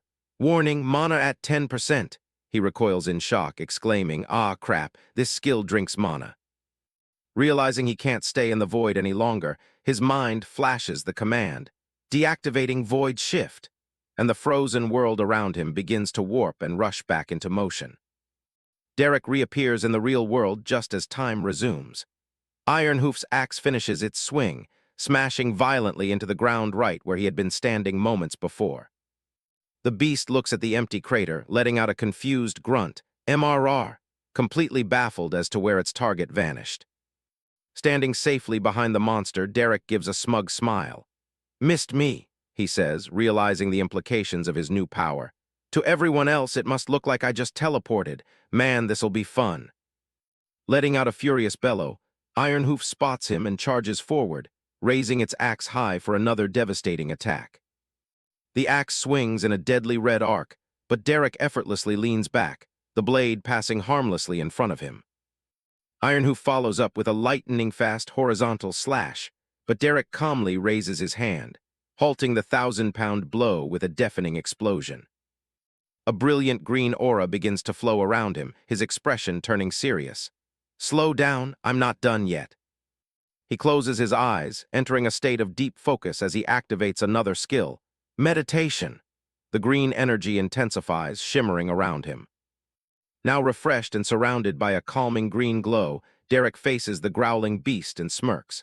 "Let's try this again, shall we?" He activates his power once more. A swirling portal of void energy opens at his feet as he utters the words, Void Shift. The boss swings its axe in a massive, sweeping arc, but its target is already gone, leaving only empty air. In a blink, Derek materializes from the void behind the beast, completely unharmed. "Missed me," he taunts, his voice cool and confident. The beast turns, snarling in frustration, but Derek is already preparing his next move, calmly saying, again. As Ironhoof leaps into the air for a crushing overhead slam, Derek simply takes a calm step into a newly formed void portal. He sinks into the swirling purple energy, disappearing from reality just as the monster's attack is about to connect. And again, Ironhoof's axe slams into the ground, hitting nothing but dirt as Derek's voice echoes through the frozen void. And again. He toys with the beast, blinking in and out of existence, appearing on a ledge to land a quick slash before vanishing once more. And again. And again, he says, this time opening portals all around the confused monster, striking from multiple angles at once, completely overwhelming its senses. Driven mad after being toyed with, the monster erupts in fury, channeling all its pent-up rage into a single target. It unleashes a devastating vertical slash toward Derek, a strike so infused with void power that it cleaves through the very fabric of space itself. A blinding flash of red and white fills the screen, signaling the end of the overwhelming assault. However, it doesn't even leave a scratch on our protagonist. Derek stands calmly amidst the ruins, his greatsword resting on his shoulder. He decides it's time to bring this little experiment to an end. With a single, game-breaking move, Derek leaps into the air and delivers a decisive strike that decapitates the boss, sending a trail of blood spraying through the air. As the boss's body hits the floor, a brilliant blue light envelops Derek. 2 system messages appear, level UP, and dungeon complete. He stands tall, a look of satisfaction on his face. There, now I've gotten used to it. With the battle won and the dungeon cleared, a final message appears on screen. ASSIGNING REWARDS. With the dungeon cleared, the system announces his rewards. Level up, dungeon complete, assigning rewards. A glowing scroll materializes out of thin air, descending towards Derek's outstretched hand. It's a scroll of restoration, a one-time use item that can fully restore a being to a perfect state, though it doesn't work on anyone already in a dying state. Derek frowns, looking at the glowing item in his hand. He thinks to himself, that's it. Guess I shouldn't be surprised. It was a low-level dungeon after all. Oh well, maybe the next one will be. But a sound catches his attention. Huh. He turns to see Mallory, her eyes filled with tears. What's wrong, Mallory? He asks. She holds up a glowing green scroll, her voice trembling. I got a scroll of resurrection. This one is different. It can pull someone out of a dying state and fully heal them. Mallory sniffles, clutching the scroll as a memory of a younger girl surfaces. If only I'd had it before. Travis, she whispers, the name hanging heavy in the air. Derek watches her, a grim expression on his face. Damn, he thinks, this system really likes to mess with people. Meanwhile, the others are checking out their rewards. The system reveals a skill scroll, Chain Strike, a one-time use item that teaches the skill without needing to spend points. Raina holds her scroll up happily. I got a skill scroll for a skill called Chain Strike. But Thomas is less than thrilled with his reward, complaining, I got a stupid scroll of restoration. I wanted something cool. Brandy looks at her own reward, a glowing pink scroll. I don't know what mine is, something about a contract with an animal. The system calls it a contract scroll, Beast, which binds a consenting beast to the user's soul. Derek's eyes widen, an idea sparking in his mind. Bind a beast, he thinks, a frantic energy behind his gaze. I'm not seriously considering that, am I? His mind flashes back to a certain creature. That bunny tried to kill me. It was psychotic, uncontrollable, fluffy, and the memory of him struggling with the small but ferocious beast is still fresh. The memory of that menacing, demonic bunny looms large in his mind. Oh my God, he thinks, a look of horrified realization on his face. I am considering it. He immediately turns to Brandy, scratching his head nervously. Brandy, could I, have that scroll, please? He asks, pointing at the item in her hands. Really? Derek asks, surprised. Brandy smiles brightly and holds it out to him. Of course, here, she says with a cheerful yeah. Mallory speaks up from behind them as Derek takes Brandy's scroll and gives her his own. There's no need to be embarrassed about asking something of us, Derek. All you've done is help us. Of course, we want to give back. Derek rubs the back of his neck, a bit flustered. Haha, right, I guess I'm just not used to that. Mallory puts a hand on his shoulder. Well, get used to it. That's how friends work, isn't it? Now let's get moving. You said we have more dungeons to clear. Derek agrees, turning to the group. Right, you all ready to start running again? As the group makes their way across a rickety rope bridge, Thomas whines. Can't we walk to the next one? My legs were jelly after last time. Derek's voice cuts through, firm and unyielding. Not a chance. Thomas lets out a long ugh. With no time to rest, the system begins its countdown. Entering dungeon in 3, 2, 1. They're transported to a hellish landscape of fire and brimstone. The system announces their new challenge, a level 50 fire dungeon. Immediately, they're swarmed by monsters. Giant crabs made of magma and obsidian crawl towards them, their glowing yellow eyes fixed on the intruders. In the distance, a large, ornate door marks the end of the fiery cavern. Derek remains calm amidst the chaos, standing beside Reyna. Same as before, he says, his eyes focused on the enemy. Lead the way. Reyna nods, her expression serious. A bright light gathers in her hand, ready to unleash an attack. As his team engages the enemy, Derek focuses on his own growth. His void shift skill levels up as he slams his fist into a magma crab surrounded by purple energy. The system immediately follows with another notification. Level up. The battle rages on. Reyna cuts through the air with her blade, unleashing a wave of energy. She lands gracefully, her sword slicing through 2 more magma crabs. With each victory, she grows stronger as system notifications announce level up and wind blade level up. Mallory isn't far behind, bringing her massive blade down on another monster, instantly earning a level up of her own. Thomas joins the fray, repeatedly stabbing at an enemy with his spear, leveling up twice in quick succession. Their training montage continues as they enter the next dungeon, a level 45 feathered dungeon. Reyna is already in the thick of it, battling avian creatures on a high bridge. Derek, meanwhile, seems to be having the time of his life, casually riding one of the giant bird monsters through the sky. After the battle, the group takes a moment to recover, and a notification appears. Meditation level up. The rest of the group finishes off the remaining birds. Thomas takes down one last enemy, leveling up his soul spear skill in the process. Brandy, meanwhile, is happily gathering the spoils, plucking valuable feathers from the fallen beasts. Yes, more, she exclaims. Without a moment's rest, they're on to the next challenge, a level 55 underwater dungeon. Deep beneath the surface, Reyna finds herself fleeing from a massive, terrifying shark monster. She watches in horror as Derek, protected by a small bubble of air, is caught directly in the path of the beast's gaping maw. The massive jaws snap shut. Reyna can only scream his name in a panic. Derek, no. But something's wrong. The shark's jaws are stuck, unable to close completely. The giant beast begins to sweat, a confused irk, escaping its throat as it struggles against an unseen force from within. Suddenly, Derek bursts out from between the shark's teeth, surrounded by crackling purple energy. Ha ha, he laughs, delivering a devastating blow. The system lights up. Channel void level up, followed by another level up. Their journey takes them to the next area, a serene-looking, level 50 flower dungeon, where Derek and Mallory are seen resting peacefully in a field of beautiful purple blossoms. But the peace is short-lived. As they stand up, Reyna looks around the empty field and asks, "Where are all the enemies?" The ground begins to rumble, and monstrous, thorny flowers erupt from the earth, their glowing cores pulsing with dangerous energy. The scene shifts, showing that the non-stop dungeon crawling has been going on for a while. A caption reads, 3 days since the Beast Dungeon. The team is seen climbing a steep cliffside. Brandy is struggling, carrying a heavy load. Derek asks, "Sure you don't want me to put that in my storage bracelet, Brandy?" She grunts with effort, replying, "No, I can at least carry some of it myself." Leaning on her staff, Mallory smiles. "We've been clearing dungeons for days, but I don't even feel sore. In fact, I feel great." Derek turns back with a confident grin.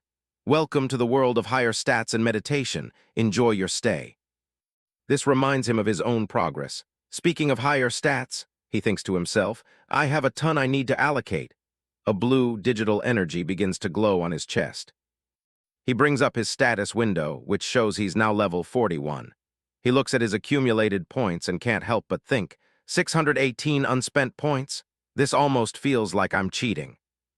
He grins, forming a plan in his mind. I bet I can get another free skill if I get my strength and dexterity to 500, like I did for endurance and vitality. He imagines a ridiculously muscular version of himself, both strong and flexible.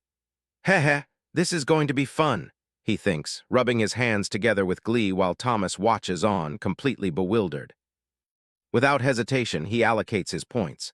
140 to strength, bringing the total to 500, 240 to dexterity, also reaching 500. The remaining 235 go to wisdom. A series of notifications pop up.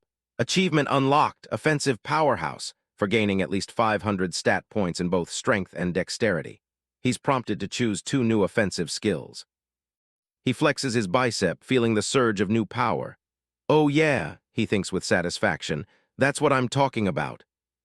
Now for the fun part, the system displays his available offensive skills.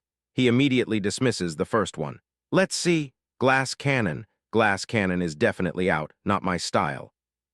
Next up is sweeping slash, an ability that projects a crescent of energy from his weapon. He then considers rapid movement, but quickly discards it. And void shift, I think, makes rapid movement a bit obsolete.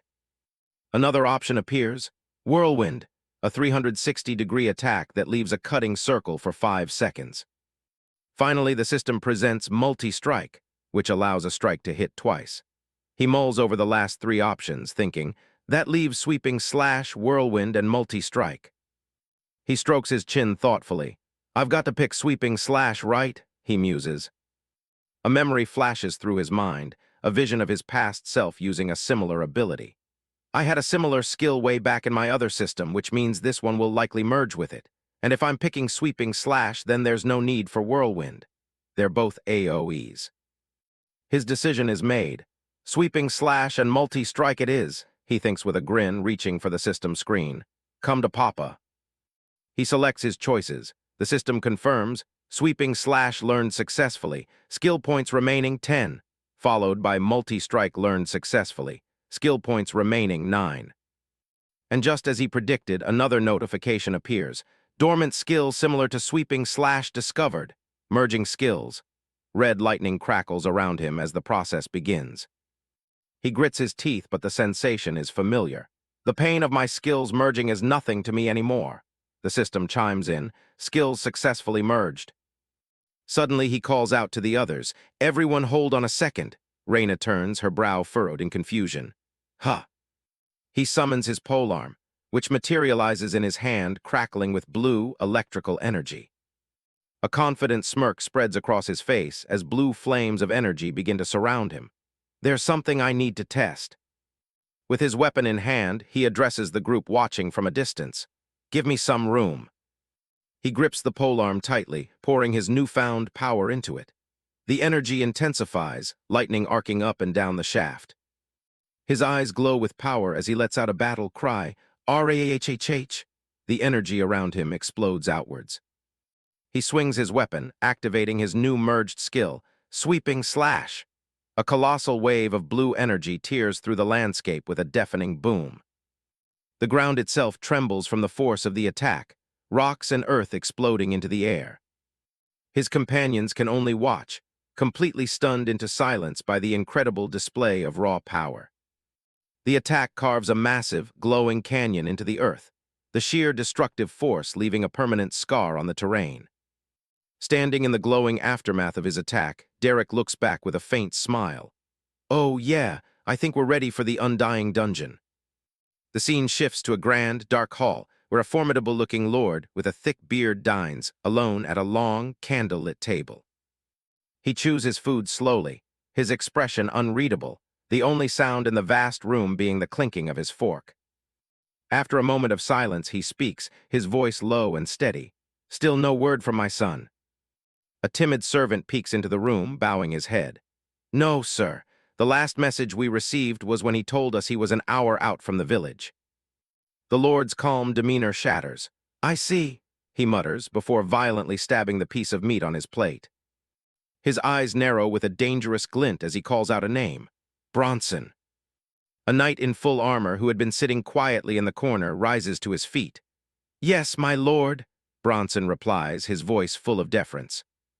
The lord's face contorts with barely suppressed rage, his voice a low growl as he gives his command. Find my son. A sinister energy hums in the air as a swirling red portal opens before a twisted, ancient tree, unleashing streaks of ominous power into the world. Derek Hunt and his team step out of the portal's light. As they arrive, he immediately senses the danger, nodding, "This one feels different than the others." His companion agrees, confirming, "It is different, it's far more dangerous." Putting his hand over the glowing core of energy, Derek makes a firm decision, telling his team, "I'll be doing this one on my own. You all will just stay in the safe house for the dungeon rewards." With the plan set, Derek asks his team, "Everyone ready?" United, they all respond with a simple "ready." The portal flares with intense light as the system announces their entry with a countdown. Entering dungeon in 3, 2, 1. The group is transported into a vast, eerie, blue-lit hall covered in cobwebs. Derek leads the way up a grand staircase, leaving his team at the entrance. Before proceeding alone, Derek turns to his team with a stern warning. "No one is to open this door, understood? The monsters out there can likely kill you without a second glance." With a heavy grating sound, the massive stone door slides shut, sealing Derek off from the rest of his party. He steps out into the dungeon proper, finding himself alone in a vast, desolate graveyard under the pale light of a full moon. Taking in the grim scenery, a slight smirk appears on his face as he mutters to himself, "A graveyard? Fitting." Just as Derek begins to wonder, where are all the... A skeletal hand violently bursts from the earth, cutting him off mid-sentence. He casually stretches his arms, completely unfazed by the emerging threat. "Skeletons," he says with a groan. "I always hated fighting them back in my old system." From the ground, an entire army of the undead rises, their eyes glowing with a menacing green light. A system window pops up, identifying them as level 100 skeleton warriors. And the threat wasn't just on the ground. A screech fills the air as a swarm of level 98 vampire bats descends from the moonlit sky. Sighing, Derek gets into a combat stance, already anticipating the outcome. "Dang it! This dungeon is going to level me up a bunch, isn't it?" Without wasting a moment, the first skeleton warrior charges forward, raising its massive sword to strike him down. Relying on his monstrous defense stats, Derek swiftly raises his arm to tank the hit while simultaneously gearing up for a seamless counterpunch. But this skeleton is unexpectedly fast and powerful. Its blade manages to graze Derek's arm, leaving a crimson gash. He stares down at the bleeding wound, a flash of genuine surprise crossing his face.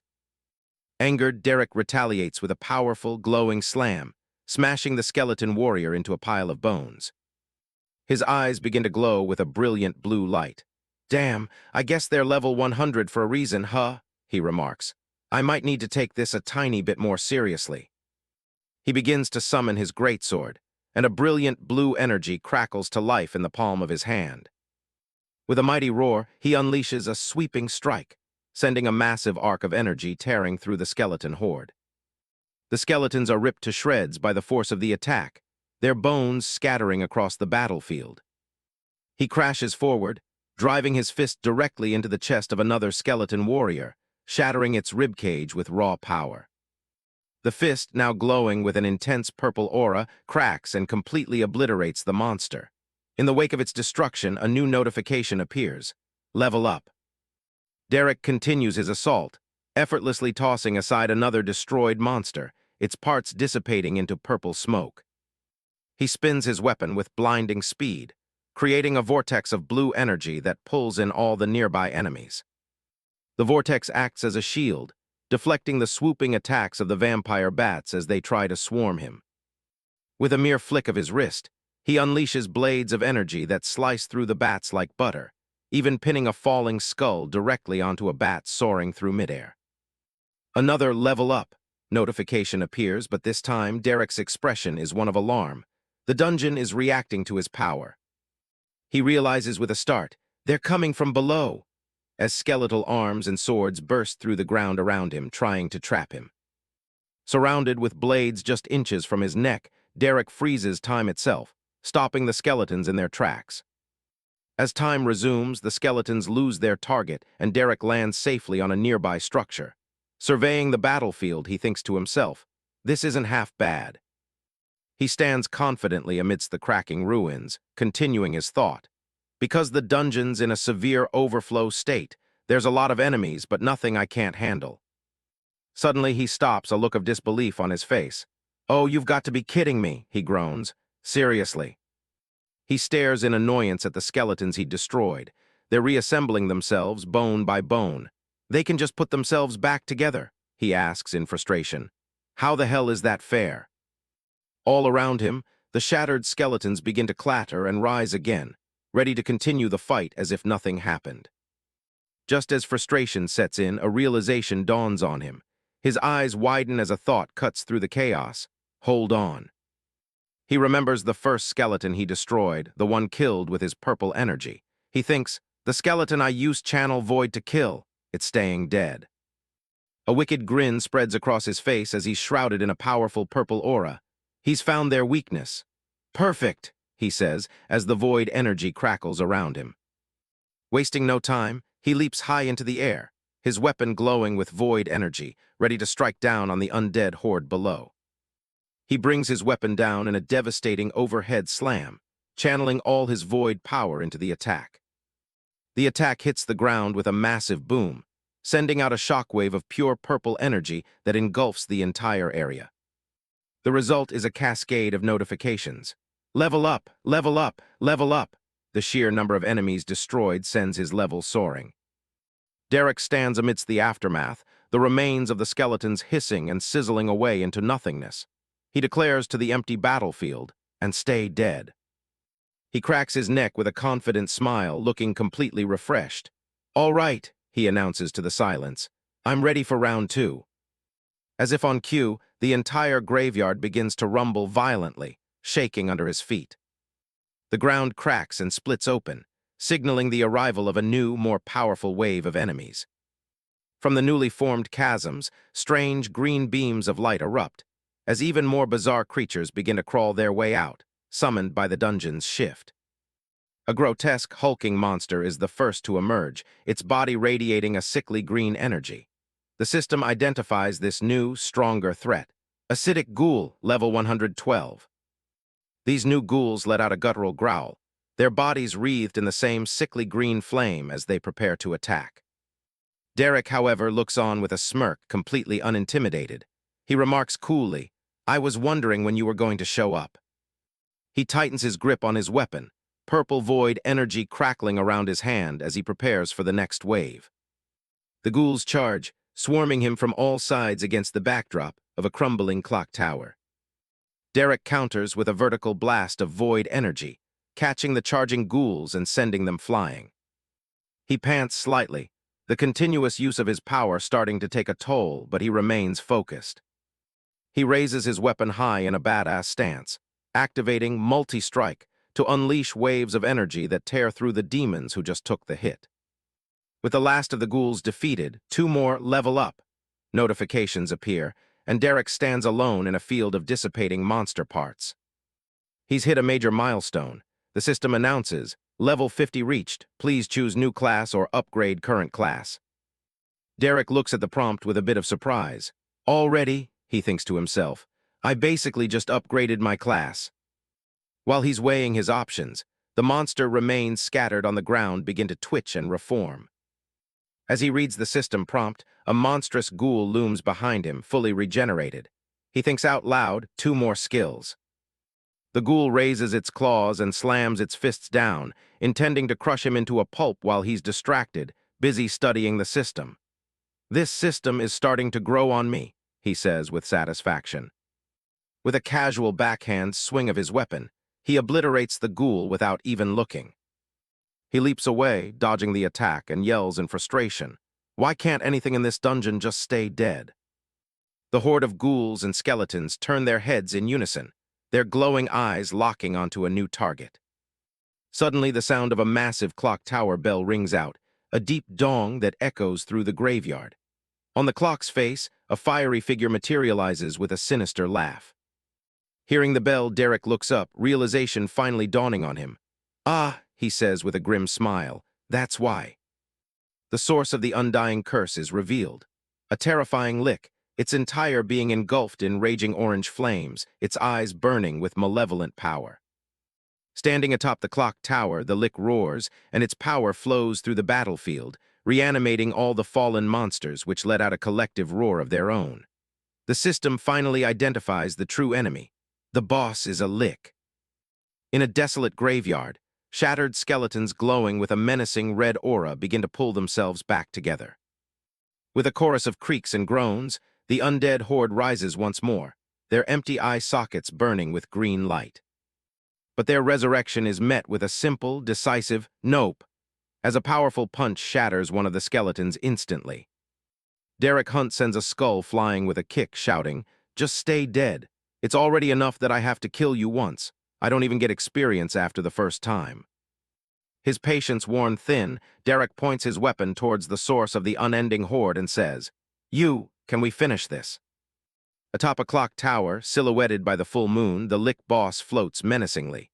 It seems to taunt him, "I'm sure everyone's getting tired of waiting on me."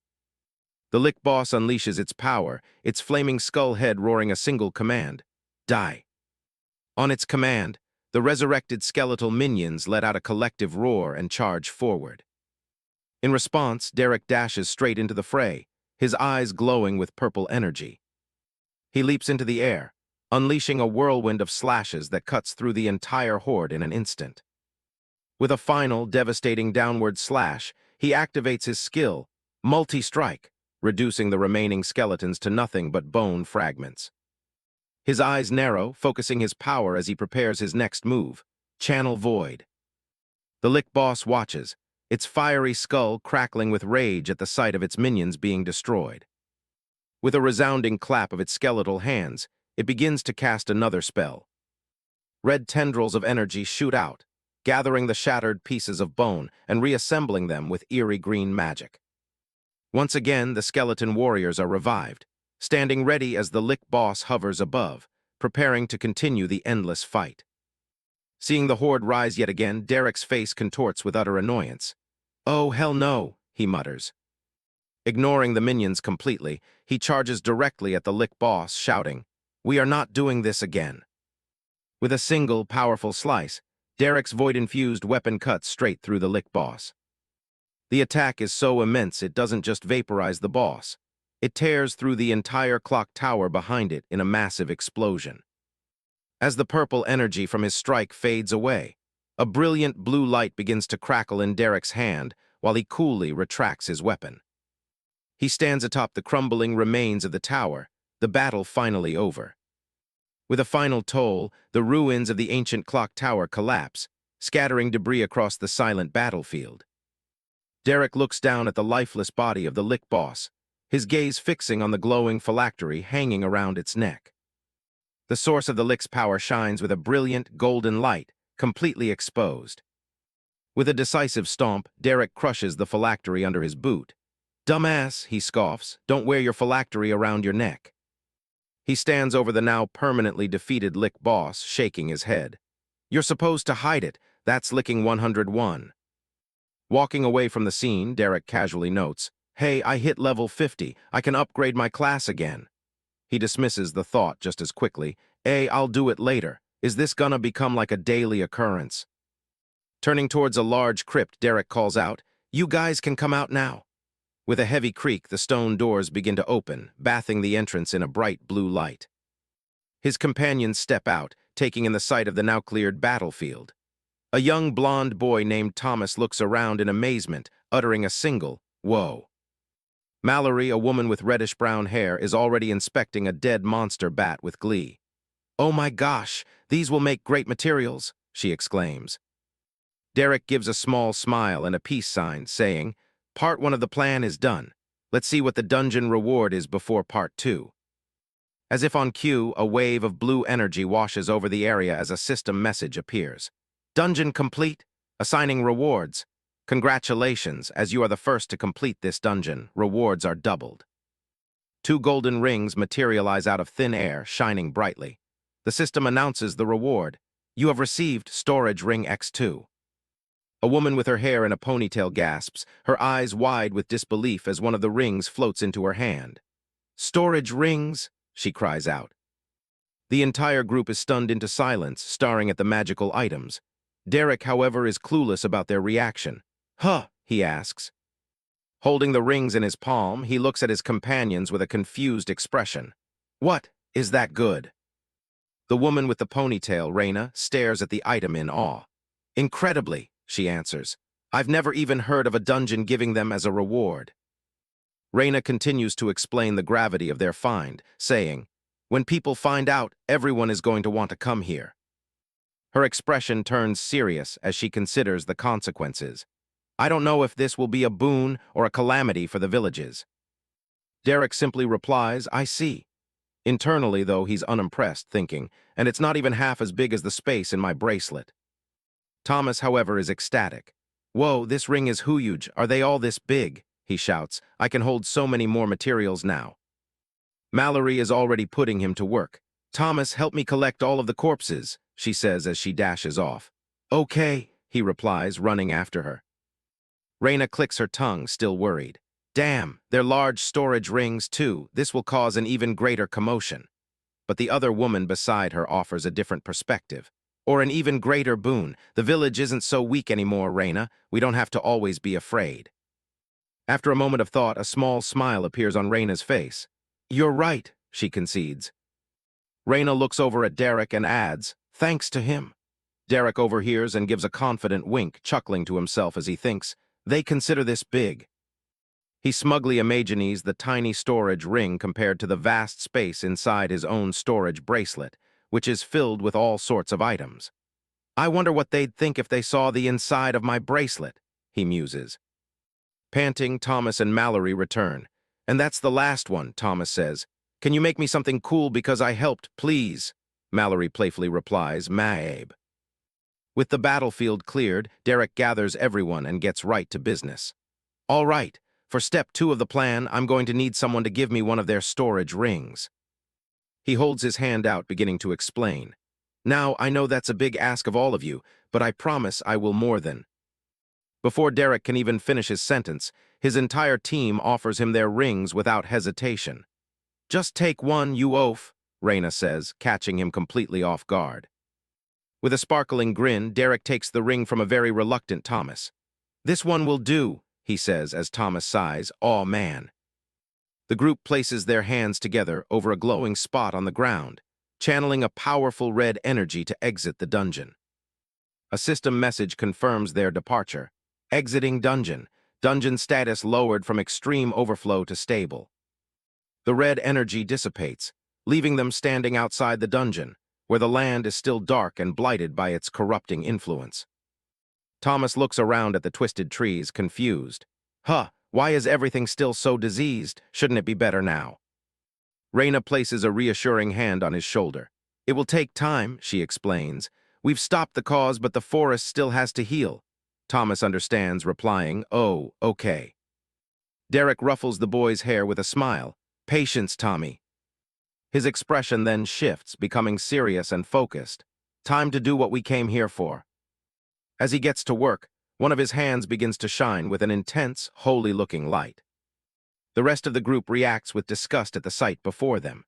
Thomas grimaces, "Ew, gross," while one of the women covers a younger girl's eyes, saying, "Close your eyes, sweetie."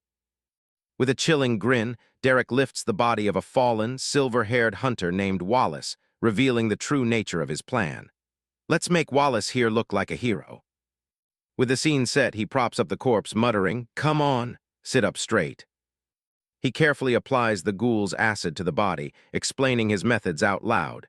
"Some wounds from the ghoul's acid for authenticity. Make it look like this is what killed him." The potent acid sizzles as it melts through the armor, creating the perfect illusion of a desperate battle.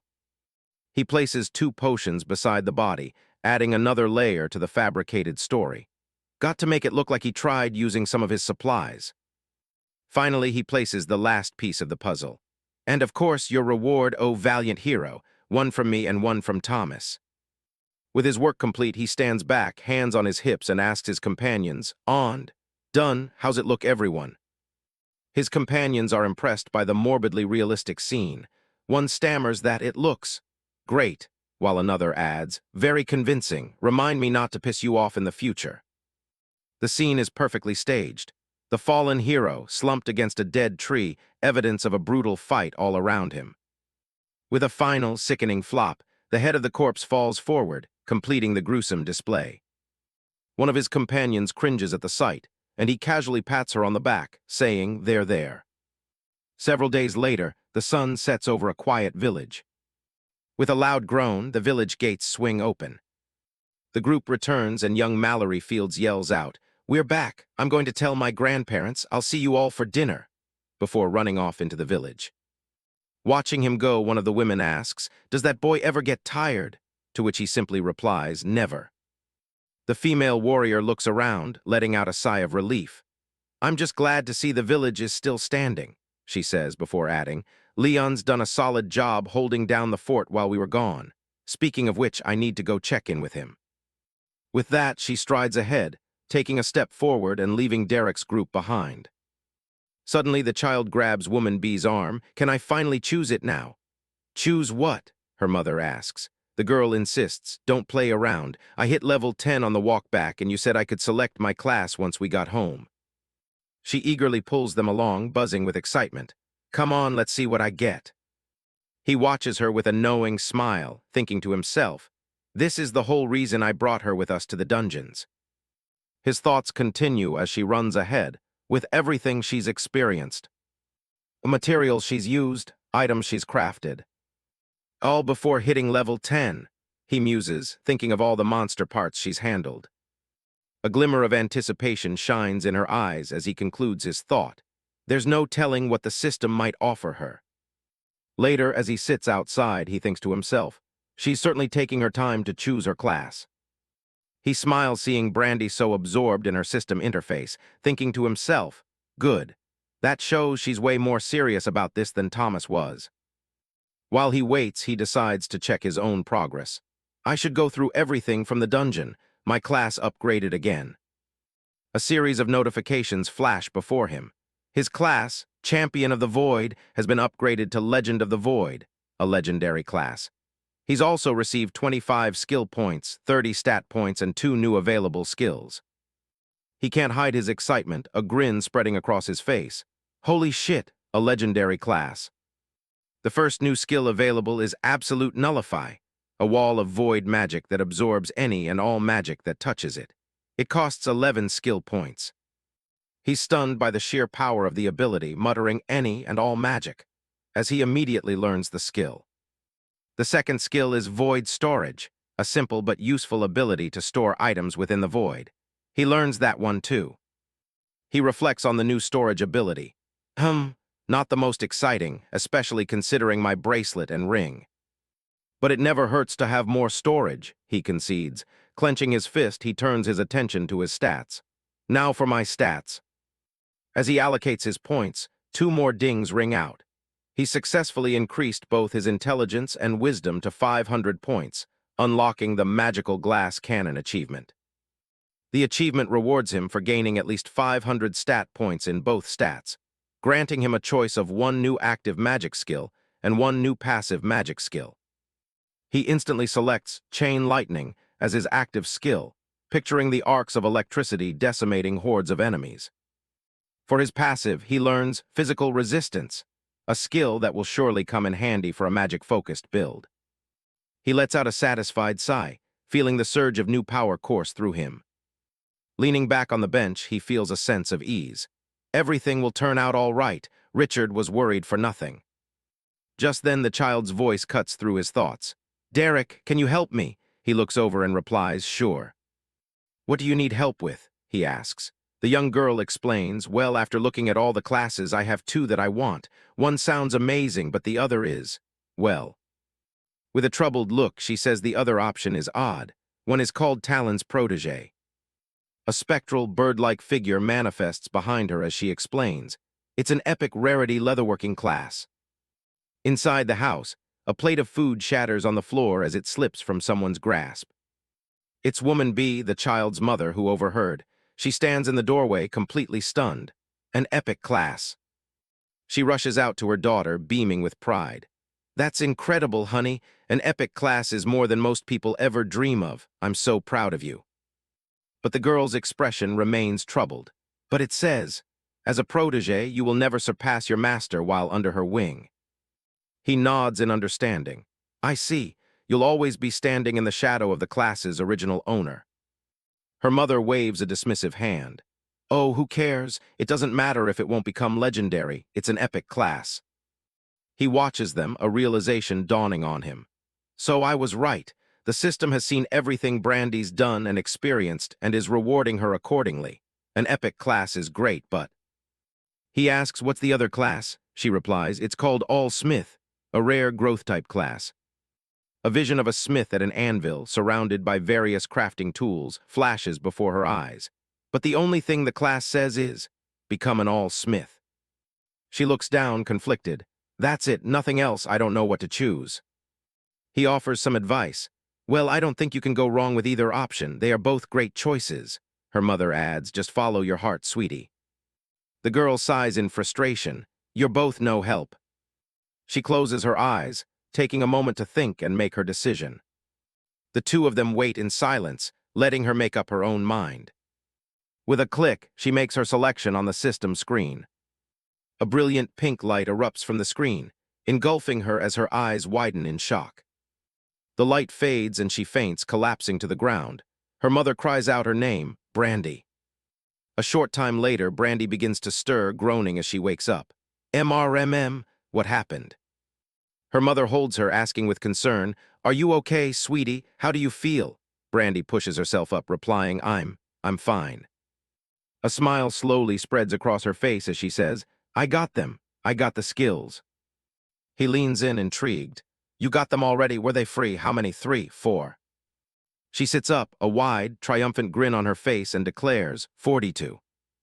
The wind blows gently, as an old farmer leads his water buffalo along a dusty path at sunset.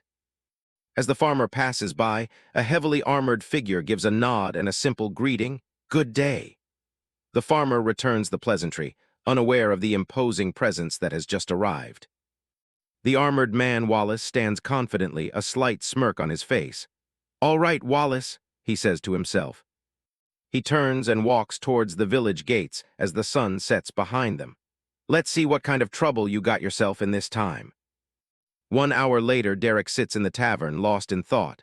42 skills? My hunch was right. He reflects on the girl's incredible growth, thinking, all the experience she got from going into high-level dungeons before level 10 gave her a huge boost. His mind conjures an image of her crafting with powerful magic. She could become an unkillable monster with everything she crafts. He continues to list her potential, enchanted armor and weapons, runes, as an image of her smithing flashes in his mind. Accessories, he concludes, picturing her surrounded by an arsenal of powerful items. He shudders at the thought of her other skills, buffs from cooking and drinking potions. A bead of sweat rolls down his temple. Terrifying, he thinks, but even more importantly. He stares at the mug of beer on the table, a glint of hope in his eyes. She can learn to make beer that doesn't taste awful. With that thought, he grabs the mug and chugs the entire thing in one go. He slams the empty mug down with a loud smack, yelling to the bartender, Disgusting as ever, Bart, like drinking piss from a boot. The bartender, Bart, simply replies, Glad you like it. Suddenly, the tavern door swings open and a voice shouts, Derek! His eyes dart towards the entrance. Derek turns back to the counter and asks, Thomas. Bart, the bartender, looks past him at the young boy and says, I already told you, kid, I ain't selling you a beer. The boy, Thomas, pants in the doorway, catching his breath as he stammers out, A man, Torith, big sword, Raina. Bart leans forward, urging him, Come on, boy, spit it out. Thomas rushes over to Derek, his face pale with worry. Derek, there's someone here. I think he's an adventurer from Torith. He has a gold badge and a giant sword. As a large, armored man comes into view in the background, Thomas adds, He's talking with Raina and my grandpa right now. Thomas finishes his report. They sent me to tell you. Derek's expression hardens. I see.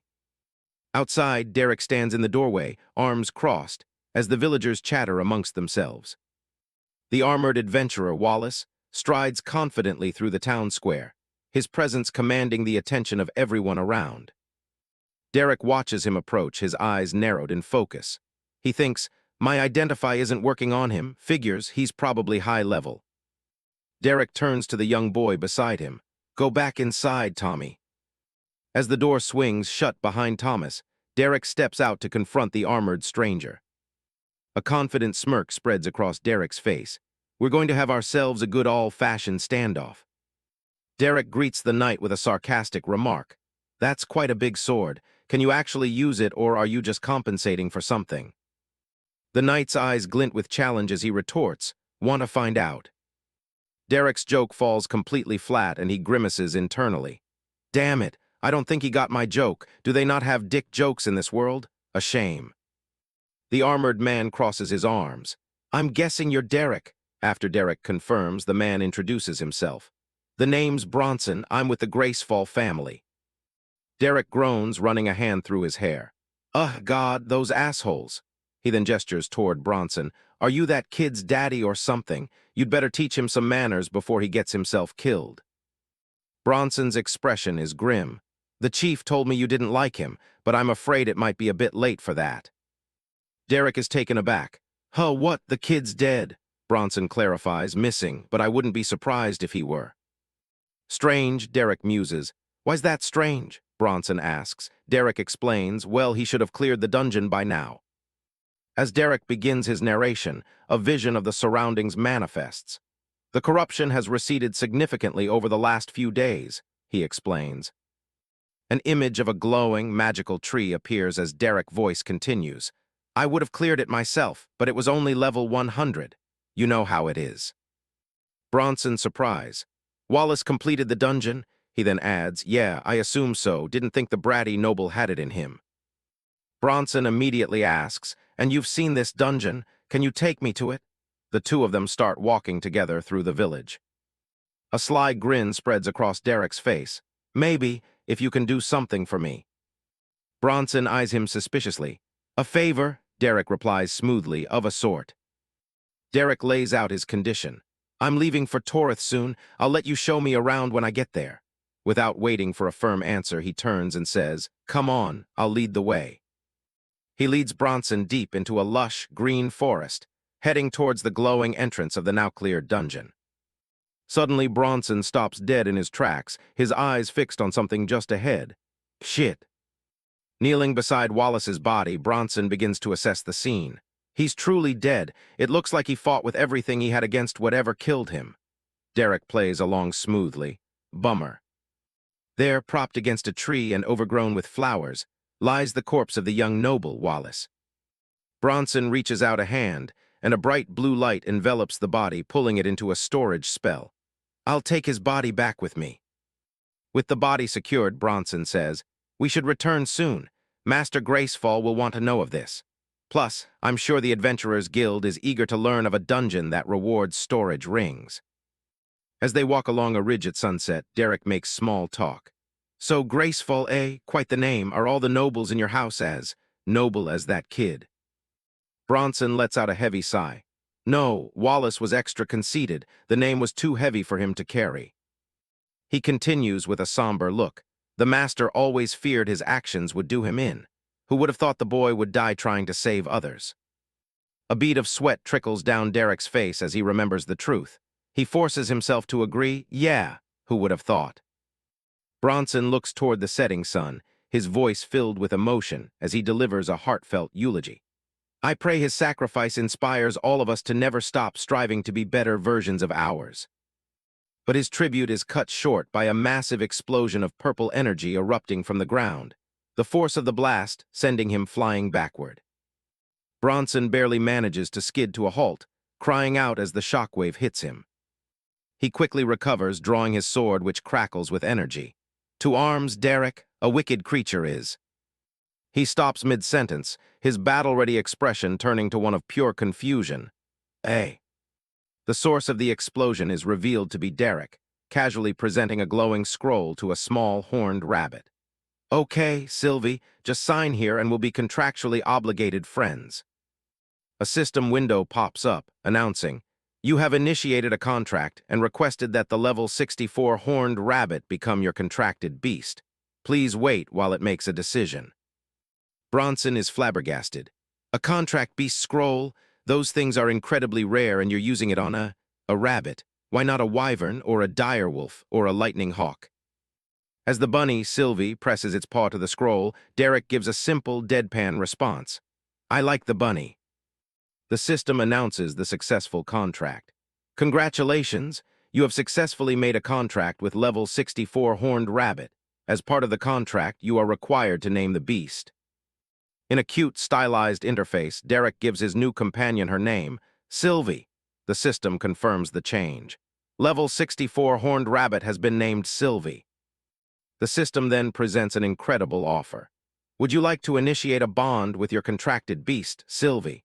Because of your legendary class, your bonded beast will gain stats equal to 75% of your own. A note clarifies that he can only bond with one beast at a time. Derek smirks. Well, yeah, that was always the plan. But then comes the strange part of the ritual. Bond initiated. Please share your blood with the contracted beast. Derek recoils slightly. Gross, the heck are you, a vampire? With a sigh of resignation, he mutters, Fine, whatever, and bites down hard on his own finger, drawing blood. As Sylvie licks the drop of blood from his fingertip, her eyes begin to glow with a menacing purple light. Bronson yells from the background, What are you doing? Derek holds Sylvie aloft as she transforms into a shadowy version of herself amidst the swirling purple energy. Initiating a bond, he calmly explains. Is there something wrong with that? Derek asks nonchalantly. Bronson, struggling against the force, yells back, Of course there's something wrong with that. Why would you waste your only soul bond on a tiny bunny? If it dies, it could cripple you. Surrounded by the raging energy, Derek simply shrugs off the warning with a dismissive, Oh, eh. The bonding completes and Sylvie's paw hits the ground with a powerful stomp. A single, ominous word echoes through the void. Hungry. Derek clutches his head as he hears the voice in his mind for the first time. Did I just hear something in my mind? Sylvie, now radiating an intense, dark aura, speaks directly into his thoughts with a bloodthirsty proposal. We kill human. Meat will be tough, doesn't matter, chewy meat is good. Bronson watches in horror, asking himself, Is that bunny stronger than me? But Derek just throws his head back and laughs. Ha ha ha, this is awesome. Skipped, CREDITS. Under the light of a crescent moon, a man in full plate armor sits by a campfire. Suddenly, a sound from nearby makes him turn his head. The source of the sound is a bizarre sight. A massive boar sizzles over the fire, tended to by a tiny unicorn-horned rabbit who hops merrily around the flames, showing off its culinary skills right before his eyes. The armored man, Bronson, scratches his head in disbelief, muttering, I don't believe it. Derek, sitting across the fire from him, casually asks, What? Bronson points with a trembling hand at the scene, exclaiming, The bunny is cooking. Derek calmly confirms, Of course she is. I bought her the cooking skill, kinda expensive though. It cost me 2 skill points. Bronson is floored. You spent skill points to teach a beast the cooking skill? Why? He then stops himself, realizing the answer is obvious with Derek. Never mind, don't answer that. Of course you did. Changing the subject, Derek asks, Hey, Bronson? Yes. Could you spare one of the 2 storage rings we found on Wallace's body? Derek explains his reasoning. I need to give one to Sylvie. This leaves Bronson utterly baffled, stammering, You want to give a storage ring to your bunny. As if on cue, Sylvie struggles to add a large log to the fire, showing her dedication. I told her I'd give her one in exchange for cooking for us, Derek says, just as Sylvie finishes a charred piece of meat and sets it before Bronson. Bronson eyes the blackened meat skeptically before remarking to Derek, Though I'd pass on her first dish if I were you. Looks like she needs some practice. Bronson mutters under his breath, Maybe I should have been your contracted beast instead. Derek overhears, What was that? Bronson quickly replies, Nothing. The next day, Derek, Bronson, and the little bunny make their way towards a village. As they approach, Derek tells Bronson, Head to the tavern. I'll meet you there after I catch up with some people. Bronson simply agrees, Okay. Sylvie, seeing the villagers, excitedly asks through their mental link, So many humans. Can we kill? Derek immediately shuts her down. Sylvie, no, bad bunny. But why? Sylvie asks. Derek patiently explains, this is a human village full of nice people. We aren't going to kill them. Actually, we aren't going to kill any humans unless I say so, okay? Sylvie stomps her foot in frustration, thinking no fun before reluctantly agreeing, fine. In the village, a young boy with blonde hair is practicing with a spear, while a red-haired girl works at a nearby table. Derek greets the two of them. Thomas, Brandy, when the girl spots someone familiar. Is that, Derek, you're back, she exclaims with joy. Derek waves as he approaches, calling out, sure am, and I brought another friend. Thomas and Brandy run to greet him. Derek introduces his companion. This is Sylvie, she's my bonded beast companion. Brandy is immediately smitten, so cute, while Thomas thinks it's awesome to have a bonded beast. Sylvie basks in the attention, thinking to herself, human's right, I am awesome and cute. Derek then gets to the point. I wanted to introduce the three of you since I'll be leaving tomorrow on a more long-term trip. Thomas, I'm assuming you still want to travel with me. Thomas eagerly responds, yes, sir.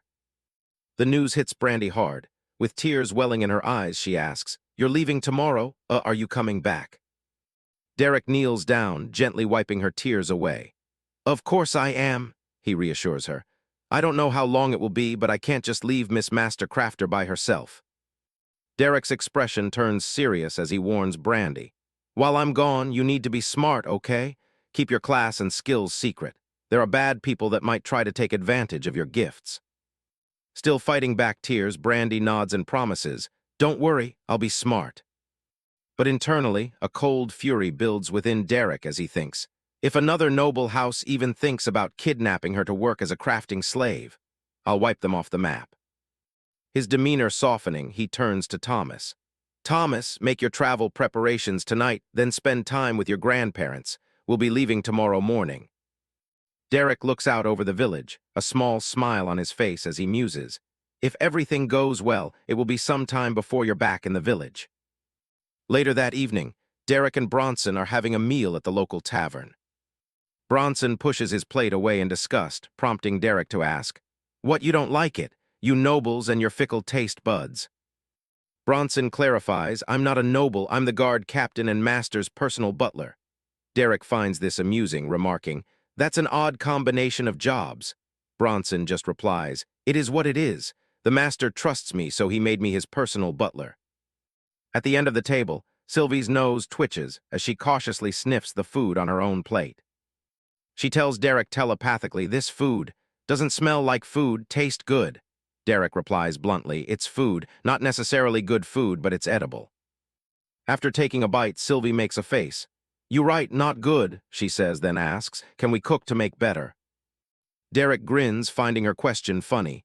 It's already cooked.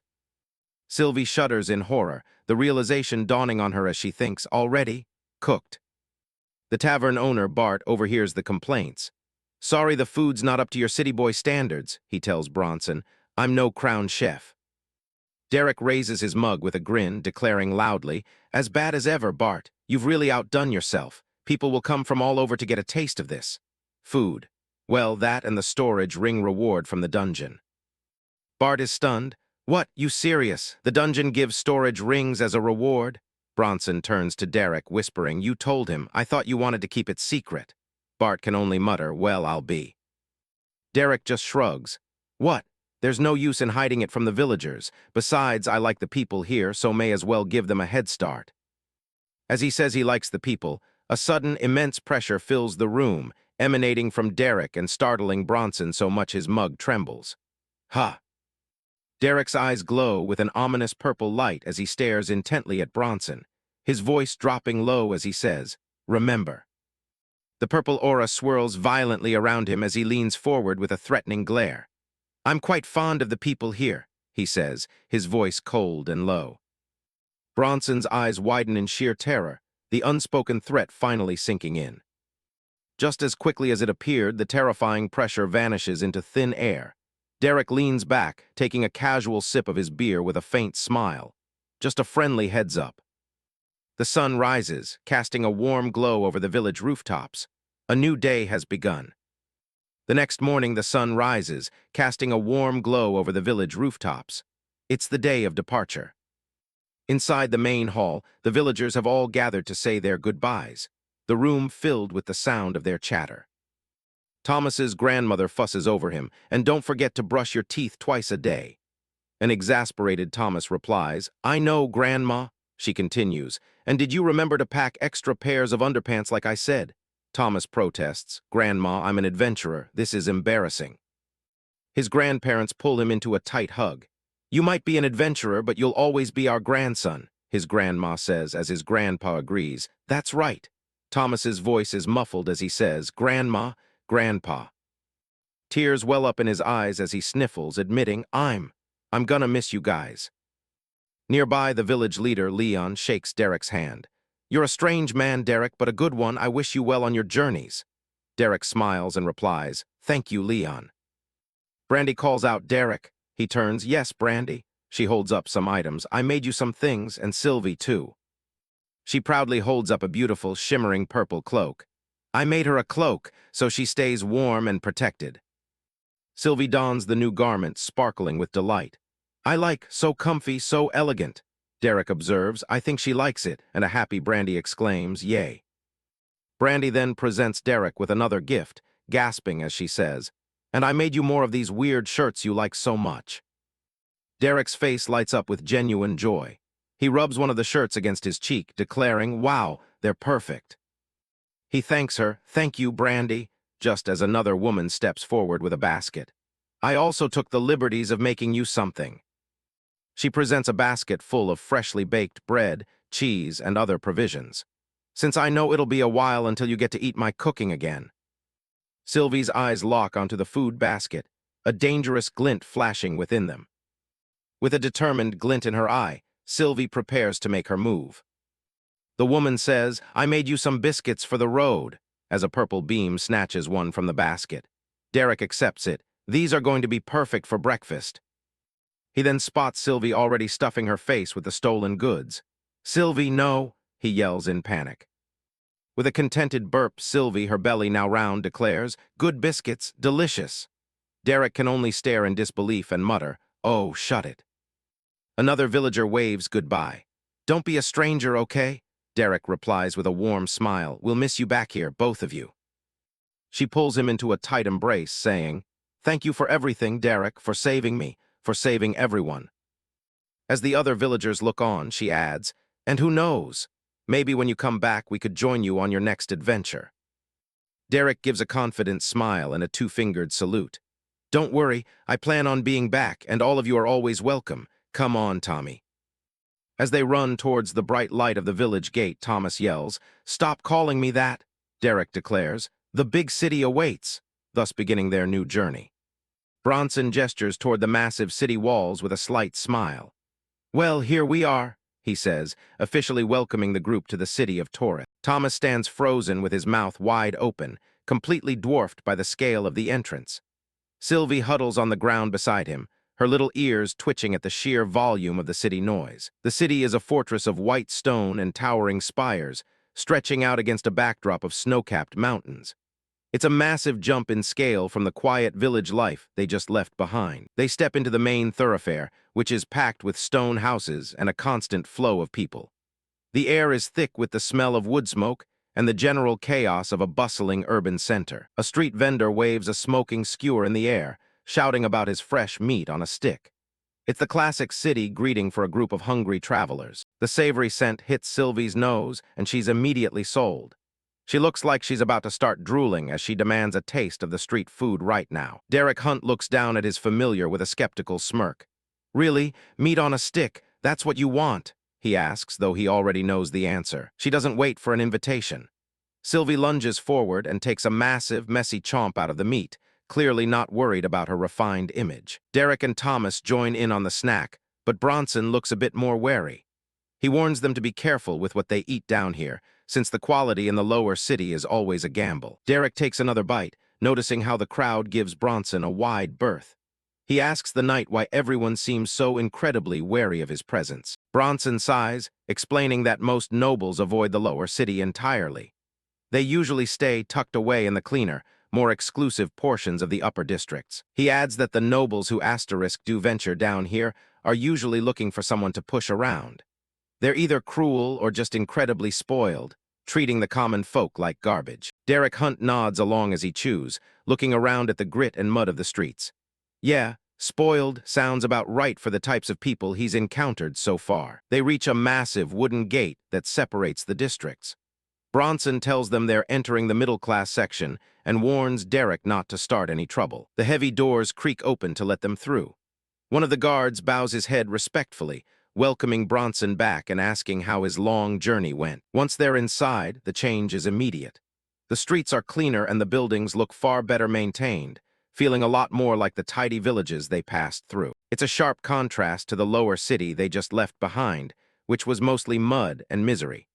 The divide between the social classes is literally built into the stone walls. Derek realizes that if it weren't for Bronson leading the way, they'd look completely out of place in this neighborhood.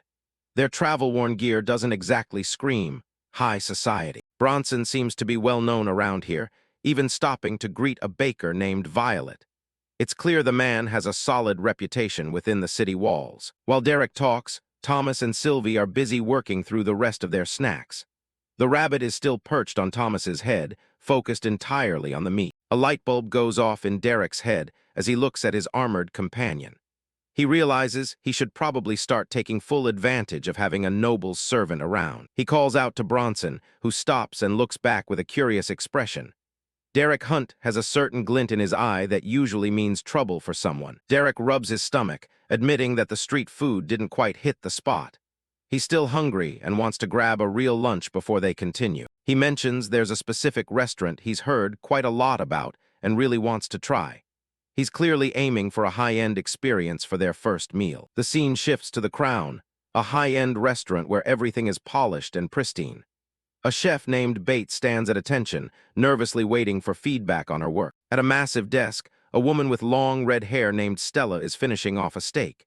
She looks composed, elegant, and very much in charge of the establishment. She takes a slow, deliberate bite, savoring the flavor while the room remains deathly quiet. Every eye in the room is on her reaction. Bate is practically sweating bullets, watching Stella's expression for any sign of disapproval. Serving someone this important is high-stakes work for any chef. Stella dabs her mouth with a napkin, her expression remaining unreadable for a few tense seconds. The silence in the dining room is heavy. Finally, she smiles and gives her approval to the nervous chef. Bate practically deflates with relief, thanking the system that she lived to cook another day. Suddenly, the peace is shattered by loud banging and shouting at the entrance. Someone is trying to force their way into the exclusive restaurant. The main hall of the Crown is massive, with a giant chandelier and multiple levels of dining. It's the kind of place where people pay for quiet, and someone is currently ruining the vibe. Two guards have their hands up, blocking Derek and his group at the door. They're telling them to leave before they get hurt, claiming they don't belong in a place like this. Bronson tries to step in and calm things down, pleading with Derek to keep it cool.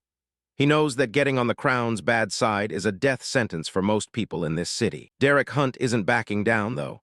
He just tells them he thought this looked like a good place to grab a bite, his expression totally casual despite the tension. Stella hears the noise and steps out onto the balcony, looking down at the mess in her lobby. She doesn't look particularly happy about the interruption to her meal. One of the guards looks up and explains that Derek is causing trouble. They were just about to toss him out into the street where he belongs. Stella's eyes widen when she recognizes the man in armor. She ignores the guards completely and greets Bronson, asking how his master, Walter, is doing. Bronson gives a polite bow, showing his respect for the restaurant's manager. He tells her that his master is doing well, maintaining a professional front for the group. Derek's internal monologue kicks in with a bit of dark humor. He's thinking about how doing well is a stretch considering Walter's son Wallace was a psychopath who got himself killed. Stella turns her attention to the man standing next to Bronson, her gaze sharp and curious. "And you must be," she starts, trying to place the newcomer. Derek Hunt doesn't wait for an invite. He pushes right past the guards like they aren't even there and tells her she can just call him Derek. Derek Hunt casually pushes past the guards, leaving them stumbling and confused as to how he moved so easily. He locks eyes with Stella and asks if she's the manager, mentioning he has something that might catch her interest. Stella leans in, a sharp, knowing smile playing on her lips. She confirms his identity, clearly having heard of Derek before their meeting. She gestures toward the stairs, inviting him up to her private office for a more serious conversation. She admits she's been curious about him ever since he crossed paths with one of her hunters. While heading up the stairs, Stella calls out to one of her staff members, a man named Benito. He stops what he's doing immediately and looks up to receive her orders. She instructs the server to find a table for Bronson and Derek's other companions, making it clear they are to be treated as high-priority guests. Bronson is visibly taken aback when Stella adds that their meal is on the house. Behind him, Thomas and Sylvie exchange a look of pure excitement. They're definitely ready for a free high-end feast. Once there in the privacy of her office, Derek Hunt clenches his fist, summoning a swirl of blue mana that crackles with power. Stella watches from her desk, her expression neutral but focused. A massive void beast carcass slams onto the floor with a heavy thud, the sheer size of it forcing Stella to lean back in shock. She can only manage a surprised gasp as she looks over the prize Derek just manifested. Stella stares down at the beast, her eyes tracing over the dark, armored skin and multiple red eyes of the creature. It's a rare sight even for someone in her position. She's completely stunned by the quality of the specimen, her usual composure cracking just a little. Derek Hunt holds out a knife toward her, offering her a chance to inspect the goods herself. Stella summons a knife, its blade emitting a faint green glow as she prepares to cut into the carcass. Derek leans back, radiating confidence in the item he brought. She slices into the meat, finding it in perfect condition despite the creature being dead. She calls the specimen immaculate, wondering aloud how he managed to find something so well preserved. Derek Hunt just smirks, calling his methods a trade secret, and immediately pivots to the business side of things. He wants to know exactly what kind of compensation Stella is willing to offer for such a find. Stella wipes the blood from her knife, her eyes narrowing as she realizes the value of the deal. She tells Derek that for a specimen of this caliber, he could get almost anything he wants, but she'll need to clear it with her superiors first. Derek agrees to stick around for a few days while she makes the necessary contacts. He makes one thing clear, though: he intends to keep the beast's hide for himself. Derek Hunt imagines Thomas wearing a set of custom-made void beast armor, looking like a miniature version of the monster itself. He figures Brandy could probably turn that hide into something useful. Stella offers to hold onto the beast for him while the deal is finalized, assuring him that they can keep it fresh. Derek is more than happy to agree, since it frees up a considerable amount of space in his storage. She mentions that her establishment has preservation methods that actually outperform standard storage rings. It's a subtle flex of the Crown's resources. Stella smiles, officially sealing their interim deal. She tells him not to hesitate if he has any other questions or needs anything else while he's in the city. They share a firm handshake, a mutual respect growing between the two. For Derek Hunt, this is just the first step in establishing himself in Taurus. As Derek heads for the door, he pauses with his hand on the handle. He tells Stella he has just one more thing he wants to bring up. Stella turns back, looking intrigued as to what else this mysterious traveler could possibly have to offer. She waits for him to continue. With a devious grin, Derek asks if she's ever heard of coffee. The background fills with images of beans and grinders as he prepares to introduce a whole new luxury to this world. Downstairs in the dining room, other patrons are staring in disbelief at the table Derek's group occupied. The amount of food they've consumed is clearly out of the ordinary for a refined place like this. Thomas and Bronson are slumped in their chairs, surrounded by a mountain of empty plates.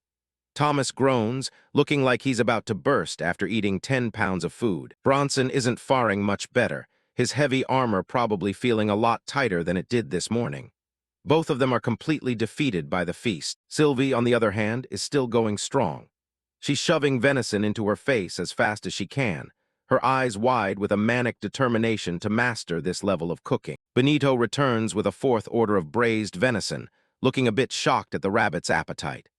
Derek's hand reaches into the frame, directing the server to set the plate down right in front of Sylvie. The rabbit is practically vibrating with joy as she digs into the fresh plate, drool dripping from her chin. She's completely lost in the culinary experience. Derek Hunt walks back over to the table, greeted by a very stuffed Thomas. The boy manages to ask how the conversation with the manager went between his pained breaths. Derek leans in and tells them that while the Void Beast deal is still being finalized, they've already agreed on something even more exciting.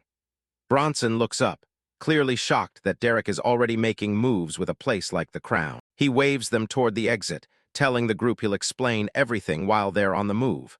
There's no point in lingering now that the business is done. Derek Hunt leads the way out, his expression determined.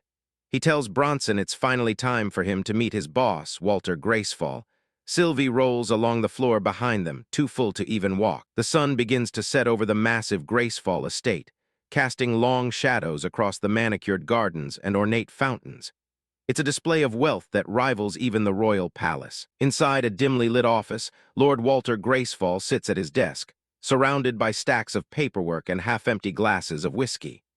Bronson stands before him, looking tiny compared to the room's grandeur. Bronson places a hand over his heart and gives a deep, respectful bow. He formally announces his return, his voice steady despite the weight of the news he carries. Walter Gracefall doesn't even look up at first, his gaze fixed on a glass of spirits. He simply demands a report on what Bronson found during his mission. The knight delivers the news with a heavy heart. He has confirmed that young Master Wallace is dead. He adds that he's already collected the remains so the family can hold a proper funeral. Walter lets out a long, weary sigh, his shoulders slumping as the reality of his son's death sinks in. He admits that this is exactly what he had feared would happen. He finally looks up, his eyes sharp and analytical even in his grief. He asks if the death was suspicious or if Bronson suspects any kind of foul play was involved. The golden light of the setting sun floods into the room through the tall arched windows, illuminating the dust motes dancing in the air. Outside, the world is quiet and still. Bronson starts to recount everything he's learned so far, but he hesitates, looking visibly nervous. There's a lot more to the story than just a simple death in the wild. Walter Gracefall glares at Bronson, his eyes cold and unyielding.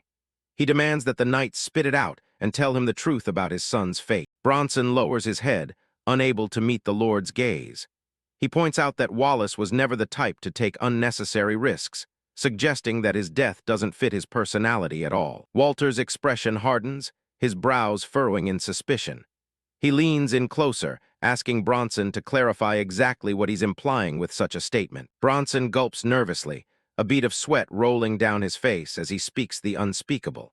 He believes Wallace offended someone incredibly powerful, someone who wants the family to believe he died as a hero rather than a victim. The room falls silent as Walter Gracefall processes the claim. He looks up from his desk, asking for a direct confirmation. "You believe Wallace was murdered?" Bronson confirms with a simple, "Yes, sir." Walter's gaze is piercing as he listens to the rest of the report. Bronson adds that the killer is one of the strangest and most dangerous men he has ever encountered. Walter looks thoughtfully at the knight, his face partially in shadow. He notes that this dangerous man is currently staying in their own guest house. The scene shifts to the guest house, where a massive vortex of water swirls around Derek Hunt. He's completely unbothered, singing "Tell MEWHY" at the top of his lungs while enjoying the magically induced bath. Two mages struggle to maintain the water pressure, their hands glowing with blue mana as they blast Derek from both sides. He ignores the power of the attack, continuing his rendition of "NOTHIN, but a MISDAAKE. The mages exchange a look of pure confusion and fear. One of them thinks to himself that this is his strongest attack, yet the man in the center isn't dying. He's singing. Derek Hunt throws his arms out wide, fully committed to the chorus. "I want it that WAAY," he belts out, the water splashing around him like a stage effect. He turns his head slightly, asking the exhausted mages if they can turn up the pressure a bit more. He casually tells them he wants it to feel like a massage. The mages finally cease their attack, looking drained and terrified.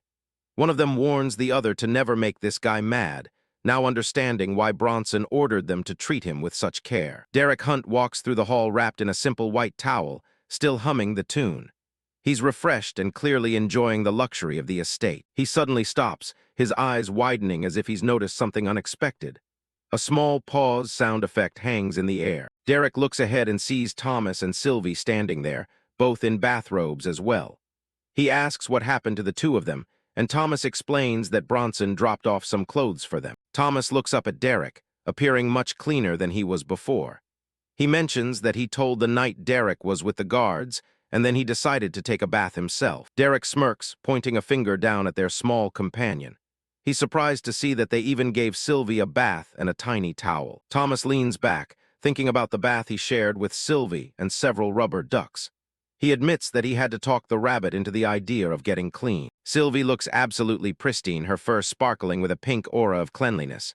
Her internal thoughts are focused on the benefits, Better clean, more cute, more food. Derek Hunt lets out a chuckle, placing a hand on his hip. He admits that he can't argue with that kind of logic, especially coming from the rabbit. Thomas passes along another message, letting Derek know that Walter Gracefall wants to have dinner with him tonight.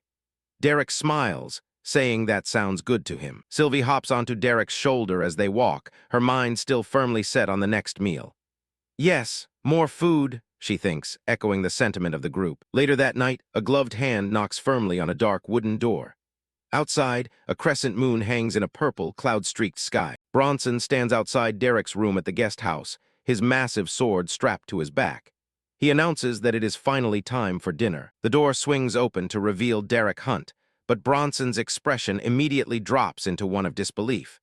He notes that Derek is definitely not wearing the formal clothes he provided. Derek stands there casually in his usual black t-shirt and blue jeans. He pats the armored knight on the shoulder, explaining that he's already wearing his least holy pair of jeans and his nicest t-shirt. Derek smirks at Bronson's exasperated sigh, offering an alternative.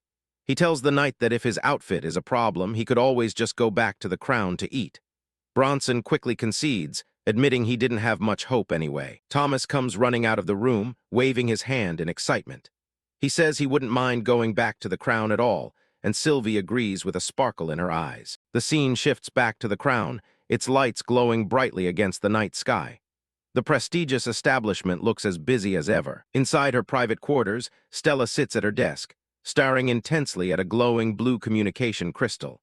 A half-full glass of wine and several scrolls sit nearby. She takes a deep breath and lets out a heavy huff, trying to calm her nerves.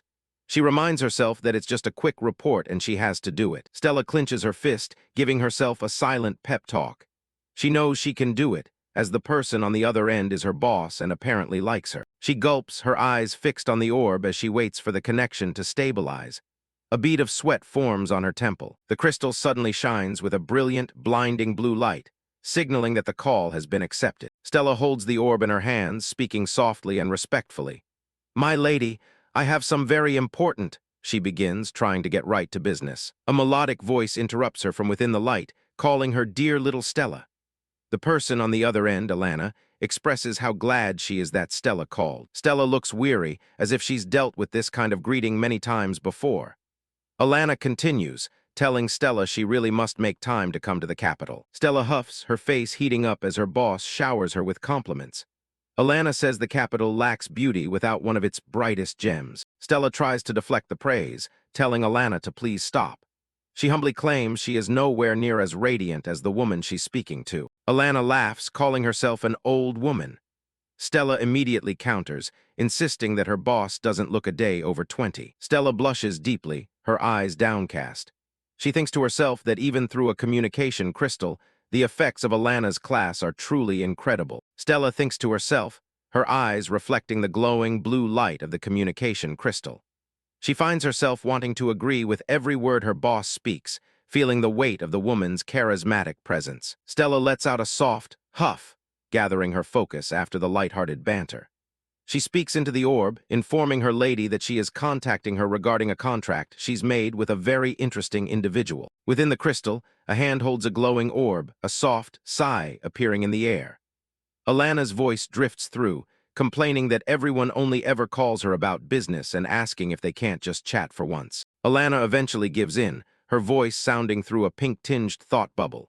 She tells Stella to go ahead and tell her, but she playfully demands that the next time Stella calls, it better be just for a chat. Stella's voice is firm as she explains the situation, her words appearing in a large white bubble.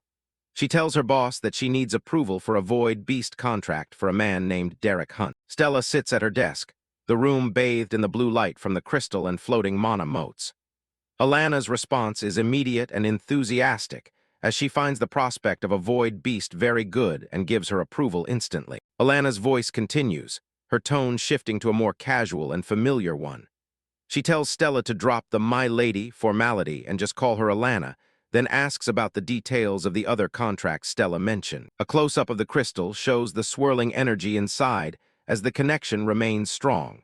Stella is prepared to explain the next part of her deal with Derek Hunt. Stella looks down at the orb, her expression soft as she recalls her meeting with Derek. She tells Alana that he had a type of beverage on him that she had never tasted before in her life. A vibrant image of Alana, a beautiful woman with flowing dark hair and a regal presence, floats through a void filled with coffee beans. Stella's voice describes the drink as incredible, bitter yet sweet, earthy and chocolatey, and providing a surge of energy and focus. Brown coffee beans and gold coins rain down through the dark space as Stella continues her report. She believes that if her botanists can successfully reverse engineer the dried beans Derek had, the product could easily outsell their current tea. More gold coins sparkle as they fall, representing the massive potential profit of the new venture. Stella explains the terms she offered. Derek will receive 3% of all profits generated from the coffee. The gold and beans continue to tumble over a blurred image of the crown sign. The final part of the deal includes Derek receiving an unlimited supply of the product for his own personal consumption. Derek Hunt is shown in a stylized, triumphant pose, standing atop a pile of gold sacks and coffee beans. Alana's voice echoes, nodding that it sounds like a fantastic deal for both parties, as 3% will likely net him tens of thousands of gold pieces every month. Alana's face is partially visible through the crystal, her eyes filled with pride as she looks at her subordinate. She tells Stella that her instincts have always been immaculate and instructs her to treat Derek well. Stella nods in agreement, the blue light reflecting off her face as she listens to her boss. She adds that she suspects Derek will be making quite large waves within the city in the very near future. The scene shifts to a wide view of the city, with sunlight streaming between the clustered buildings. Alana's voice notes that Derek's actions are sure to draw the attention of City Lord Malcolm Torreth. A man in a dark green cloak stands on a high balcony, his back to the viewer as he looks out over the bustling streets of his city. Alana comments that she highly doubts the two men would ever get along, as Derek seems like too decent of a man. The City Lord, Malcolm Torreth, is shown from the front, throwing his hands up in a dramatic, arrogant gesture with a sharp grin. Alana refers to him as a brat, who always stirs up trouble, urging Stella to trust her gut when it comes to Derek. Stella looks determined, her eyes narrowing slightly as she accepts her orders. She gives her final confirmation, simply saying, "Yes, Alana," as her boss grants her permission to assist Derek whenever he might need it. The scene shifts to a massive, dark estate lit by lanterns. It's late at night, and the group has finally reached the heart of House Gracefall's territory. Bronson stops the group in front of a massive set of double doors. He informs Derek Hunt that the master wishes to speak with him in private for the main dinner. The knight gestures toward another path, explaining that Thomas and Sylvie will be dining with him in the secondary room. It's clear this conversation isn't meant for everyone's ears. Bronson pulls the handle and swings the door open, telling Derek that the master is already waiting inside. A warm glow spills out from the room, contrasting with the dark hallway. Derek's expression is unreadable, his eyes narrowing slightly as he prepares for whatever trap or trial awaits him. He doesn't hesitate for a second. He steps into the grand dining room, his boots clicking on the polished floor as the door begins to close behind him. Bronson stays outside, leaving the protagonist to face the head of the household alone. A long table stretches across the room, with a single man sitting at the far end under a dim chandelier. The space is massive, emphasizing the weight of the man's status. Bronson makes the formal introduction, presenting Derek Hunt to the seated noble. Before he can say another word, a raised hand from the head of the table dismisses him. Walter Gracefall leans forward, gesturing with an open palm for Derek to take a seat. He looks every bit the powerful noble, draped in fine fur and regal purple. Derek takes his seat at the opposite end of the long table, looking across the vast space at his host. He keeps his posture relaxed, even as he realizes the gravity of the situation. The two men lock eyes across the table, neither one flinching or looking away. It's a silent battle of wills before the first word is even spoken. Walter doesn't waste time with pleasantries, cutting straight to the point. He asks Derek Hunt directly if he's the one who killed his son. The camera zooms in on their intense gaze, highlighting the sharp contrast between Walter's seasoned authority and Derek's cold, calm stare. The silence in the room is deafening. Walter repeats the question, leaning back in his chair with a heavy presence that fills the room. He's not looking for a denial, but a confession. Derek remains silent for a moment, his face a mask of indifference. He's clearly not intimidated by the man's rank or his direct accusation. A small, knowing smirk finally plays across Derek's lips. The tension in the air snaps as he realizes how well the knight, Bronson, had hidden his suspicion. He suddenly bursts out into a genuine laugh, throwing his head back in amusement. It's probably the last reaction Walter expected in this situation. Walter's expression doesn't change, his eyes remaining fixed on Derek Hunt with a cold, judgmental stare. He's waiting for a real answer, not a joke. Wiping away a mock tear, Derek apologizes, saying he was just thinking Bronson deserves a medal for his acting skills. He's genuinely impressed by how the knight played his part. He continues to chuckle, noting that the guy did a great job hiding his suspicion about the whole situation.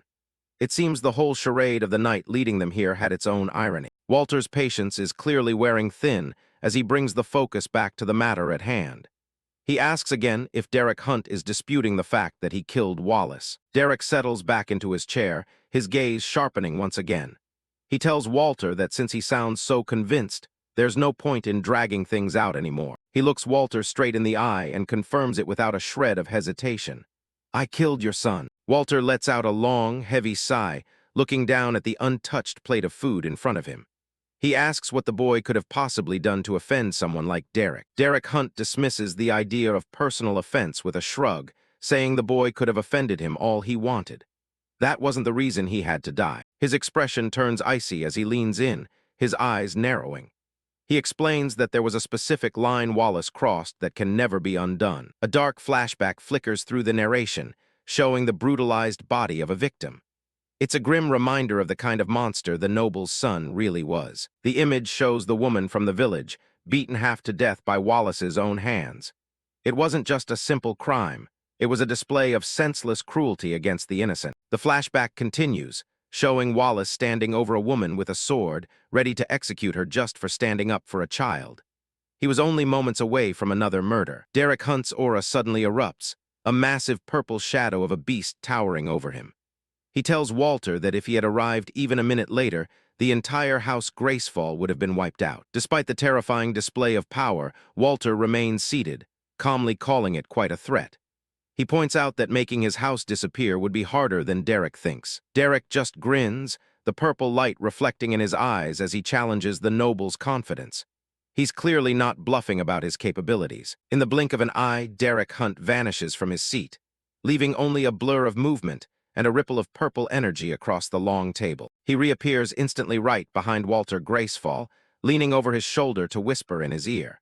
The speed is so incredible that the noble didn't even have time to blink. Walter flinches, his eyes widening in shock as he realizes how easily Derek could have ended him.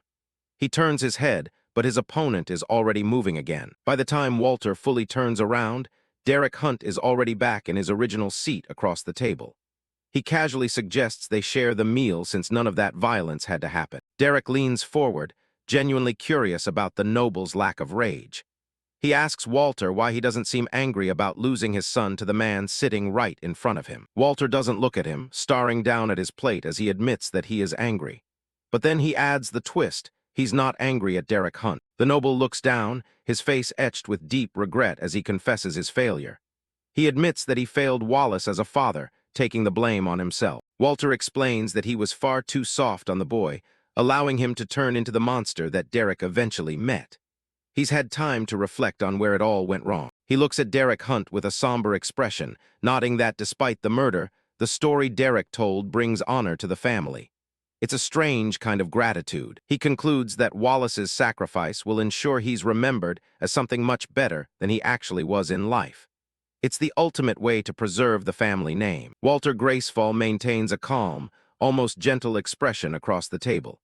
He admits that, in a strange way, he's actually thankful to Derek for what happened to his son. Derek Hunt is caught off guard, scratching his cheek as he offers a confused, "You're welcome." He wasn't exactly expecting a thank you for killing the man's son. Walter doesn't skip a beat, cutting a piece of meat as he shifts the topic. He has one question that's been bothering him, something he just hasn't been able to figure out. The noble looks up from his meal with a sharp, calculating gaze. He points out that Derek Hunt is clearly too high-level to have entered the dungeon himself, so he wants to know who actually cleared it. Derek leans back with a confident smirk, raising a finger. He tells Walter that he could explain it, but it's a massive secret that requires something in return. He demands an oath from the noble before he shares anything. Walter pauses with his fork halfway to his mouth, considering the request, and notes that it better not be too strict. Derek Hunt continues to eat casually, holding up two fingers to lay out his conditions. First, Walter must tell nobody the secret, and second, he can't use the knowledge to harm Derek or his companions. Walter Gracefall listens in silence, his expression unreadable as he weighs the risk of the deal. The air in the room feels heavy as he processes the conditions. Finally, the noble agrees, stating that the terms are acceptable to him. He's made much worse deals for far less valuable information in the past. Walter places a hand over his heart as a brilliant, blue light erupts around him.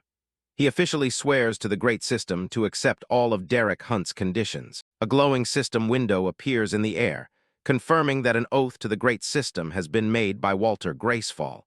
The magic of the system ensures there's no going back. The system message clarifies that the oath is binding until death. If Walter breaks it, he'll lose every single class and skill he's ever worked for. With the oath secured, Derek Hunt goes back to his meal, looking completely at ease. He casually asks Walter what he knows about legendary classes. There's a sharp freeze as Walter stops mid-motion, his knife hovering over his plate.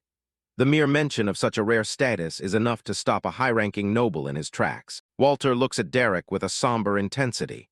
He admits that he knows they exist, but he's never actually met anyone who possessed one. Derek Hunt just keeps chewing his food, offering a simple, "Well, now you do." He says it so casually that it takes a second for the weight of the reveal to sink in. Walter stares at him, completely stunned by the admission.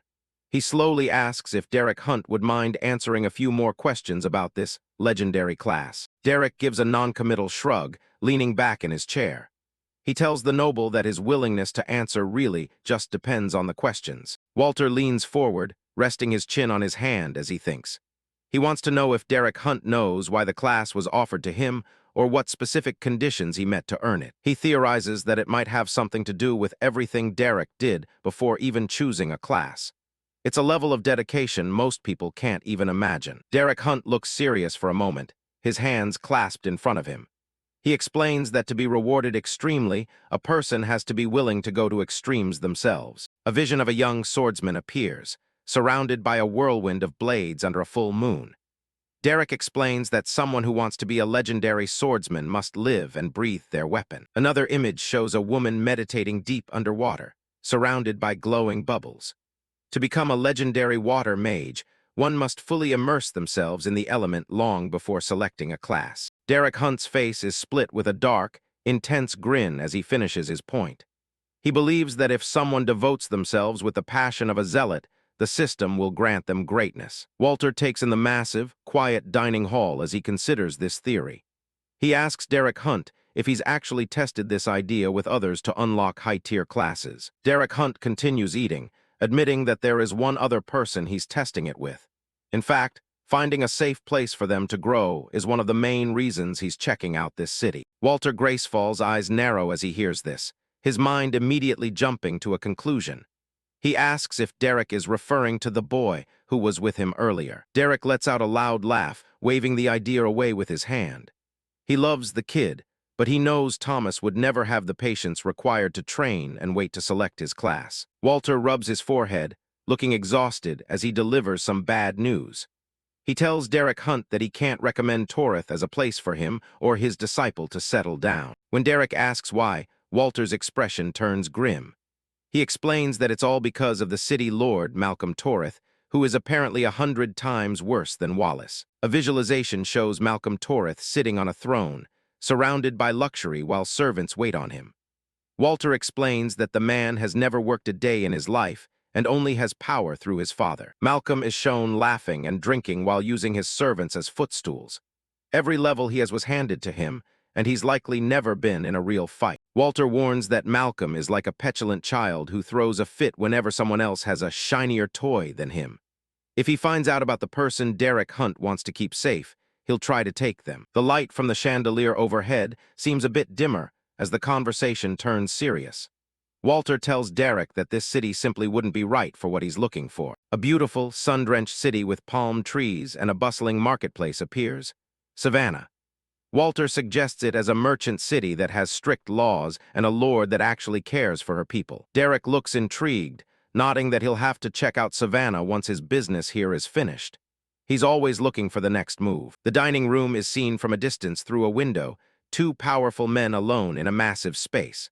Walter points out that Derek Hunt will almost certainly have to meet with Malcolm soon. He warns that Malcolm has likely already heard of Derek Hunt and might even know about this very meeting. It's only a matter of time before he sends for him. Derek Hunt lets out a long sigh, resting his chin on his hand as he thinks it over.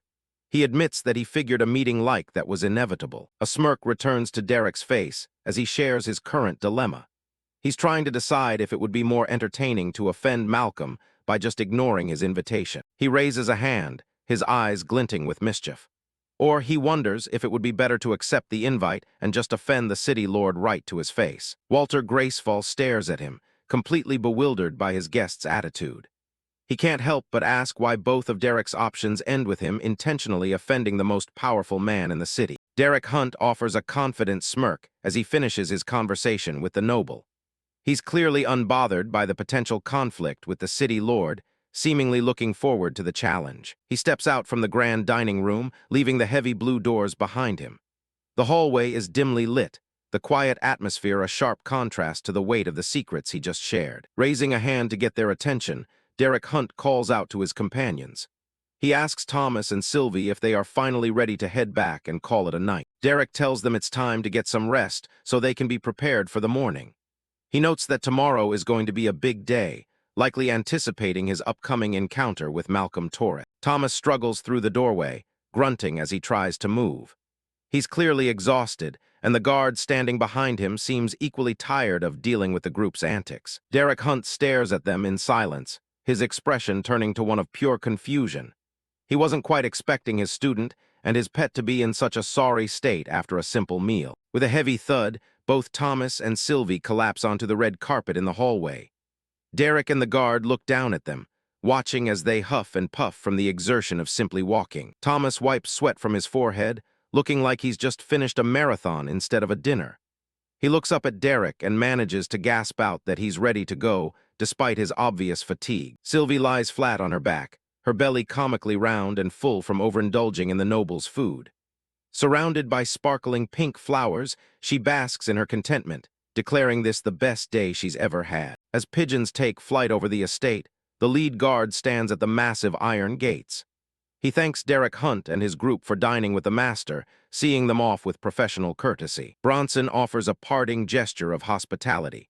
He tells them they're more than welcome to return to the guest house if they find the city life isn't to their liking. Derek turns back with a casual grin, declining the offer.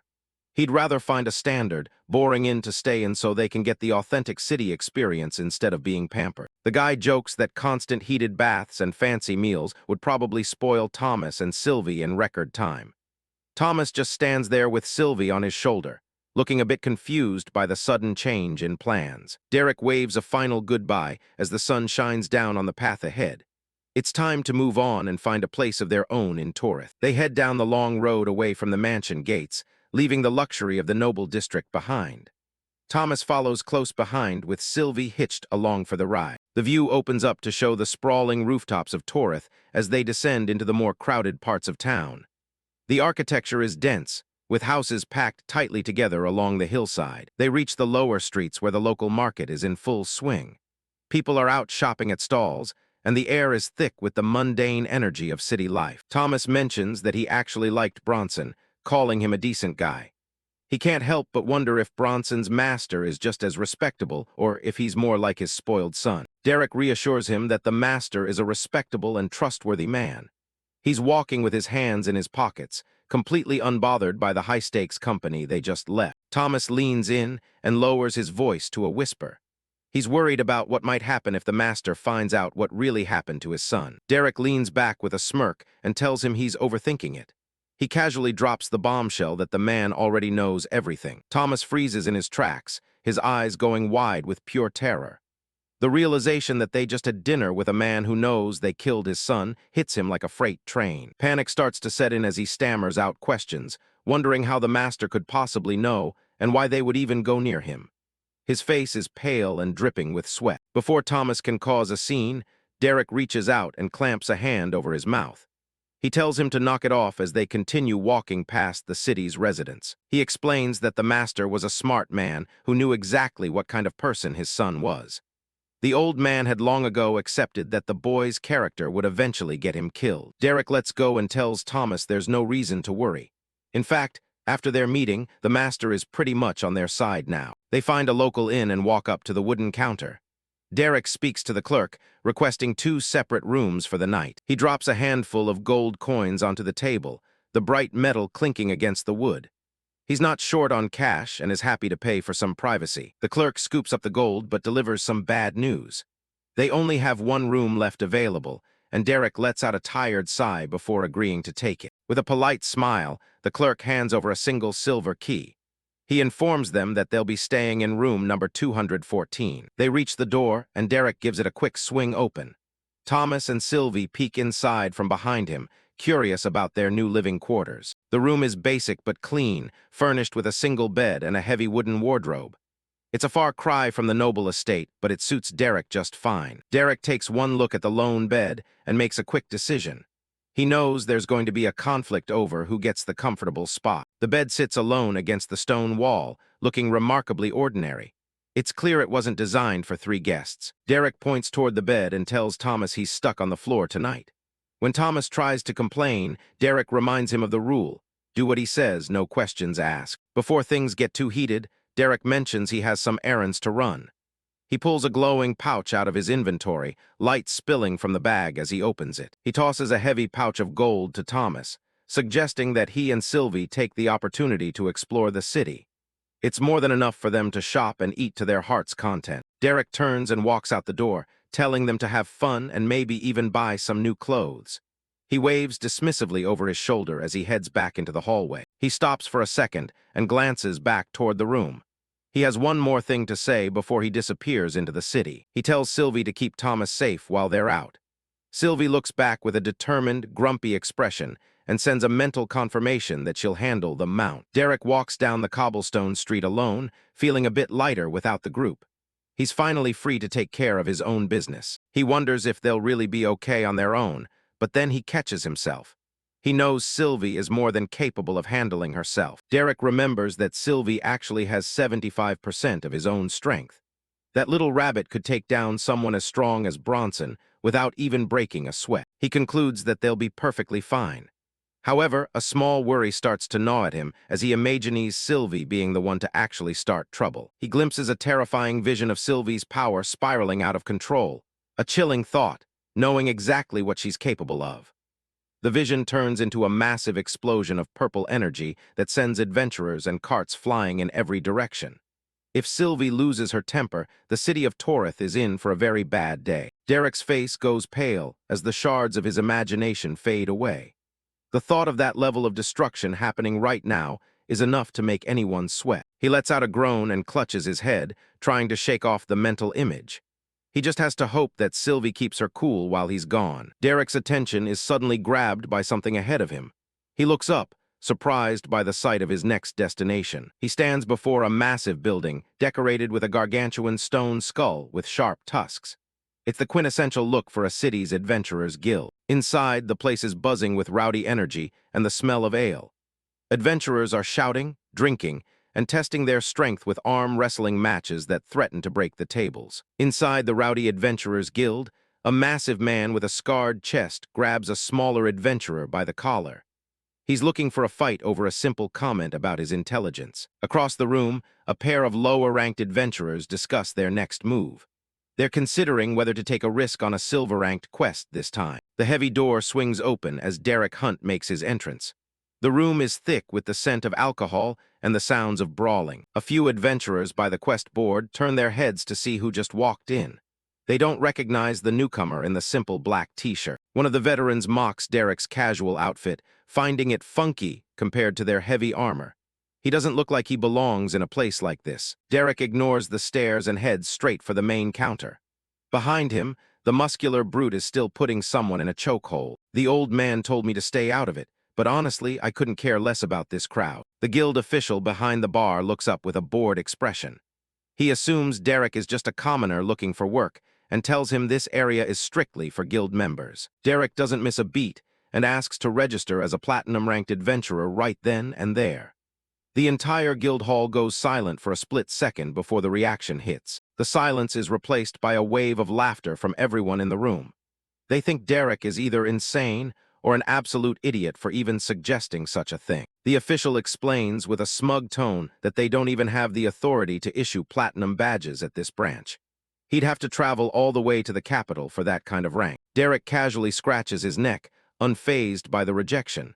He decides a gold badge will be good enough to start with for now. The crowd finds his arrogance even funnier now that he's settling for the second highest rank.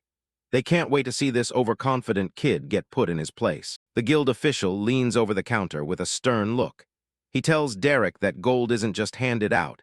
He has to pass a rigorous test from a high-ranked instructor to earn it. Derek just shrugs and tells him he's fine with those terms. He's in a hurry to get this paperwork over with so he can get to work. The official sighs and rubs his temples, calling it Derek's own funeral. He gestures for the newcomer to follow him back into the guild's training facilities. They walk down a hallway while the official explains the guild's rules for testing and sparring. He mentions that the facilities are open to gold and silver members for practice. They enter a massive sparring arena where a literal giant of a man is currently demolishing another adventurer. Dust fills the air as the brute slams his opponent into a stone wall. The official calls out to the giant, Russell, asking if he has a moment to spare.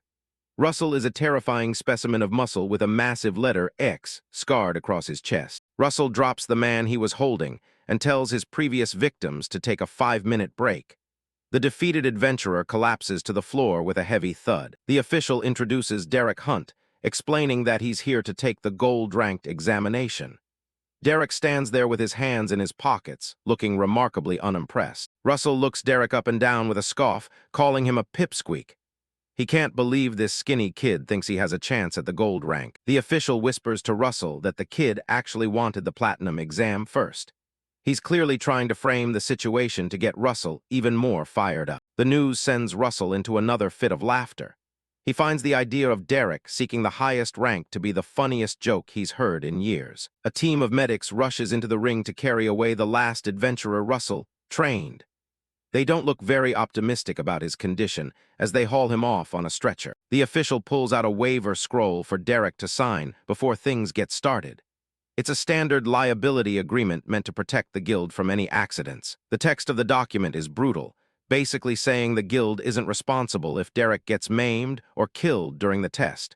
Derek doesn't even read it before asking when the fighting starts. With the paperwork signed, Derek steps into the center of the arena. He's ready to get this over with as quickly as possible. Russell cracks his neck and offers Derek 2 free shots at him as a gesture of fairness. He's so confident in his strength that he doesn't think Derek can even bruise him. Derek tells him to just shut up and fight already. He doesn't have all day to waste on these theatrics. The guild official covers his face and sighs, preparing himself for the inevitable cleanup. He's seen this play out many times before, and it always ends with a mess. Furious at being told to shut up, Russell charges forward with a roar. His eyes glow with a menacing red light as he pulls back a fist the size of Derek's head. Derek stands perfectly still as the massive fist hurtles toward him. He doesn't even bother taking a defensive stance. Just as Russell is about to connect, Derek delivers a lightning-fast slap across the giant's face. The impact sounds like a thunderclap, sending the massive man flying backward. The witnesses in the hall are frozen in absolute shock. They can't comprehend how a simple slap just launched their strongest instructor into the air. A close-up of Russell's face shows the moment of impact. His skin ripples under the force of the slap, and his eyes roll back as his consciousness begins to fade. Russell hits the floor with a massive thud that echoes through the entire training hall. He's out cold before he even stops sliding across the stone. Derek casually holds out his hand and asks if he can have his gold-ranked badge now. He looks like he didn't even use a fraction of his strength. Back in the main office, Derek sits slumped in a chair, letting out a massive yawn. The guild official stands nearby, now looking completely terrified of the man he just mocked. The official stammers out apologies, shaking like a leaf. He tells Derek that he still needs to complete one mission for the badge to become official. The man's hands tremble so much that he almost drops the documents he's holding. He's desperate to keep Derek happy and avoid getting slapped himself. The official finally produces a binder filled with all the current silver-ranked quests available. He invites Derek to pick whichever one he likes to finish his registration. The guild official points out a section in the massive tome containing quests in and around the city of Torith. Derek Hunt leans in, resting his chin on his hand as he scans the pages for something suitable. Eager to please, the official nervously asks if he can get Derek some tea or anything else. Derek keeps his eyes fixed on the book, bluntly telling the man to be quiet while he concentrates. Derek's finger stops on a specific entry, and he looks up at the official with a bored expression. "I'll do this one," he says, having made his choice with very little deliberation. The official is taken aback by Derek's choice to hunt toadcaps. He warns Derek that these creatures are only found in a remote mountain region, at least a week's journey from the city. Derek asks if the area is isolated enough that no one would be around to witness any incidents. The official confirms this, explaining that it's a desolate location far from any major travel routes. A slight, confident smirk plays on Derek's lips as he heads for the door. "I'll take it," he says, clearly pleased with the isolation and distance the quest offers. As Derek walks through the guild hall, a heavy silence falls over the rowdy crowd. The other adventurers stop their brawling and drinking to whisper about the powerhouse who demanded a platinum rank. A female adventurer leans over the counter and asks the sweating official if the newcomer actually passed his test. The official can only stare blankly, his voice hollow as he confirms that Derek succeeded with ease. Derek walks down the sunlit cobblestone streets of Torith, blending into the afternoon bustle. He looks like any other traveler, his hands in his pockets as he heads toward the city gates. Stopping for a moment, Derek closes his eyes and reaches out with his mind to call Sylvie.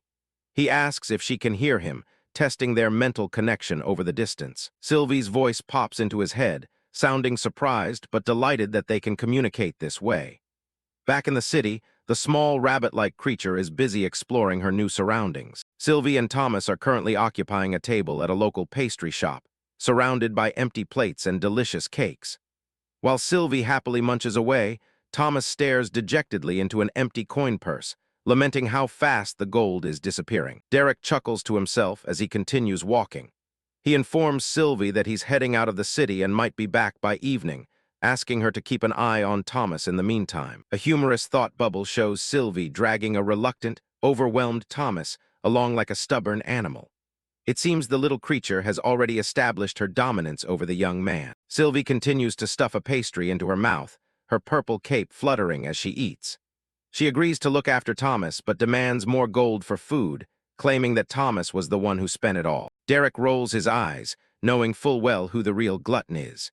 He promises to leave more gold in their room later, adding that he highly doubts Thomas was the one responsible for the bill. He reminds Sylvie to be fair and let Thomas have some of the treats as well. In the shop, Thomas watches Sylvie's voracious eating with a look of exhausted resignation. Sylvie pauses mid-chew, giving a silent, somewhat guilty look through their mental link.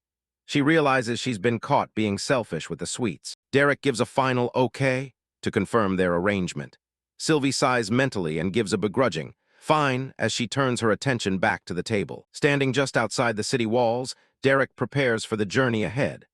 A pillar of brilliant blue light erupts from the ground as he activates his high-speed movement skill. With a sudden surge of power, Derek sprints forward, becoming a blur of motion surrounded by crackling blue lightning. He leaves the city of Torith behind in a literal flash of speed. Crossing the vast green plains, Derek is a streak of blue energy headed toward the jagged peaks in the distance. The sheer force of his movement kicks up massive clouds of dust in his wake. His feet skid across the rocky terrain for a split second as he makes a sharp turn at full speed. The impact of his steps leaves deep gouges in the earth, showing the power behind his stride. Arriving at the base of the mountains, Derek comes to a stop and looks up at the towering cliffs.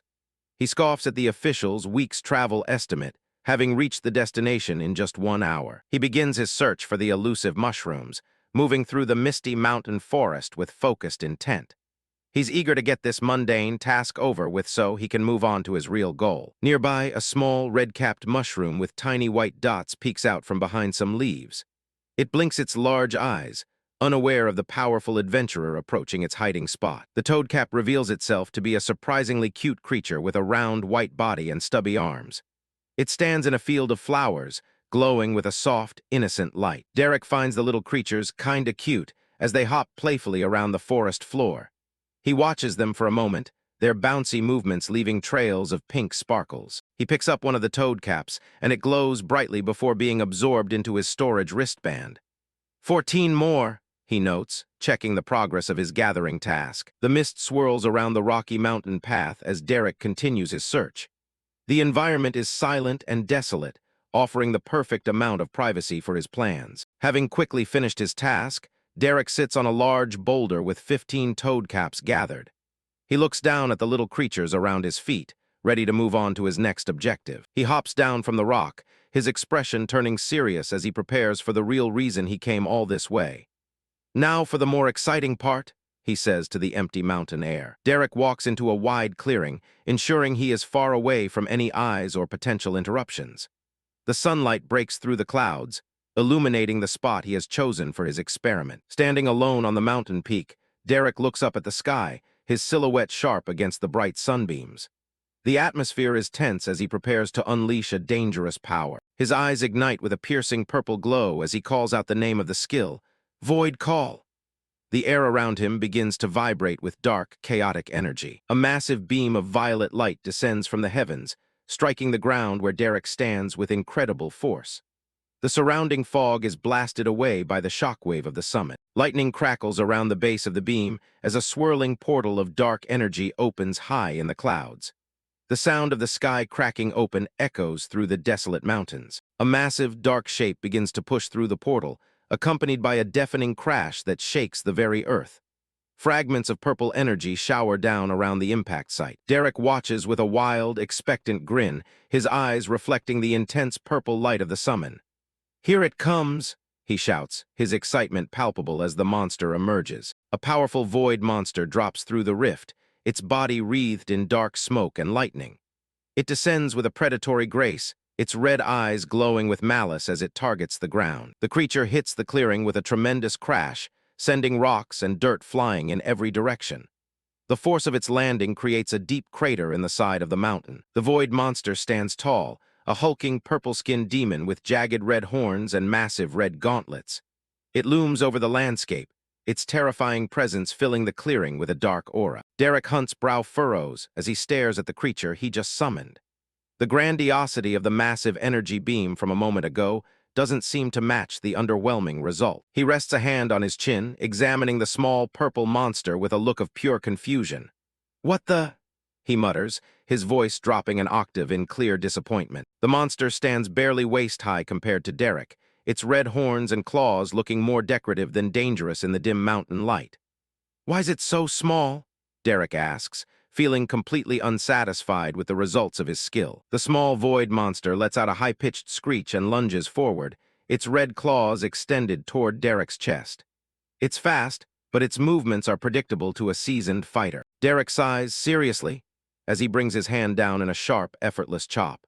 A shimmering arc of blue energy follows his movement, instantly neutralizing the creature's frantic attack. The monster falls limply to the grass, defeated by a single casual blow from Derek's hand. He kneels beside it, muttering about whether Stella would find such a little guy valuable enough to pay for. Derek stands back up and brushes off his pants, looking out over the desolate mountain peaks. He decides to try the skill again, hoping to farm more valuable materials if the next summon proves to be more substantial. A vision of a truly monstrous maw filled with rows of jagged teeth flashes through Derek's mind as he prepares. He reflects on how long it has been since anything in this world has truly pushed his body to its limits. Activating his skill once more, Derek's eyes flare with an intense purple light that illuminates the rocky clearing.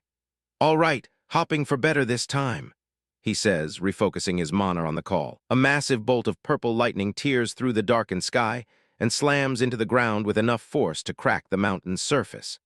The air itself begins to ripple and distort violently around the impact point. The clearing is filled with a blinding white and purple light as the portal expands to a massive size.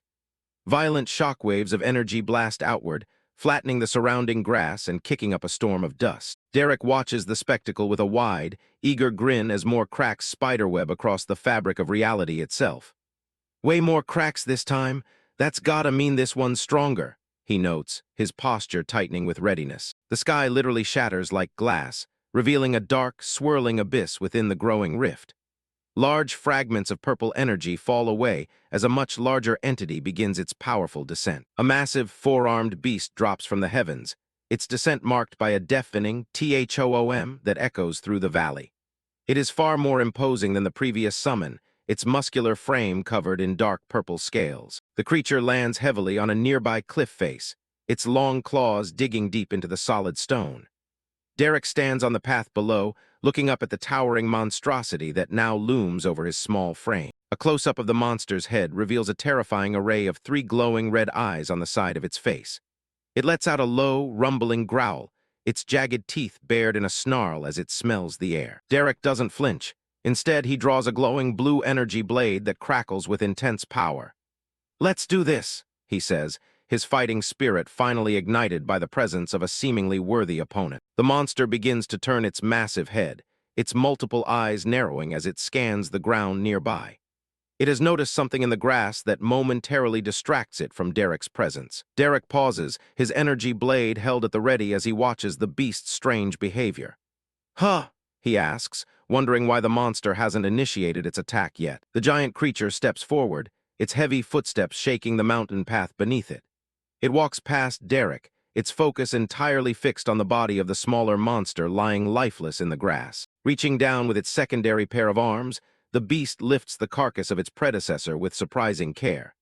The contrast between its massive, armored hands and the small, limp body is stark. The four-armed monster crouches over the fallen creature, its long, purple tail twitching with agitation.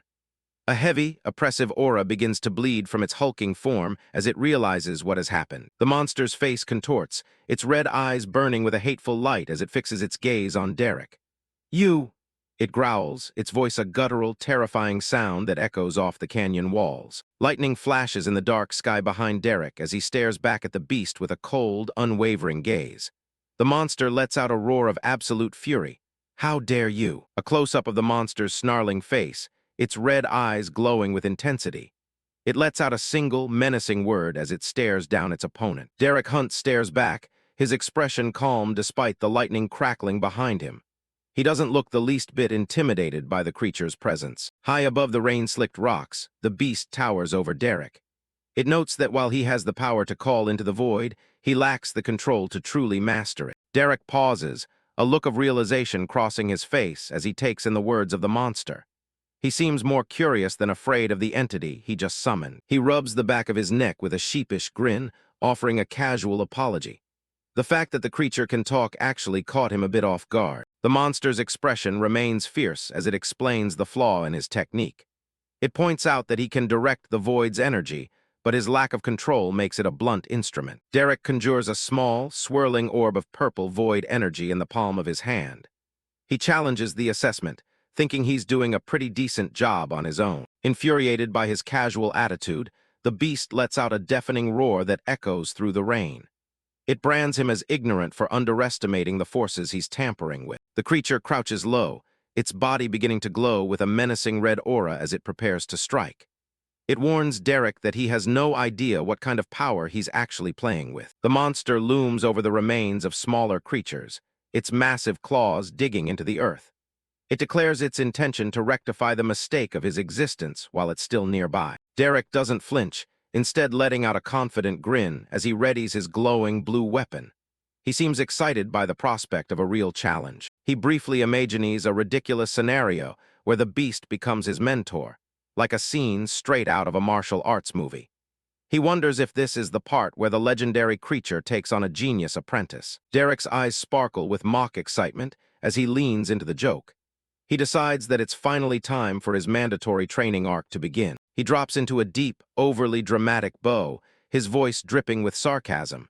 He mockingly asks for guidance from the great master of the void. The creature's jaw drops in disbelief at his sheer audacity.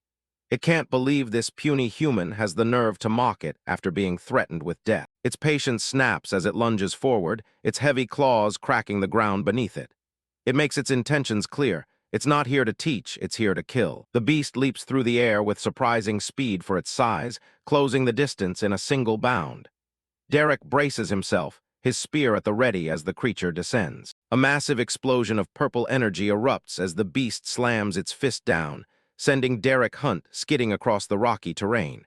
He barely manages to block the brunt of the impact. The monster immediately follows up with another powerful strike, channeling void energy into its fist. It creates a swirling vortex of destructive power as it swings. It slams its fist into the ground where he was standing just a second before, shattering the earth into jagged fragments. He leaps high into the air, narrowly avoiding the shockwave. The beast looks up at its airborne prey, a terrifying grin spreading across its face.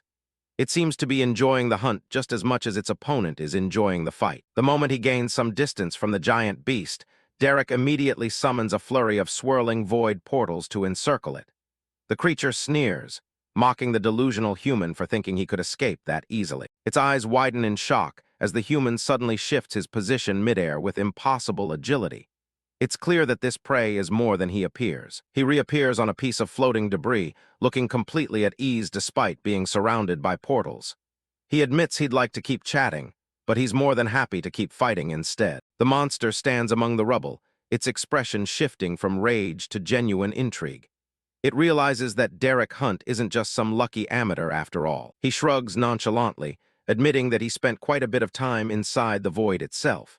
He concedes that he's still relatively new to actually weaponizing its power, though. The beast lets out a furious roar, declaring that it cannot allow a human like him to stay alive. It unleashes a barrage of brilliant purple energy beams, firing them straight at Derek's portals. He was genuinely taken aback by the creature's counter-strategy. Though he managed to tilt his head just enough for a lethal beam to graze his face, the overwhelming speed of the assault forced a sudden shout of surprise from his lips. Derek Hunt sprints across the battlefield, his movements a desperate dance to stay ahead of the continuous bombardment. Each beam that misses leaves a smoking crater in the rock. He leaps and twists through the air, weaving between the intersecting lines of purple light with pinpoint precision. The entire area has become a deadly cage of void energy. But it didn't stop there. The beast dove headfirst into one of Derek's rifts, only to emerge directly above him a fraction of a second later, sending him hurtling toward the ground. The monster reappears directly above him, its massive fists clasped together for a devastating overhead strike. It uses the momentum of its fall to add even more power to the blow. A massive explosion rocks the entire cliffside as the beast's attack connects with full force. Dust and debris fill the air, obscuring everything in a shroud of gray. He is slammed against a wall of jagged void crystals, his body pinned by the overwhelming pressure. He gasps for air as the monster looms over him, triumphant. The creature pulls back another fist, its eyes glowing with murderous intent as it prepares to finish him off. It doesn't plan on giving him another chance to mock it. Despite the blood trickling down his face, the human manages a faint smirk. He prepares for a counterattack as the air around them begins to shimmer. With a simple snap of his fingers, he instantly conjures a portal right before his eyes to nullify the monster's strike. A completely unexpected move by our MC, giving the beast a true taste of its own medicine. He tumbles across the uneven terrain, finally coming to a stop a few yards away. He slowly pushes himself up, wiping blood from his chin as he acknowledges the creature's impressive power. He looks up with a bloody grin, a strange sense of amusement in his eyes. He wonders aloud if this is what it feels like for other people when they're forced to fight him. The beast stands tall, breathing heavily as it glares at its resilient opponent. It immediately snarls a lethal threat, demanding to know how its prey can still laugh while death is staring him in the face. He chuckles to himself as he gets back to his feet, his posture relaxed and confident. He clarifies that it's not his own death that he finds so funny, it's the beast's impending defeat. Derek Hunt's eyes glow a piercing purple as blood trickles down his forehead. He flashes a predatory grin, telling the beast that whatever it's looking for is all its own. He lunges forward like a bolt of lightning, his movements a blur of speed and power. The massive creature is caught off guard, unable to react as the human closes the distance in an instant. A hand tightens around a pair of sharp, glowing daggers. The air around the weapons hums with energy as they're readied for the final exchange of the battle. The beast lunges forward, its gargantuan frame completely overwhelming the tiny Derek. It swings a heavy blow straight down, but our MC slides away just in time to evade the strike. The moment he regains his balance, Derek instantly fires 2 arrows straight into the portals. In a split second, 2 portals materialize right above the beast as it lunges toward him, letting out 2 energy arrows that pierce straight into its back and send the massive creature staggering. Refusing to let the beast regain its footing, Derek channels his remaining mana into one decisive surge. A blinding flash of purple light erupts in a massive explosion that ripples outward, vaporizing everything in its path and carving a deep crater into the rocky ground. He dives through the smoke, his fist cocked back and wreathed in shimmering energy. He doesn't give the creature a chance to recover, aiming a crushing blow directly at its head. The punch connects with the force of a meteor, sending a shockwave that shatters the surrounding landscape. The beast is buried under a mountain of rubble as the dust begins to settle. The monster is driven deep into the ground, its body broken and its strength finally depleted. The massive impact leaves nothing but a smoking ruin where a powerful entity once stood. Derek Hunt walks slowly toward the fallen beast, the rain washing the blood from his clothes. He looks down at his handiwork with a cold, analytical gaze. The creature lies helpless, blood pooling beneath its snout as it struggles to breathe. It begs for the end, asking the human to kill it and be done with the struggle. Derek isn't in any rush, holding up a finger to pause the execution. He's genuinely surprised to find an intelligent void beast out here and wants a few answers before he finishes the job. The beast huffs, its voice raspy as it reveals that humans like him are the natural enemies of its kind. It warns him that while he can summon them, he still lacks the true control required to rule the void. This catches his attention, and he asks for clarification on what exactly he's supposed to be controlling. The idea of the void and its inhabitants being more than just monsters to hunt is a new one to him. The beast doesn't offer any more information, its multiple red eyes narrowing as it demands a quick death. It has no interest in serving or teaching its mortal enemy. The human looks down at the broken creature for a long moment before giving a simple, resigned answer. He realizes there's no point in keeping something this dangerous alive if it won't talk. He calls forth his spear, the weapon glowing with a fierce blue light as he prepares the final blow. He knows that if he lets the beast go, it will spend the rest of its life hunting him through the darkest corners of existence. He drives the spear home, ending the fight with a single, clean strike. Despite everything, he offers a small token of respect, acknowledging that it was a good fight. Derek Hunt sighs and turns away, leaving the carcass behind as he starts the long trek back to the city. He's managed to finish his quest, and even bagged a couple of rare specimens for Stella to work with. The sun begins to set over the distant mountains, painting the sky in vibrant shades of gold and orange. The silence of the wilderness is a welcome change after the chaos of the battle. As he walks through the forest, Derek Hunt pulls out a communication device to check in on his companions. He asks Sylvie how things are going on her end and lets her know he's already on his way back. Back in the city, Thomas is wandering around with huge hearts in his eyes, completely oblivious to his surroundings. Sylvie sits perched on his head, looking utterly disappointed as she calls him an idiot for getting himself tricked. The morning sun breaks over the jagged peaks as Derek Hunt starts his journey back to the city. It's a peaceful view, but he's already focused on his next move. Derek strolls along the forest path, hands in his pockets. He checks in with Sylvie telepathically to see how things are holding up back at the inn while he's been away. Back in the city, Sylvie is perched right on top of Thomas's head. The boy is walking around with literal hearts in his eyes, completely oblivious to anything but the girl next to him. Thomas is busy fawning over a new girl, Alicia Shady. Sylvie watches from her head-top perch, mentally calling him a total idiot for falling for such an obvious act. Out in the woods, Derek tells Sylvie to keep an eye on his storage ring. He knows Alicia is probably after the loot, but he'll be back soon enough to handle any trouble. He adds a quick warning, no killing the girl.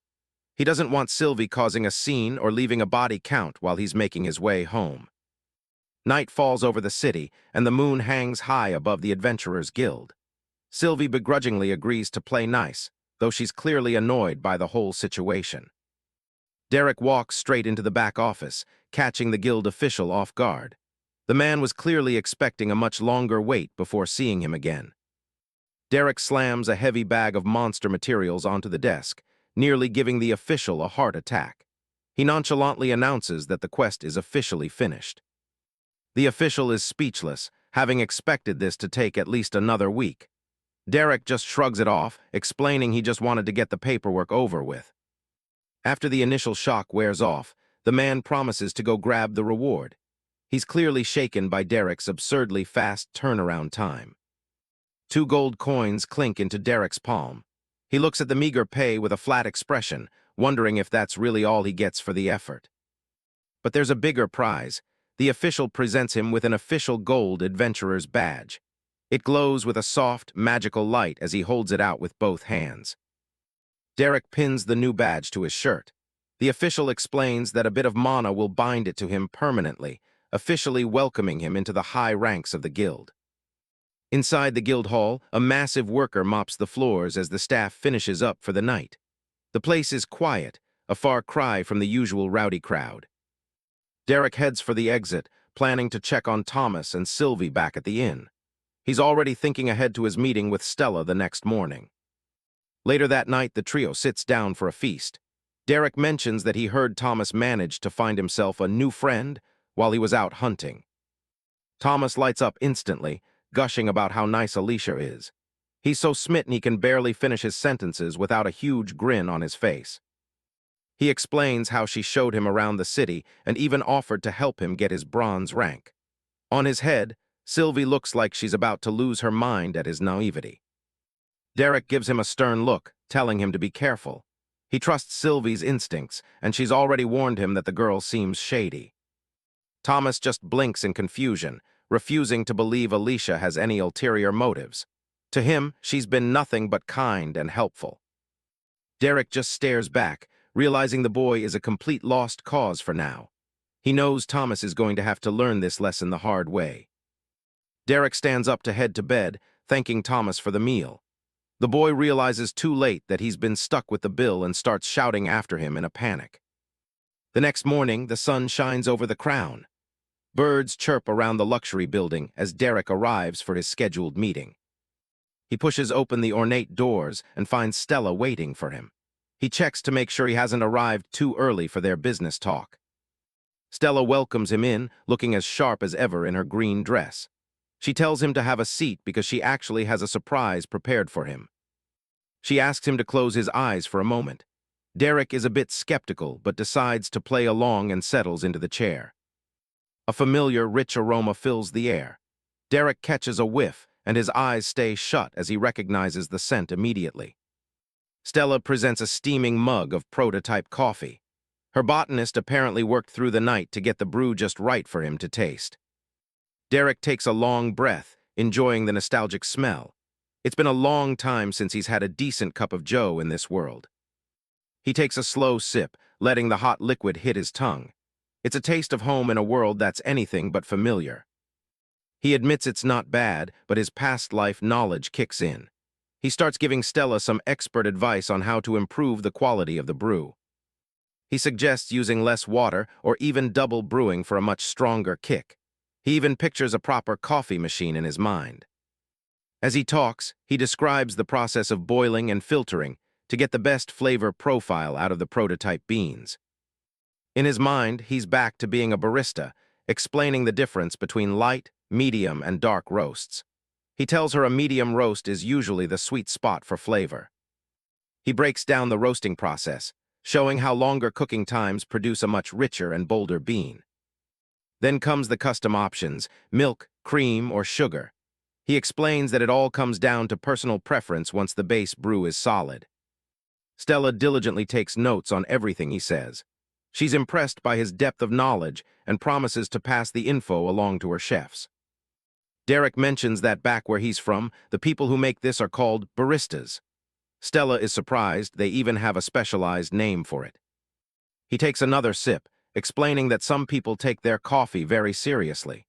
Stella seems intrigued by the cultural depth he's revealing over a simple drink. Finally, it's time to talk shop. Stella gets down to business, telling him she's ready to reveal what the Void Beast materials are actually worth.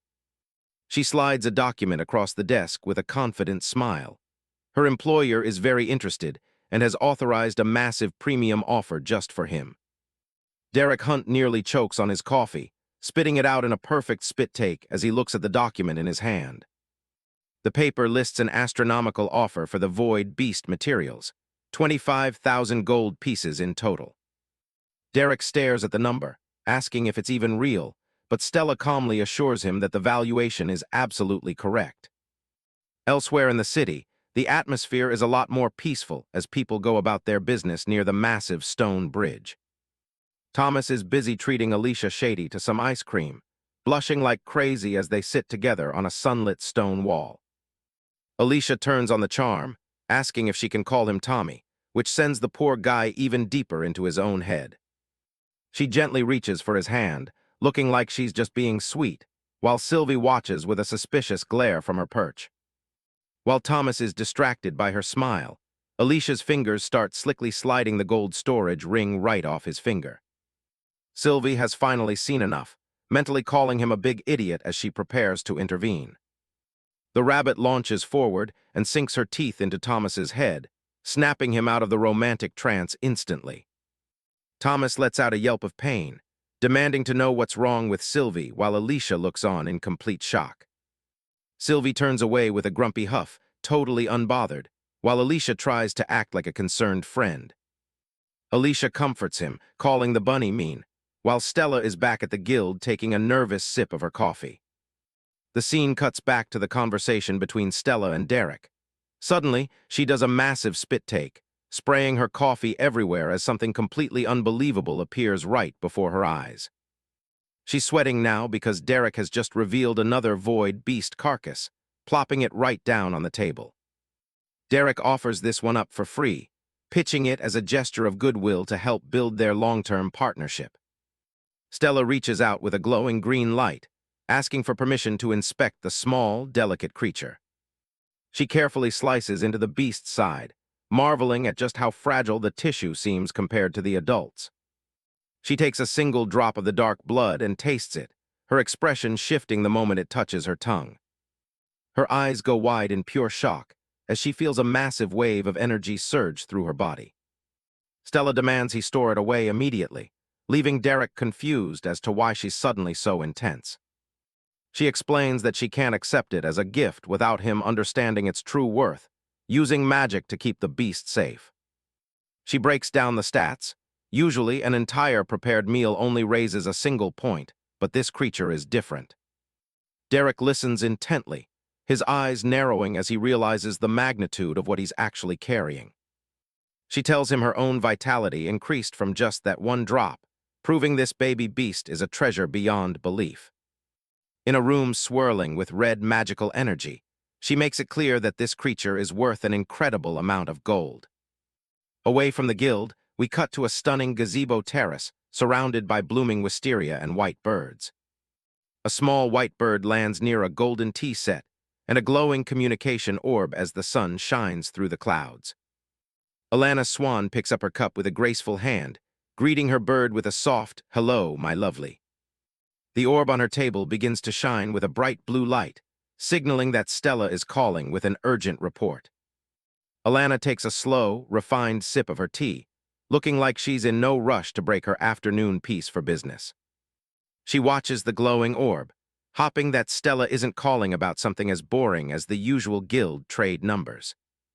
Through the magical connection, she gives Stella the okay to put the person she's with on the line. Back in the office, Stella presents the glowing orb to Derek, but warns him that the woman's voice alone has the power to compel people. Derek takes the orb, thanking her for the warning but showing a confident smile that says he's not worried about a little mental magic. He holds the glowing sphere up to his ear, simply greeting the voice on the other side with a calm hello. Alana Swan's voice flows through the orb, and she immediately tests him with a command to hop on one foot. He also agreed, figuring that a simple request to hop on one foot like that was no big deal anyway. Derek just stands his ground, completely unaffected, and politely tells her that he'd prefer if she didn't do that. Alana is absolutely thrilled by his resistance, delighted to finally find someone she can talk to as a regular person. Derek stays focused on the goal, asking what exactly he can do for her now that they've gotten the formalities out of the way. She brushes the business talk aside, noting how rare it is for her to be able to speak freely with anyone. Derek listens with a sharp gaze, realizing he's just stepped onto a very different level of the social food chain. Alana Swan asks if he's feeling any mental strain or strange impulses to flatter her. Derek replies that he only felt a slight tug in his mind when she gave her earlier command. She finds the prospect of talking in person exciting if his mental resistance is truly that strong. She formally introduces herself as Alana Swan, the owner and operator of every Crown restaurant. Derek acknowledges her, but his attention is quickly drawn to the chaos in the background. He asks Alana if she could tell Stella to finally stop hopping around on one foot. Alana gives the order for Stella to stop, thanking her for the unintended demonstration. Stella collapses back into her chair with a heavy sigh of relief, looking completely exhausted. Derek doesn't waste time, asking if they can steer the conversation back toward their business deal. Alana sighs at his bluntness, but admits that Stella has already filled her in on the situation. She opens the bidding by offering 50,000 gold for the smaller of the two void beasts. Derek drops a bombshell, mentioning that he wasn't quite finished showing Stella all his finds. Alana is stunned by the news that there is a third creature to account for. She leans in closer to the orb, telling Mr. Hunt that he is positively full of surprises. Derek explains that this third beast was much larger, and more importantly, could speak. Alana's curiosity is piqued. They've only ever encountered one other beast with such an ability.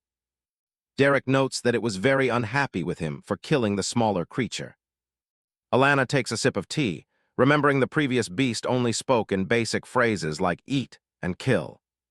She gently pats her pet bird, telling Derek that Stella can inspect this third beast shortly. Stella adjusts her sunglasses, looking like she's finally recovered from her forced exercise. Alana is deeply interested in learning more about this speaking beast and its origin. She gets straight to the point, asking Derek what he would like as payment for the materials. Derek admits that gold isn't a major concern for him. He's more interested in Crown membership. Alana flatly refuses to use a membership as payment, but for a very specific reason. A golden crest of the Crown shines, as she explains that he's already earned a spot. She decided he could be a member simply because she likes him and trusts Stella's judgment. Derek is genuinely honored, a wide smile breaking through his usually serious demeanor. Alana chuckles, telling him to just call her Alana, and notes that he doesn't drive a hard bargain. Derek looks at the memories of the allies he's made, knowing they are worth more than any pile of gold. He explains his outlook.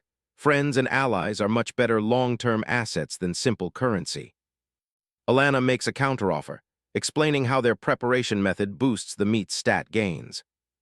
She offers him prepared meals equal to the raw stat gain, plus 20% of auction sale prices. A glimpse into a high society banquet shows the kind of clientele who will be bidding on his loot. Derek nods in agreement, but mentions that he still has a few unique requests to settle the deal. His first condition is that he wants to keep the hide and claws from the beasts for himself. Alana agrees immediately, as the culinary branch of her empire has no real use for those materials. Derek's second request stems from a detail he noticed earlier about Stella's equipment. He wants a weapon made by the same bladesmith who crafted Stella's incredibly high-level knives. His current sword is struggling to keep up with his power, often cracking or shattering under the strain. Alana warns him that the smith is eccentric, and she'll have to cut his percentage to 18 to cover the cost. Derek is fine with the reduction, as long as the final weapon meets his high standards. His final request is a storage ring packed with top-tier cooking equipment, spices, and common recipes. Alana Swan wonders if Derek is planning on training his own personal cook with all the equipment he's requested. Derek offers a small, knowing smile, admitting that his plan is something along those lines. He moves on to a more unusual request, glancing at the small, horned creature that serves as his companion. He asks if it would be possible for the creature to shadow her elite cooks for a few days to learn their culinary secrets. Alana finds the request incredibly unique and laughs, agreeing that it is a favor she can certainly grant. She asks if there is anything else he requires, but Derek confirms that the terms of their deal are now complete. Alana expresses her genuine interest in seeing their new professional relationship grow over time. Her tone shifts as she mentions that she has a few questions of her own that she'd like him to answer.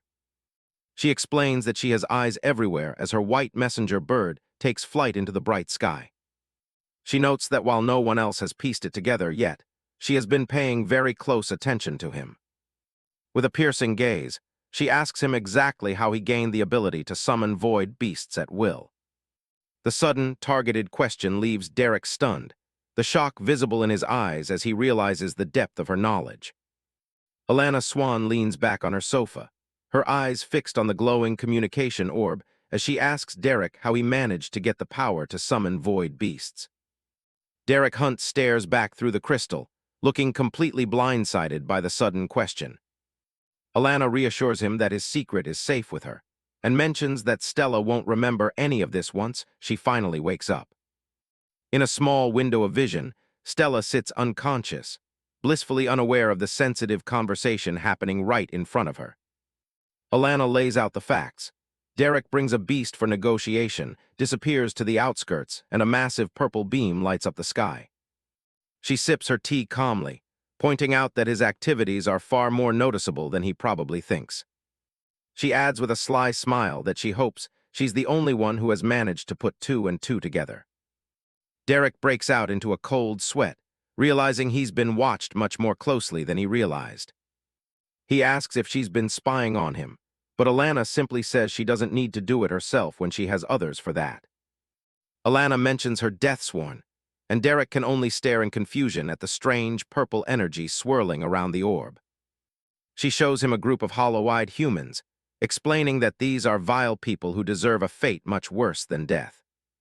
With a cold gaze, she explains that she traps them within their own minds, forcing them to do her bidding forever. She offers a small, chilling smile, insisting she only does this to those who truly deserve such a fate. Derek just looks away, processing the gravity of what she just told him about her puppets. Back in the office, Stella finally stirs, rubbing her head and wondering just how long she was out for. Derek leans over the desk, asking if she's finally back with him while Alana's presence lingers in the crystal orb. Stella confirms she's awake and ready to get back to business, prompting Alana to tell Derek he can finally write up the contract. Stella points to the line, handing Derek a pen to make his membership in the Crown official. Derek signs his name with a quick, decisive stroke, finalizing the deal on the spot. Stella stands and shakes his hand, officially welcoming Derek Hunt into the prestigious organization. She hands him a sleek membership card and explains that he just needs to inject a bit of mana to bind it to himself. As Derek holds it up, the card glows with blue light, confirming that his status with the Crown restaurant is officially bound. Stella then hands him a small golden ring, telling him it contains all the specialized cooking tools he requested. Derek holds the storage ring up to the light, satisfied to see a full set of professional kitchen gear ready for use. She adds that Alana also requested that he be gifted this communication crystal for future contact. Through the orb, Alana mentions she rarely finds anyone interesting to talk to and hopes to chat again in the future. Derek accepts the gift, thanking her as he holds the glowing sphere between his hands. She explains that the crystal can store contact sigils, though for now it only holds her personal mark. With a final click, the connection drops, leaving Derek alone in the room with Stella. Stella brings up his last request about having Thomas shadow their chefs, but Derek quickly stops her. He points a finger and tells her it's not Thomas who will be doing the training starting tomorrow. Stella's eyes go wide in total shock when he tells her it's actually the rabbit he's sending to her kitchen. 2 hours later at the inn, Sylvie is practically vibrating with a dark, murderous purple aura that's shaking the whole room. Derek carefully peeks into the room, starting to ask how things are going before he sees the state Sylvie is in. Suddenly, a massive beam of purple light smashes through the wall right where his head was a second ago. Sylvie is pinned to the wall by the force of her own rage, glaring at him with pure hatred for being left behind. She screams telepathically about him visiting a restaurant without her, firing off another blast of magic. Derek manages to catch the flying rabbit midair, asking her what on earth is wrong with her. They both freeze and look back when they hear a furious shout echoing from down the hallway. The innkeeper comes stomping toward them, screaming that they're destroying his property and threatening to call the guards. Derek doesn't miss a beat, tossing a heavy, jingling bag of gold right into the old man's hands with a quick apology. The innkeeper's anger vanishes instantly, and he starts dancing away, telling Derek to feel free to destroy the in any day he wants. Derek Hunt holds a very grumpy-looking Sylvie, wondering what's gotten into her. Thomas peeks out from the doorway, looking equally confused by the scene. Thomas suddenly barges out, yelling at Derek for heading to the prestigious Crown without the rest of them. Derek walks past him, casually explaining that he was busy finalizing a membership for the restaurant. Thomas is stunned by the news, while Sylvie's mood shifts instantly to excitement at the mention of more high-quality food. Derek points at the rabbit, mentioning he even picked up a special gift just for her. But then his face goes dark, and he teases her, saying maybe he should give it to someone else since she just tried to murder him. He quickly relents, offering a small smile and saying he'll let the face-stabbing attempt slide this one time. He asks Sylvie to hold out a paw and slides a tiny golden ring onto it, nodding it's a perfect fit. Sylvie gasps as icons for pots, pans, and knives pop up in her mind, showing her the entire professional culinary set hidden within the ring. Derek tells her this is only the first part of her gift, while Thomas watches from behind, still trying to keep up. Sylvie immediately starts summoning the knives, spinning them around her in a blur of silver and pink sparkles. Derek and Thomas share a look of genuine concern, both hoping that giving a battle-ready rabbit a set of professional kitchen knives wasn't a terrible mistake. The next morning, the sun rises over the grand towers and bustling streets of the city. Inside the professional kitchen of the Crown, a line of chefs stands at perfect attention, waiting for orders. A tall blonde man in a pristine uniform, the head chef, paces before them, his presence commanding and stern. He tells them the kitchen is a machine and they are all moving parts, warning that any mistake must be fixed instantly. The entire crew shouts, "Yes, chef," in unison, their voices echoing through the sterile room. The head chef turns, announcing that there's something a little different about their routine today. He looks back over his shoulder, his expression cold as he tells his staff they have a special guest. He introduces Sylvie, who is standing on a chair in her own tiny chef's hat and apron, introducing herself with a polite wave. The kitchen erupts into a blur of motion, with chefs chopping through meat with practiced rhythmic speed. Another chef pours wine into a pan, sending a column of fire roaring toward the ceiling. Orders and warnings fly across the room as the staff navigates the heat and smoke of the peak morning rush. The air is thick with the sounds of sizzling pans and frantic calls for garnishes, while the work never slows down. Sylvie watches the chaos with wide, sparkling eyes, completely mesmerized by the intensity of it all. To her, this frantic professional kitchen isn't stressful, it's absolute heaven. She looks down at the purple onion on her station, deciding that she must master every bit of this craft. Suddenly, her mental perspective shifts, and the kitchen counter becomes a vast, windswept battlefield under a setting sun. Sylvie glares at the foul creature before her, her eyes glowing pink as she readies her mental strength. She summons a glowing purple knife, demanding to know how the onion dares to trespass into her domain. The onion stares back with a defiant, angry face of its own, its skin crackling with a strange energy. Sylvie lets out a battle cry and charges forward, her telekinetic blade trailing a streak of purple light. She delivers a blindingly fast strike, the knife whistling through the air as it closes in on the target. She follows through with the momentum, landing a heavy blow that sends a shockwave through the ground. She skids to a halt, looking confused when she realizes something hasn't gone according to plan. She tugs at her telekinetic grip, but the knife is wedged deep into the skin of the onion, refusing to budge. Sylvie strains with all her might, her face turning blue from the effort of trying to force the blade through. Nearby, two chefs watch in complete silence, baffled as the rabbit stands there making faces at a vegetable and a floating knife. Sylvie regains her composure, giving the onion a smug look and admitting it's actually an impressive foe for a mere vegetable. She launches herself high into the air with a massive bunny hop, the ground cracking beneath her as she takes off. She declares herself the worthier combatant as she dives back down with the force of a meteor. She descends in a blur of purple energy, aimed straight at the foul onion waiting below. Sylvie performs a massive bunny hop and slams down onto the station, her feet connecting squarely with the purple onion. The powerful impact shockingly sends the onion sliding and rolling right off the counter. Yet Sylvie looks more determined than ever. She lands on the counter, but her expression shifts to one of absolute concern as she realizes what she's done to the ingredient. Sylvie's eyes go wide, and her face pales in horror as she stares down at the mess scattered across her station. The largest remaining piece of the onion rolls toward the edge of the stone counter with a faint whoosh. Sylvie frantically recalls Derek mentioning that if a vegetable hits the ground, it's ruined, and she refuses to believe in any 5-second rule. She launches herself into the air once more, a blur of purple energy as she zooms after the falling onion pieces. She crashes right into the midsection of a passing chef with a heavy bam, catching him completely off guard. The impact sends the chef reeling as he shouts, "What the?" in confusion, while Sylvie uses him as a springboard to stay in the air. The whole onion is still flying wildly through the air, sent spinning by the chaotic collision right in the middle of the busy kitchen. Sylvie performs a series of acrobatic mid-air flips, snatching the onion before it can roll too far away. She lands gracefully, cradling the onion to her chest with a triumphant look, fully convinced that she has just achieved an epic victory. The chefs nearby stop their work and stare at her in stunned silence, completely baffled that she went through all that just for one onion.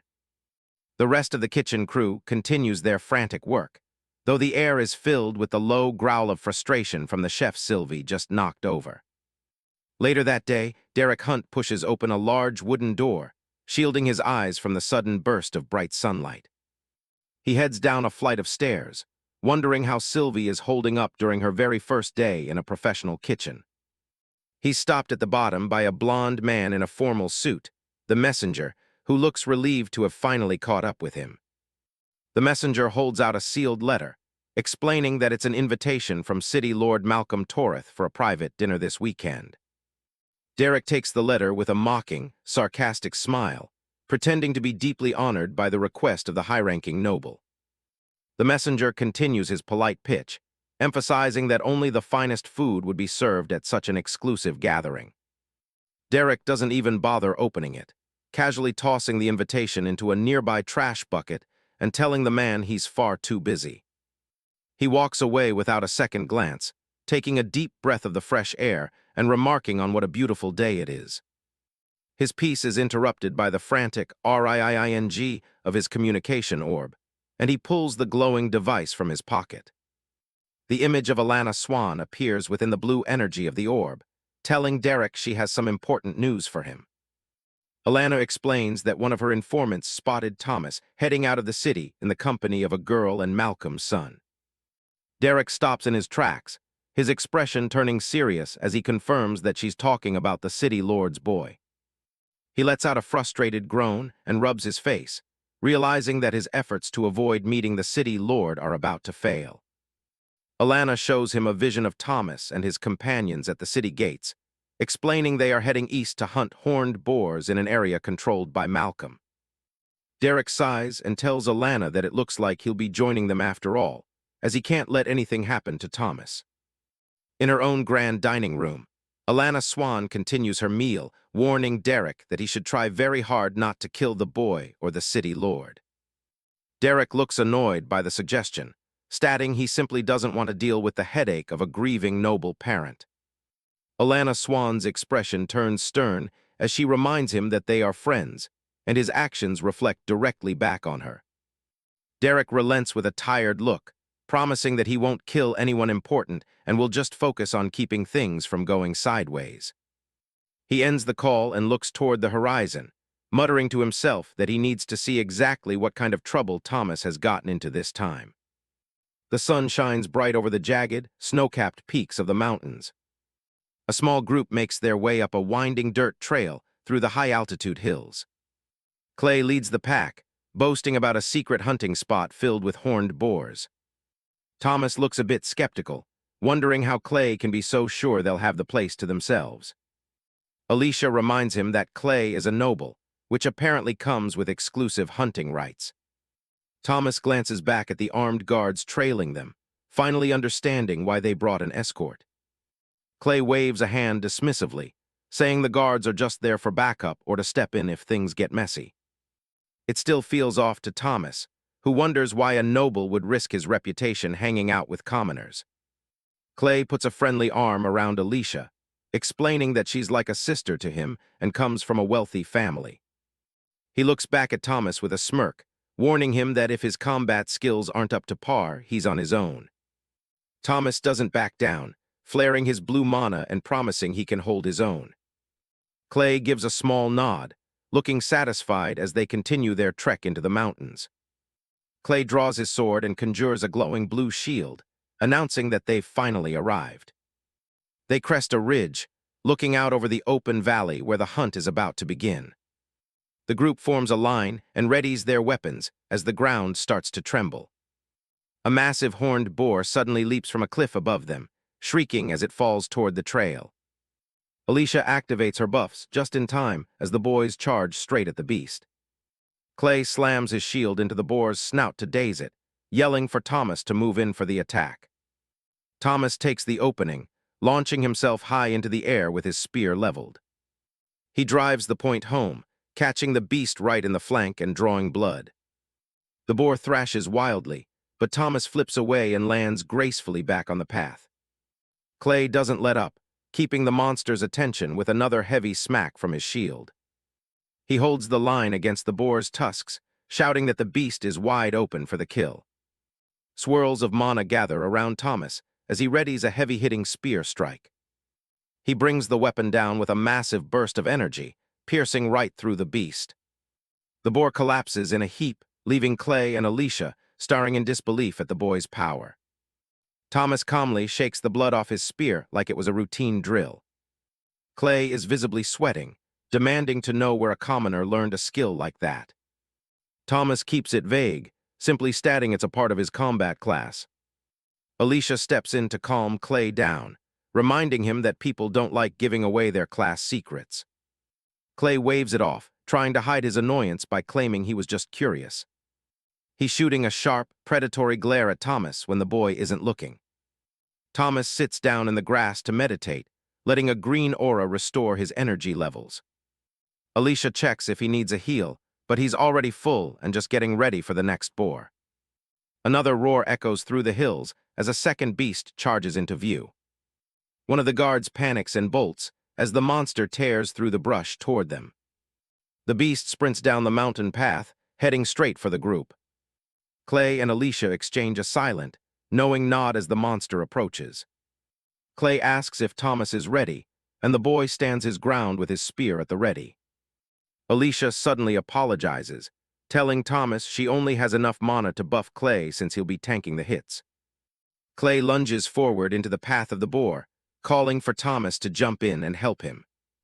The massive beast leaps through the air with its tusks aimed right at Clay's glowing shield. Clay sneers as he watches the chaos unfold, a malicious glint in his eye as the trap is sprung. He leaps over the boar, leaving Thomas completely exposed as the massive beast charges forward. Instead of hitting the monster, a flurry of crossbow bolts slams directly into Thomas's side, tearing through his light armor. The force of the impact sends Thomas flying backward with a pained cry, blood spraying across the grass. Thomas gasps for air, clutching the bloody wound in his gut as he stares at the betrayal in front of him. A line of guards stands ready with their crossbows leveled, fresh bolts already loaded, and aimed right at the boy. Another volley of arrows whistles through the air, aimed to finish off the wounded teenager. The bolts slam into the dead boar behind Thomas, missing him only because of a sudden, blinding flash of light. Clay stands over the scene with his sword drawn, admitting that killing Thomas would have made their plan much cleaner. Thomas stammers out a weak question, his face pale and eyes watering from the searing pain in his abdomen. Clay and Alicia loom over him, laughing at the idea that a commoner like him deserves to own a high-tier storage ring. Thomas grinds his teeth through the blood in his mouth, realizing they're willing to murder him just for a piece of jewelry. He lets out a bitter laugh, the reality of the situation finally sinking in. Regret washes over Thomas as he remembers the warnings he received about trusting people like this. Clay and Alicia trade confused looks, wondering what kind of secret Thomas is babbling about. Clay's eyes narrow when Thomas mentions a man with a pet bunny, a detail that sounds oddly specific. Bradley, one of the senior guards, starts to tremble as he connects the dots, warning the young master to stop. Clay snaps at his subordinate, refusing to be intimidated by some nameless connection the brat might have. Thomas struggles to keep his grip on his spear, his vision blurring as the blood loss starts to take its toll. Clay raises his sword high and bellows for his guards to finish the job once and for all. The guards take aim and pull their triggers, sending a wall of bolts screaming toward the defenseless Thomas. A massive shockwave of purple energy erupts around Thomas, vaporizing the incoming projectiles in midair. Lightning-like sparks dance through the air as every single crossbow bolt is snapped into splinters. Clay and Alicia reel back in shock, their faces frozen in horror at the sudden, overwhelming display of power. Bradley gulps, his worst fears confirmed as the ground itself seems to groan under the new presence. Derek Hunt casually strolls onto the scene, clapping his hands with a cold, unimpressed expression. Derek ignores the nobles and walks straight to his disciple, praising the boy for his performance in the earlier fight. He steps between the wounded boy and the armed group, signaling that he's taking over the situation. Thomas looks down at his bloody hands, apologizing for not listening to Derek's warnings earlier. Derek waves a hand, and a soft green glow begins to knit the boy's wounds back together instantly. Clay clears his throat, trying to regain his composure despite the absolute monster standing right in front of him. Derek keeps his focus entirely on Thomas, asking if he's been keeping up with his practice sessions. Thomas manages a weak smile, admitting he's even been renting out training rooms to stay sharp. Clay finally loses it, screaming at the top of his lungs, demanding to know who Derek thinks he is. Derek gives an approving nod, impressed that Thomas had the sense to sit still and meditate instead of rushing back into a fight. He pats Thomas on the head, nodding that the boy might actually have a bright future ahead of him. Derek shoots a sideways glance at the fuming noble, mockingly noting how red the guy's face is getting. Clay is practically vibrating with rage, his face contorted into a mask of pure, entitled fury. Derek asks how much experience Thomas gained from the hunt, keeping the conversation as casual as possible. Thomas excitedly reports that he gained an entire level, earning a quick lesson on spending stat points wisely. Clay clenches his fists and screams for his guards to attack, his voice cracking with desperation. Derek's eyes glow with a cold, violet light as a terrifying grin spreads across his face. Clay, consumed by rage, screams for his guards to kill Thomas and Derek immediately. The guards hesitate for a heartbeat before raising their crossbows, their hands trembling as they take aim. Bradley suddenly lunges forward, his arms outstretched to prevent his own men from firing. Clay is shocked by the defiance, but Bradley insists his primary duty is to ensure the young master's survival. Derek Hunt looms over the group, questioning how Bradley expects to protect anyone now that he has arrived. Purple energy erupts from Derek, casting a terrifying glow over his face as his aura becomes suffocating. Bradley drops to his knees, desperately begging for Derek to forgive the young master's ignorance. Derek remains unmoved, pointing out that Clay was fully prepared to murder an innocent commoner. Bradley can only stammer in fear, his body paralyzed by the overwhelming pressure of Derek's presence. Derek roars that their actions are inexcusable, his eyes flashing with a violent, violet light. Alicia sobs and the guards falter, the sheer weight of Derek's power forcing them to their knees. Derek coldly informs them that even his pet has the power to slaughter their entire group in seconds. He leans in, his face shadowed by malice as he asks what they think he is capable of doing himself. Bradley continues to plead for mercy, his face pale and drenched in a cold sweat. Derek mentions he was just chatting with a friend when he heard about their little mountain excursion. He reveals that Alana Swan asked him not to kill anyone important, so he's letting Clay live for her sake. Bradley is quick to thank him, but Derek reminds him that most of the guards are far from important. Derek muses aloud, wondering if Alana would really care if he only spared the noble brat. The guards are stunned into silence, their lives hanging by a single, thin thread of Derek's whims. Suddenly, Derek breaks into a cheerful laugh, admitting he's just kidding because Thomas's growth put him in a good mood. He tells them they are free to go, and the guards don't wait for a second invitation to start running. The nobles and their soldiers flee down the path as fast as their legs can carry them. Bradley pauses to give a deep, respectful bow, thanking Derek once more for his unexpected generosity. Derek stands tall with his hands in his pockets, telling Bradley to let Malcolm know that he'll be visiting soon.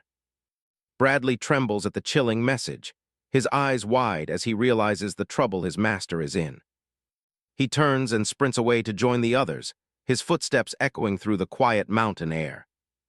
Derek turns to Thomas with a smile, asking if the boy is hungry and suggesting they have some pork. At the city lord's manor, an urgent knocking sounds against the heavy, ornate doors of the inner sanctum. Captain Herritt opens the door and finds a pale, disheveled Bradley standing there. Bradley struggles to find his voice, shaking as he begins to explain the incident that occurred during the hunt. Herritt listens in silence as Bradley explains that everyone is physically unharmed, but the situation is dire. Bradley drops the name Derek Hunt, and the captain's face instantly hardens with realization.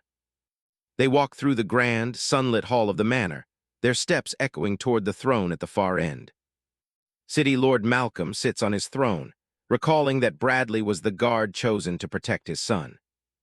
Bradley bows low before his lord, sweating through his uniform as he prepares to deliver the news.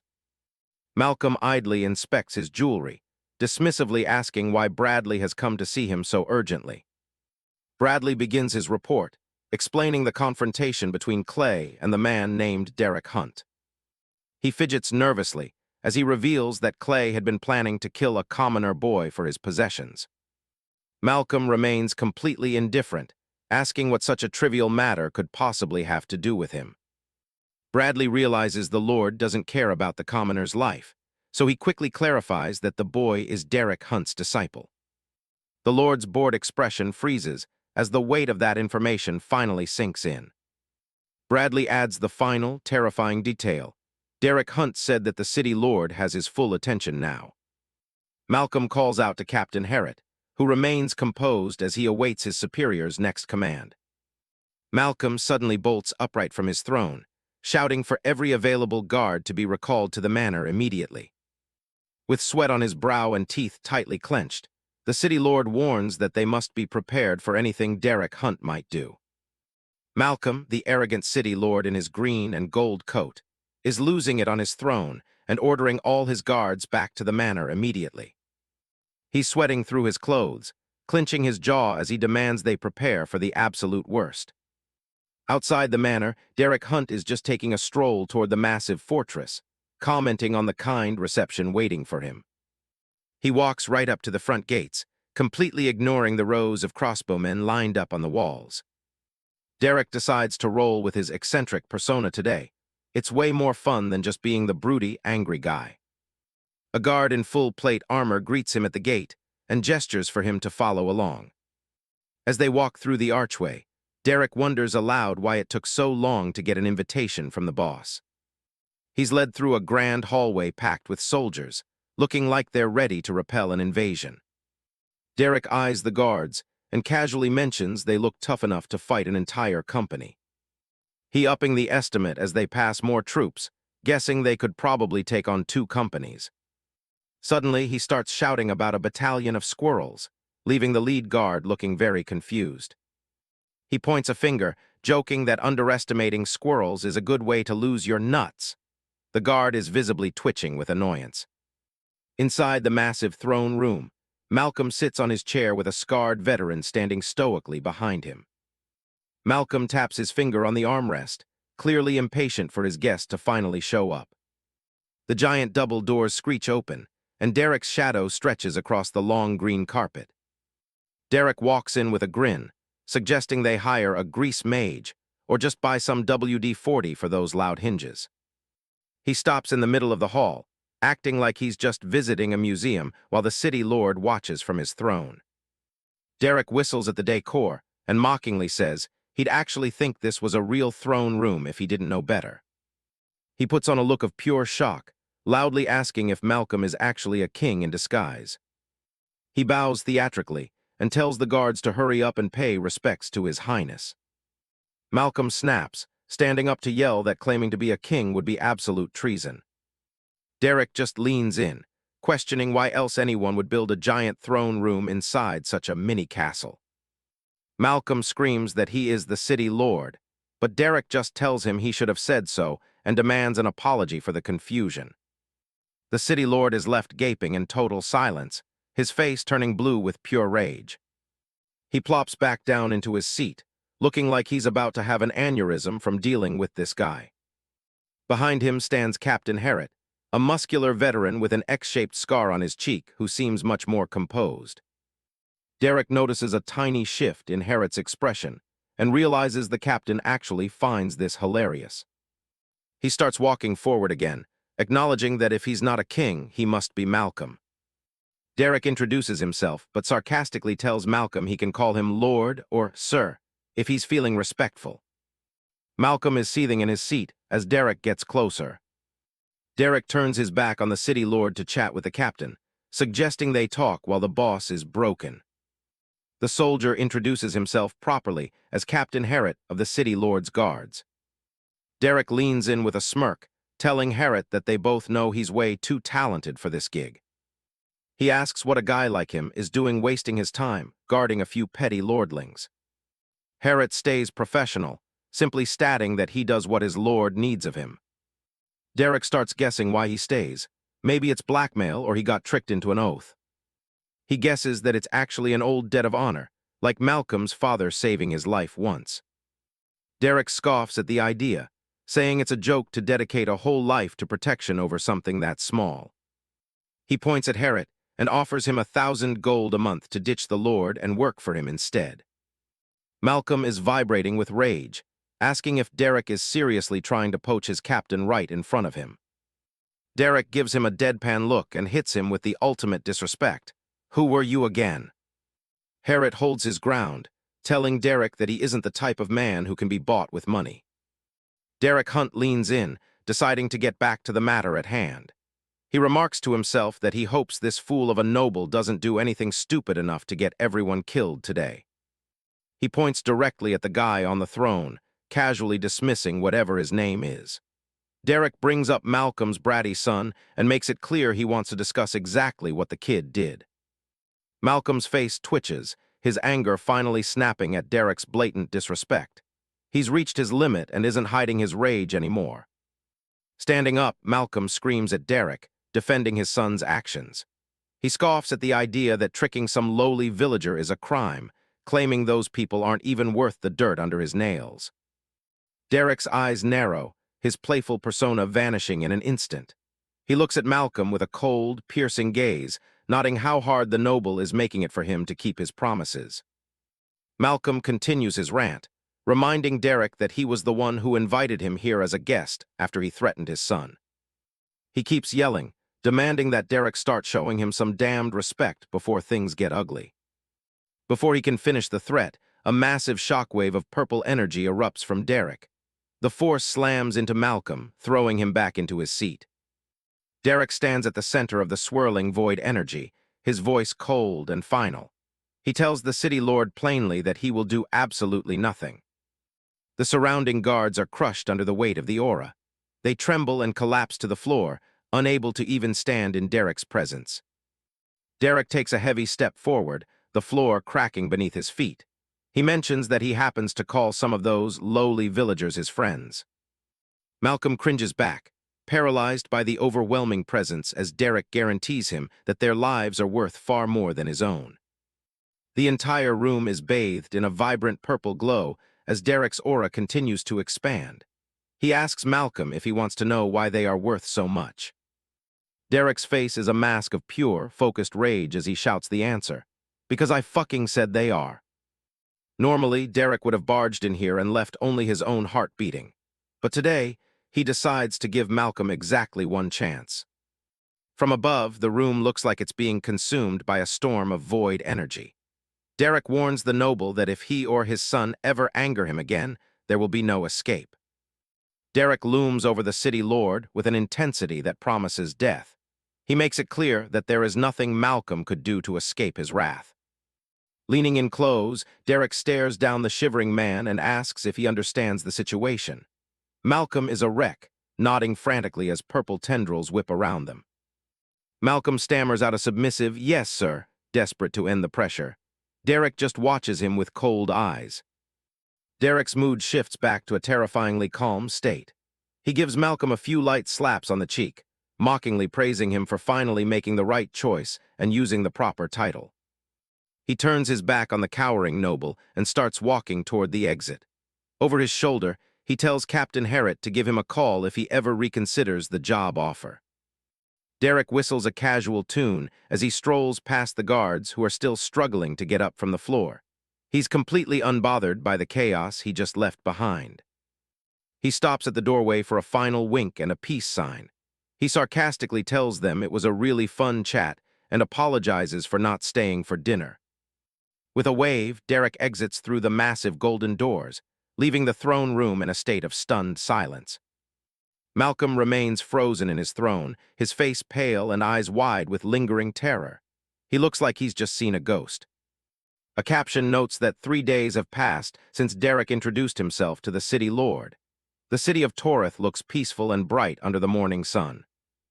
Derek is seen walking down a sunlit street with a relaxed smile. He remarks that since his little chat with the city lord, things have been going perfectly. He takes a satisfied sip of coffee from a white mug. Apparently, Stella's scientists have finally figured out how to make a truly good brew. Derek looks at his reflection in the surface of the coffee, winking at himself. He's clearly enjoying the quiet life for a change. He's even managed to collect quite a bit of gold lately, which is always a nice bonus. He feels like he has everything he needs right now.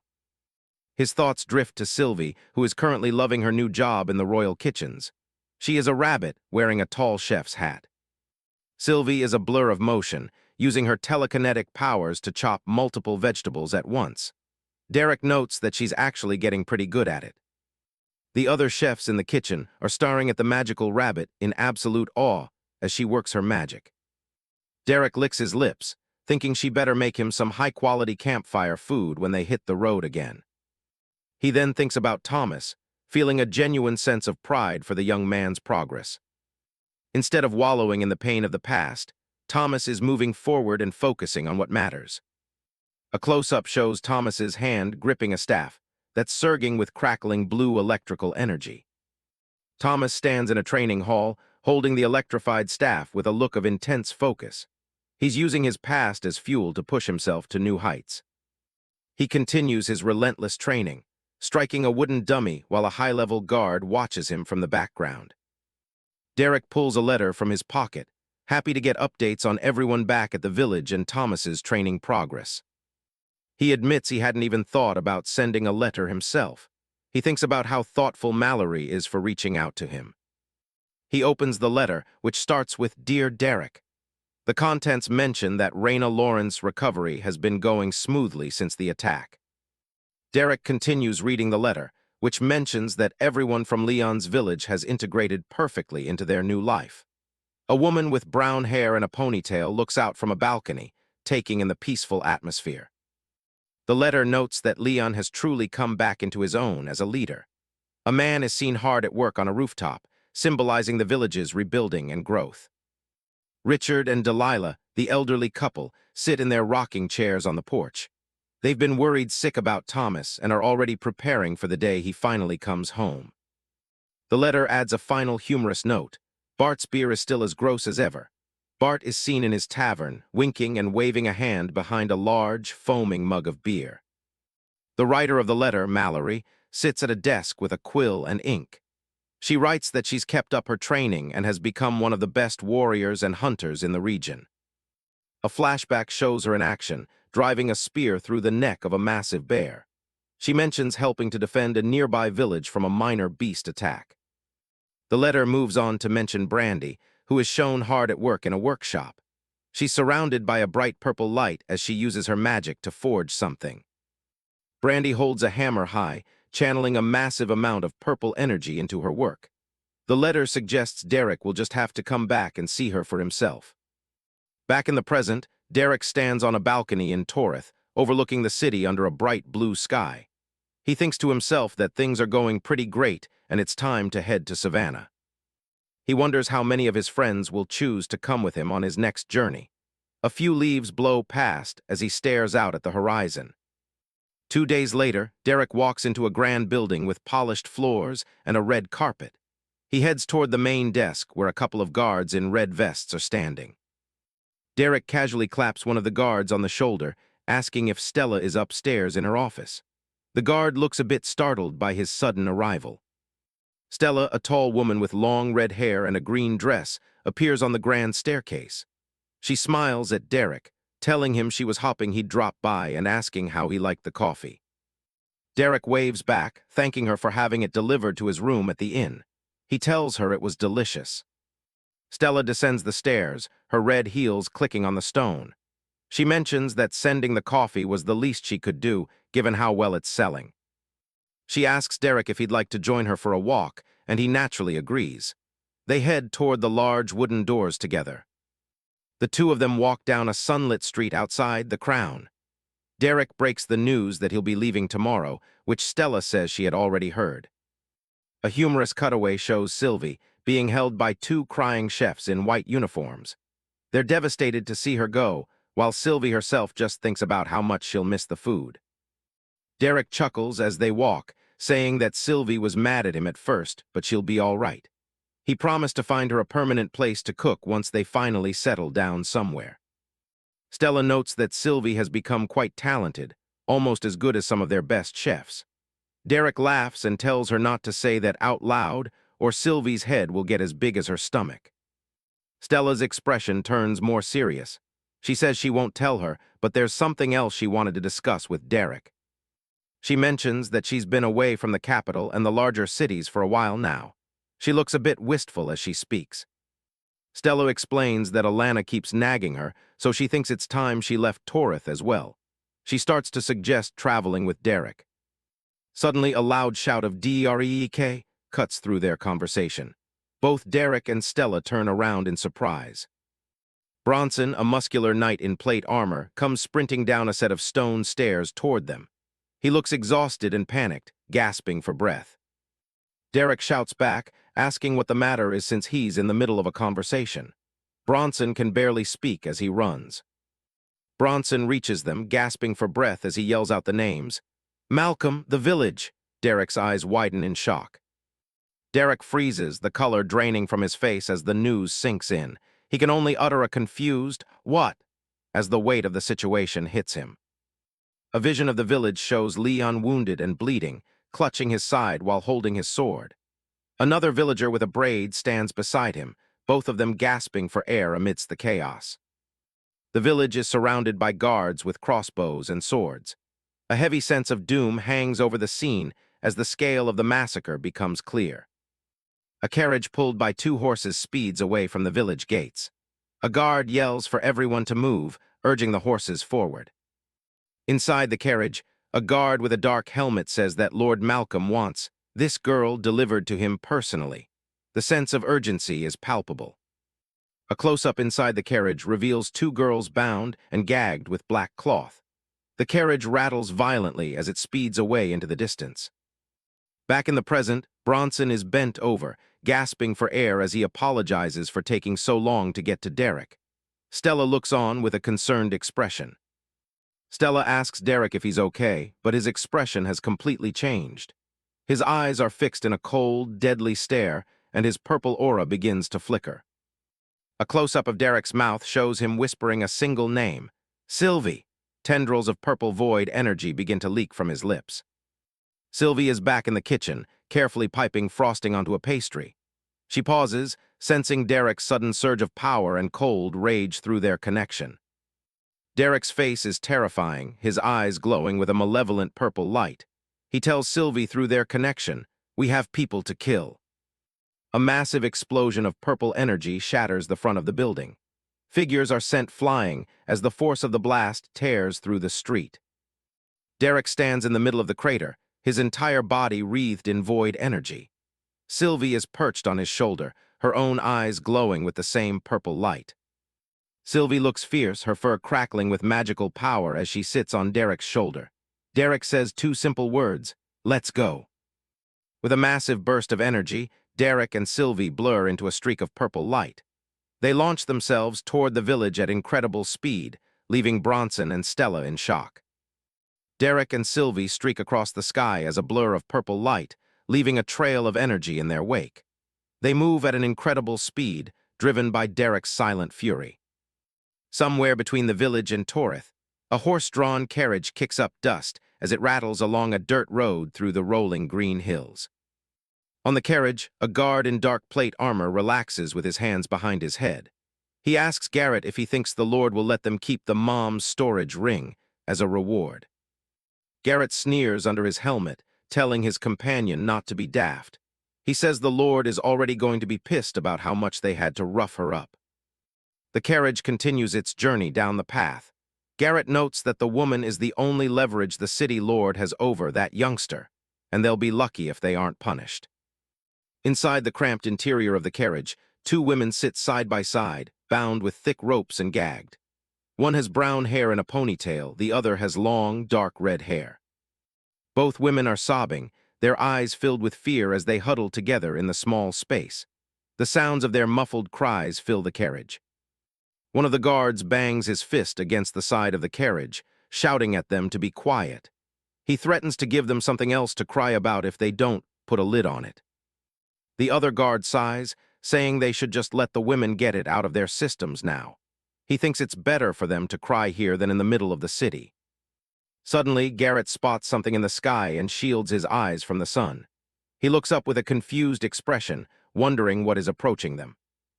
High above the road, a small figure surrounded by a brilliant purple aura descends from the clouds. It's moving toward the carriage with the speed of a falling star. Garrett watches the approaching light, his brow furrowed in confusion. He notes that whatever it is, it's getting bigger very quickly. A moment later, his confusion turns to pure dread. He realizes the danger just as the light becomes blinding, muttering a quick, "Ah, crap." With a thunderous "WHOOM," Derek slams down from the sky, a massive shockwave of purple energy erupting from his point of impact and causing the horses to rear up. The driver struggles to maintain control of the panicked horses, shouting that they're on City Lord's business. He tries to assert his authority even as a shadow falls over them. Derek stands before them, his eyes glowing with an intense, steady purple light. He repeats the driver's words with a cold, mocking tone, "Torith City Lord." One of the guards on the back of the carriage stammers, "Who else?" His companion frantically tells him to stop talking, finally realizing who they're dealing with. With a violent "CRACK," Derek smashes through the back of the carriage, the wooden boards splintering in all directions. The two guards are thrown back by the sheer force of his entrance. Inside the wreckage, the two women look up in absolute shock. Through her gag, the red-haired woman manages a muffled cry as she recognizes her savior. A close-up of Derek's face reveals his absolute, cold-blooded focus. His eyes are twin beacons of purple light as he looks at his captured friends. Derek turns his head slightly towards Sylvie, who is perched on his shoulder with her own horn glowing. He calls her name, and she responds with a ready yes. "Deal with those two," Derek commands, gesturing toward the terrified guards. He tells Sylvie he's going to check on the village. Sylvie Bunny leaps from Derek's shoulder and lands gracefully on the grass, a massive purple magic circle appearing behind her. She gives a chilling, "with pleasure." The two guards, Garrett and Chuck, are left trembling in fear as they face the magical rabbit. One of them desperately stammers that they can explain, trying to push the other forward. One guard has seen enough and tries to bail, but Sylvie isn't about to let anyone walk away. She moves like a purple blur, tearing through the stragglers before they can even process what's hitting them. It's a total slaughter. These guys never stood a chance against a high-level spirit beast. The last man standing can only watch in horror as Sylvie drops his comrades in seconds. She doesn't slow down, finishing the job with clinical precision. Just like that, the road is littered with bodies. Sylvie lands in the grass, looking pretty annoyed about the mess. Even the horses look traumatized after seeing a rabbit do that much damage. She's absolutely covered in blood and looks completely disgusted by it. Her main concern is that the head chef is going to lose his mind when he sees her outfit. A quick cleanse spell fixes everything. She's back to being a pristine bunny in an instant. Inside the wagon, Mallory is tied up, hearing the chaos outside but unable to see a thing. She catches a glimpse of the aftermath through a hole in the wood and realizes the guards are down. The road is quiet now, save for the terrified horses and the bodies of the kidnappers. Sylvie pops up at the window, giving Mallory a serious heart attack. Mallory and Brandy stare at the tiny rabbit, wondering if they've finally lost their minds. Then the rabbit starts talking, greeting them as if they're meeting for lunch. Sylvie explains that Derek is already at the village, and she was left here to handle the rescue. She tries to strike a heroic pose, though it's hard to look tough when you're that small. She even throws in some magical confetti for the big reveal. You're saved. Meanwhile, Derek is tearing across the landscape, looking like a purple meteor as he rushes toward the village. He's focused, praying that he's not too late to save the people he left behind. A notification pops up. Sylvie just dropped 2 level 90 warriors. At least the girls are safe. He reaches the village in record time, but the scene waiting for him is chaotic. Derek leaps over the perimeter wall, ignoring the crowd of strangers gathered at the gate. He lands hard, sending a shockwave through the dirt. The village is packed with people who heard about the dungeon reward, but Derek doesn't have time for them. He ignores the chatter and heads straight for the building where he senses trouble. Inside, Richard is barely holding it together as he looks on in despair. Derek bursts through the door, his eyes immediately searching for his friend. He finds Raina, and the sight of her makes his blood run cold. She's laid out on a table, covered in blood and looking like she's already gone. The system confirms she's in a dying state, with only 13 minutes left on the clock. Derek doesn't waste a single second, pulling something rare from his inventory. It's a resurrection potion. He's been hoarding it, but he's not letting anyone else die today. A flash of guilt hits him for not using this on Brandy's father, but he can't change the past. He pours the glowing liquid into Raina's mouth, hopping it's enough. The magic takes hold instantly. Her status shifts to unconscious. She's going to live. With the crisis averted, Derek's rage finally boils over. He wants to know exactly who's responsible. Derek pours a high-tier potion down Raina's throat, swearing he's done being selfish with his resources. The magic kicks in, and her status finally flips from dying to just unconscious. Derek's eyes glow with a cold, purple aura as he asks who's responsible for the slaughter. The village elder tells him it's Catricia Collins, an overseer sent to keep the peace. He explains that she sat by and watched while the girls were dragged away. Turns out, all it took to buy her silence was a few storage rings from the attackers.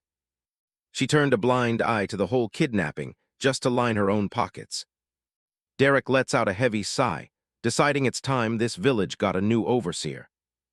The villagers freak out, warning him that challenging her is the same as challenging the king. Derek doesn't blink, saying if the king supports someone like her, then the king is next. He pulls out a crystal to dig up some dirt on his new target. A noblewoman with blue hair picks up, checking to see if he's holding up okay. Derek tells her he barely made it in time, but luck was on his side. He asks what she knows about Catricia Collins before he goes to pay his respects. The noblewoman looks serious, clearly familiar with the name. She describes Catricia as a mid-tier noble with a pushover father and a mother who runs everything. Their house has basically been falling apart for the last few decades. But they aren't totally isolated. They've got deep ties with other big families like House Torith. Derek just nods, not at all surprised by the corruption. She asks if he's shocked, but he expected this kind of rot from the nobility. It makes sense they'd send someone loyal to the city lord to watch over a dungeon. She sips her tea and asks what his plan is for dealing with her. She warns him that the king won't be happy about him acting as judge, jury, and executioner. Derek points out that if the king was actually a good man, he wouldn't let these leeches run the courts.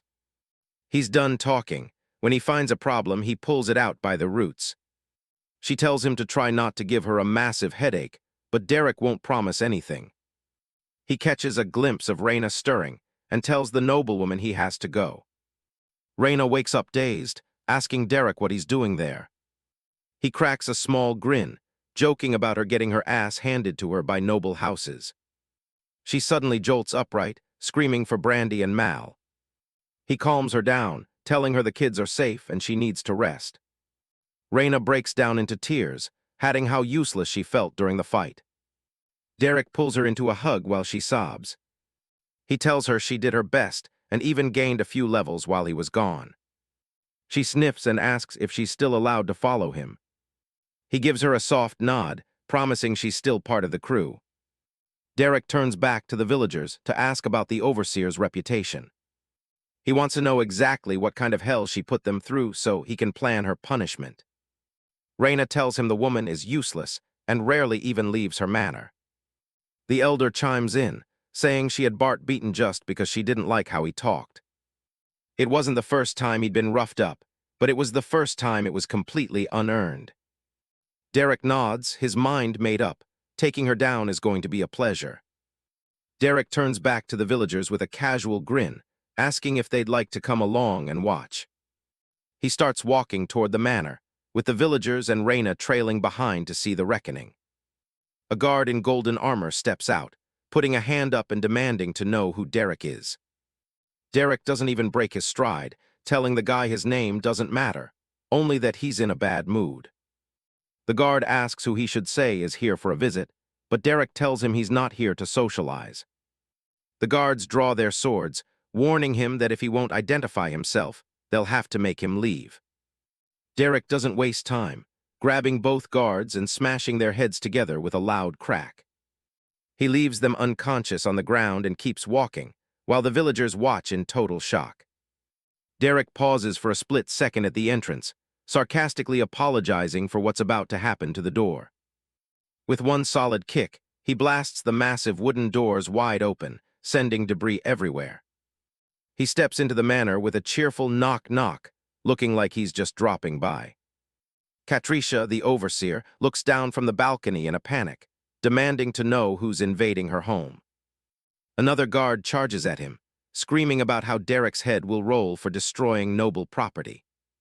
Derek just smacks him aside like a fly, sending the guy crashing into the furniture. He looks up at Catricia and tells her to come down so they can have a talk. She screams back, trying to use her title to scare him off, claiming she was appointed by the king himself. Derek has heard enough. He suddenly appears right behind her on the balcony and grabs her by the collar. Without a second thought, he flings her straight over the railing while she lets out a terrified scream. Catricia flails in the air, convinced she's about to hit the floor and break every bone in her body. But Derek is too fast. He catches her effortlessly at the bottom, wreathed in his purple aura. He tells her to be careful, because he'd hate for her to get hurt before the rest of the village sees her. Catricia keeps shrieking that this is unacceptable, as he carries her toward the exit like a sack of potatoes. Reyna and the village elder watch in silence as Derek walks out, holding the terrified overseer. She keeps ranting about treason, but Derek isn't listening to a single word she says. He tells her to shut up and stuffs her mouth with a piece of cloth so he can finally have some quiet. A crowd of villagers has gathered in the square, whispering as Derek leads her onto a wooden platform. Bart, the guy Catricia had beaten earlier, can't help but laugh seeing the arrogant noble finally brought low.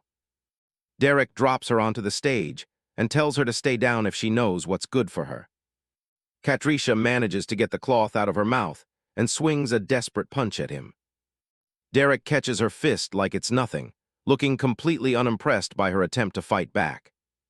He grips her hand tight, and his aura starts to flare up, filling the area with heavy intent. He leans in close, telling her that she needs to listen very carefully to what he says next.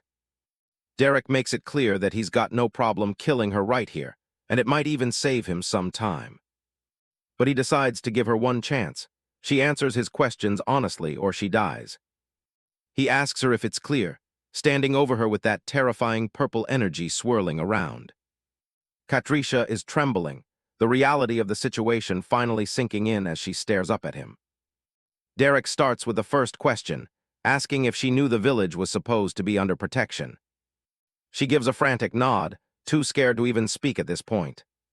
He asks why she let the attack happen then, despite knowing they were protected. She stammers that the village was only protected by a fallen house, and House Torith's orders supersedes that. Derek's aura suddenly gets even more intense as he corrects her, telling her the village wasn't protected by some noble house. He leans right into her face and tells her the village was protected by him. Katrisha looks up at Derek, her face pale with fear, and stammers that she doesn't even know who he is. Derek crosses his arms, looking unimpressed, and tells her he doesn't feel like explaining it right now before moving on to his second question. He asks her about her relationship with House Torith, and Katrisha immediately tries to use them as a shield, saying she's very close to them and has family in the house. She desperately offers to put in a good word for him if he lets her go, claiming the city lord has probably already heard about what's happening. Derek shuts her down instantly, saying he doesn't need her help and asking if she hasn't heard what happened to the city lord a few days ago. Katrisha is confused, but Derek tells her it's none of her concern right now. He holds out his hand and demands the 2 storage rings she was given as compensation for staying out of House Torith's way. She tries to refuse, clutching her pearl necklace as she insists the rings are hers. Without a word, Derek snaps the rings right off her hand while she lets out a startled cry. Seeing her finally lose her arrogance, Bart and the other villagers start cheering and yelling for Derek to get her. Derek ignores the crowd and continues the interrogation, asking if her family actually works for House Torith. Katrisha clams up, saying she can't answer that, which Derek points out is a pretty damning admission in itself. He asks if she's even sorry for what she did to his friends, and she just frantically screams that she had no choice. Raina watches from the side as Derek tells Katrisha she's only sorry she got caught, not for her actual actions. He tells her not to lie because her behavior towards the villagers, the peasants, proves exactly what she thinks of them. Derek looks at one of the storage rings he took, thinking about how Walter and Alana seem like anomalies compared to most nobles. He uses his system to look inside the storage ring that belonged to Brandy. Inside, he finds a variety of items, including an anvil, tools, and a rare scroll of resurrection. He pulls the scroll out, looking disgusted, and asks Katrisha if she even bothered to look inside the rings she stole. He asks her how she could keep a resurrection scroll hidden when a dying villager, a friend of the owner, needed it. Katrisha can only offer a weak excuse, saying the scroll was too valuable to use on a commoner. Derek glares at her, his expression darkening as he realizes the depth of her greed. He takes a moment to self-reflect, admitting to himself that he's a bit of a hypocrite since he did the same thing when he first arrived in this world. He remembers letting Brandy's father die just to save a potion, and decides that because of his own past, he has no right to execute her himself. Instead of killing her, Derek delivers a sharp, purple-infused strike to her neck that knocks her out cold. The villagers gasp as the overseer collapses onto the wooden platform, finally silenced. Derek lets out a long sigh, looking down at the unconscious woman and deciding her fate will be in Alana's hands. Raina steps forward, telling the villagers to clear out because the show is officially over. The crowd begins to disperse, leaving the village square after witnessing the fall of the overseer. Later, inside a building, Derek stands with Walter and a burly hunter, looking over the bound overseer and her guards. Derek tells them he'll be back in an hour or two, asking if they can handle the prisoners while he's gone. The hunter cracks his knuckles with a grin, assuring Derek that if any of them wake up, he'll deal with them personally. The scene shifts to a carriage traveling through the countryside as the sun begins to set. Inside the carriage, Sylvie is regaling Alana and Stella with a very dramatic story. Sylvie describes a moment of great peril, where a smelly vegetable began to roll toward the edge of a table. Alana, Swan, and Stella listen with amused expressions as Sylvie describes the agonizing internal conflict of what to do. Alana looks genuinely shocked as Sylvie explains that the onion had already reached the edge. Sylvie's story becomes a full-blown fantasy epic, as she depicts herself dodging fire and dragons to save the falling vegetable. Alana leans forward, asking breathlessly what happened next in Sylvie's heroic tale. Sylvie finishes the story with a flourish, bragging about how she saved the smelly vegetable from hitting the dirty floor. She adds that all the chefs were amazed by her skills and couldn't stop complimenting her for the rest of the day. Up on the roof of the carriage, Derek claps his hands and laughs, telling Sylvie she really is amazing at telling tall tales. Sylvie hops onto the horse, back, shouting that she's been telling the truth the whole time, while Brandy and Stella look up in surprise to see Derek. Derek leans over the side with a playful smirk, telling the boasting bunny to hush as he prepares to join them in the carriage. With a casual hop, Derek lands in the back of the wagon, startling the two women for a moment. Brandy doesn't hesitate, immediately throwing her arms around Derek in a tight, relieved hug. As they settle in, Stella asks about the village and Raina, and Derek reassures them that everyone is safe because he handled things.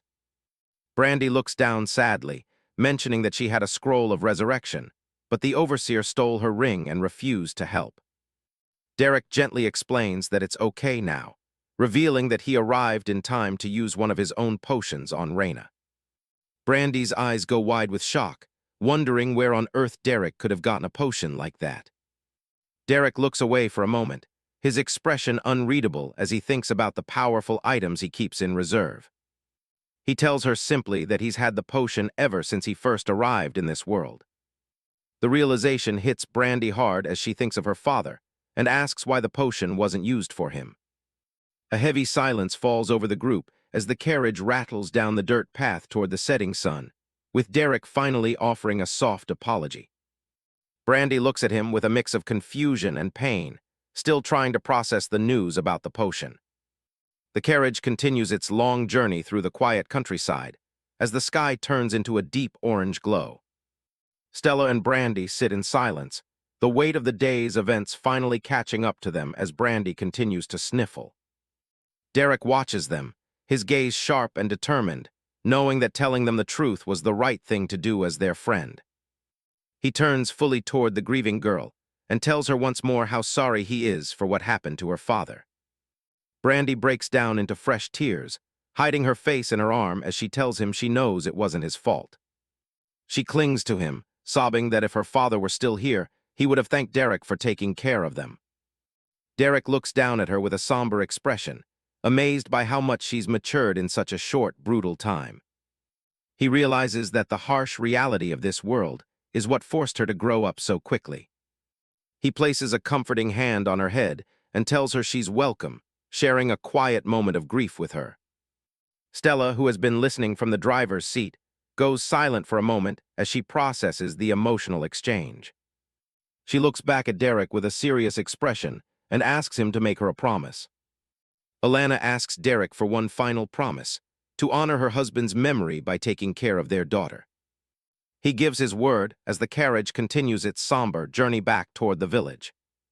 The wagon finally rattles into the courtyard of the village manor under the cover of night. Derek carries the sleeping Brandy inside, with Alana and Sylvie following close behind. He asks if anything happened while he was out. Inside, Raina and the villagers are waiting. Katricia and her guards are tied up on the floor, looking thoroughly defeated. Thomas's grandfather is just relieved to see them safe. The old man offers a quick prayer of thanks to the system. Bart mentions that one of the armored guards woke up, but he made sure the guy went right back to sleep. Derek lets them know a friend named Bronson is on his way to help out. He explains that Bronson will take the prisoners and deliver them to Alana. The grandfather's eyes go wide at the mention of House Graceful. Derek tells him not to sweat it. The family is honorable, and they've already smoothed things over. Raina notices he's already preparing for his next move. Derek says it'll only be for a little while, as he needs to deal with the person responsible for the attack once and for all. He offers to take the grandparents, Richard and Delilah, back to the city with him when he eventually leaves. Richard politely declines, saying they've lived here too long to start over now. He adds that Leon will need help managing the village once Raina moves on. Derek promises to bring Thomas by for a visit before they go. The old man admits they really miss the kid. His expression shifts to a cold focus. He asks Sylvie if she's ready to go. The rabbit is more than ready. They head out into the night. Meanwhile, in the city, Walter is impatiently tapping on his communication crystal. The crystal glows as Derek finally answers. Walter immediately asks how things are in the village. Walter warns him to stay away from the city because Malcolm is clearly looking for more trouble. Derek is already on the move, sprinting with Sylvie on his shoulder. Walter explains that the city lord and his entire house have fled east toward Wilmette. He notes that the cowards turned tail the moment they realized what was coming. If Derek moves fast, he can still cut them off. Derek thanks him for the heads-up and promises him dinner when he gets back. Walter wishes him luck, though he knows the guy won't need it. Plans have changed. Derek tells Sylvie it's time for a proper hunt. He blurs past the trees, moving at superhuman speeds. The stars trace across the sky as the night wears on. He keeps running, closing the distance as dawn begins to break. Finally, he skids to a stop. He's found his target. From the cliffside, he watches the massive noble caravan marching down the road. He counts about 300 regular guards in the front, with elites covering the rear. The rules are simple. Anyone who runs or doesn't fight back gets to live. Sylvie can handle the rest however she wants. He adds one more condition: no eating humans. Sylvie gives a casual confirmation. If Malcolm tries to run, Sylvie is to cut him off. Derek wants the noble for himself. The guards continue their march, torches lighting up the long line of carriages. Inside his carriage, Malcolm is yawning, complaining about his lack of sleep. He sticks his head out to berate the driver for the bumpy ride. He leans back, grumbling that good help is impossible to find these days. The carriage suddenly jerks to a halt. Malcolm looks confused. He stands up and shouts, demanding to know why they've stopped. Malcolm is throwing a tantrum, leaning out of his carriage and demanding to know why they've stopped. He suddenly recoils in surprise as he catches a glimpse of the figure blocking their path. Derek stands alone against the entire caravan, silhouetted by the rising sun. He walks forward with a calm, predatory confidence, Sylvie trotting right beside him. Malcolm yells at his men, trying to shame them for being terrified when they have the numbers on their side. Derek makes his intentions clear. If they hand over the city lord and his son, the rest of the guards can leave with their lives. He gives them one final warning: taking up arms against him will be the last thing they ever do. A terrifying purple aura begins to erupt from his body, radiating pure pressure. Panicked, Malcolm screams for his guards to attack, promising a massive reward for whoever brings him Derek's head.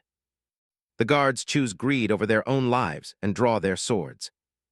Derek lets out a weary sigh. He's done trying to be reasonable.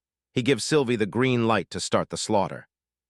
Sylvie launches forward like a cannonball, wreathed in glowing magic circles and explosive energy.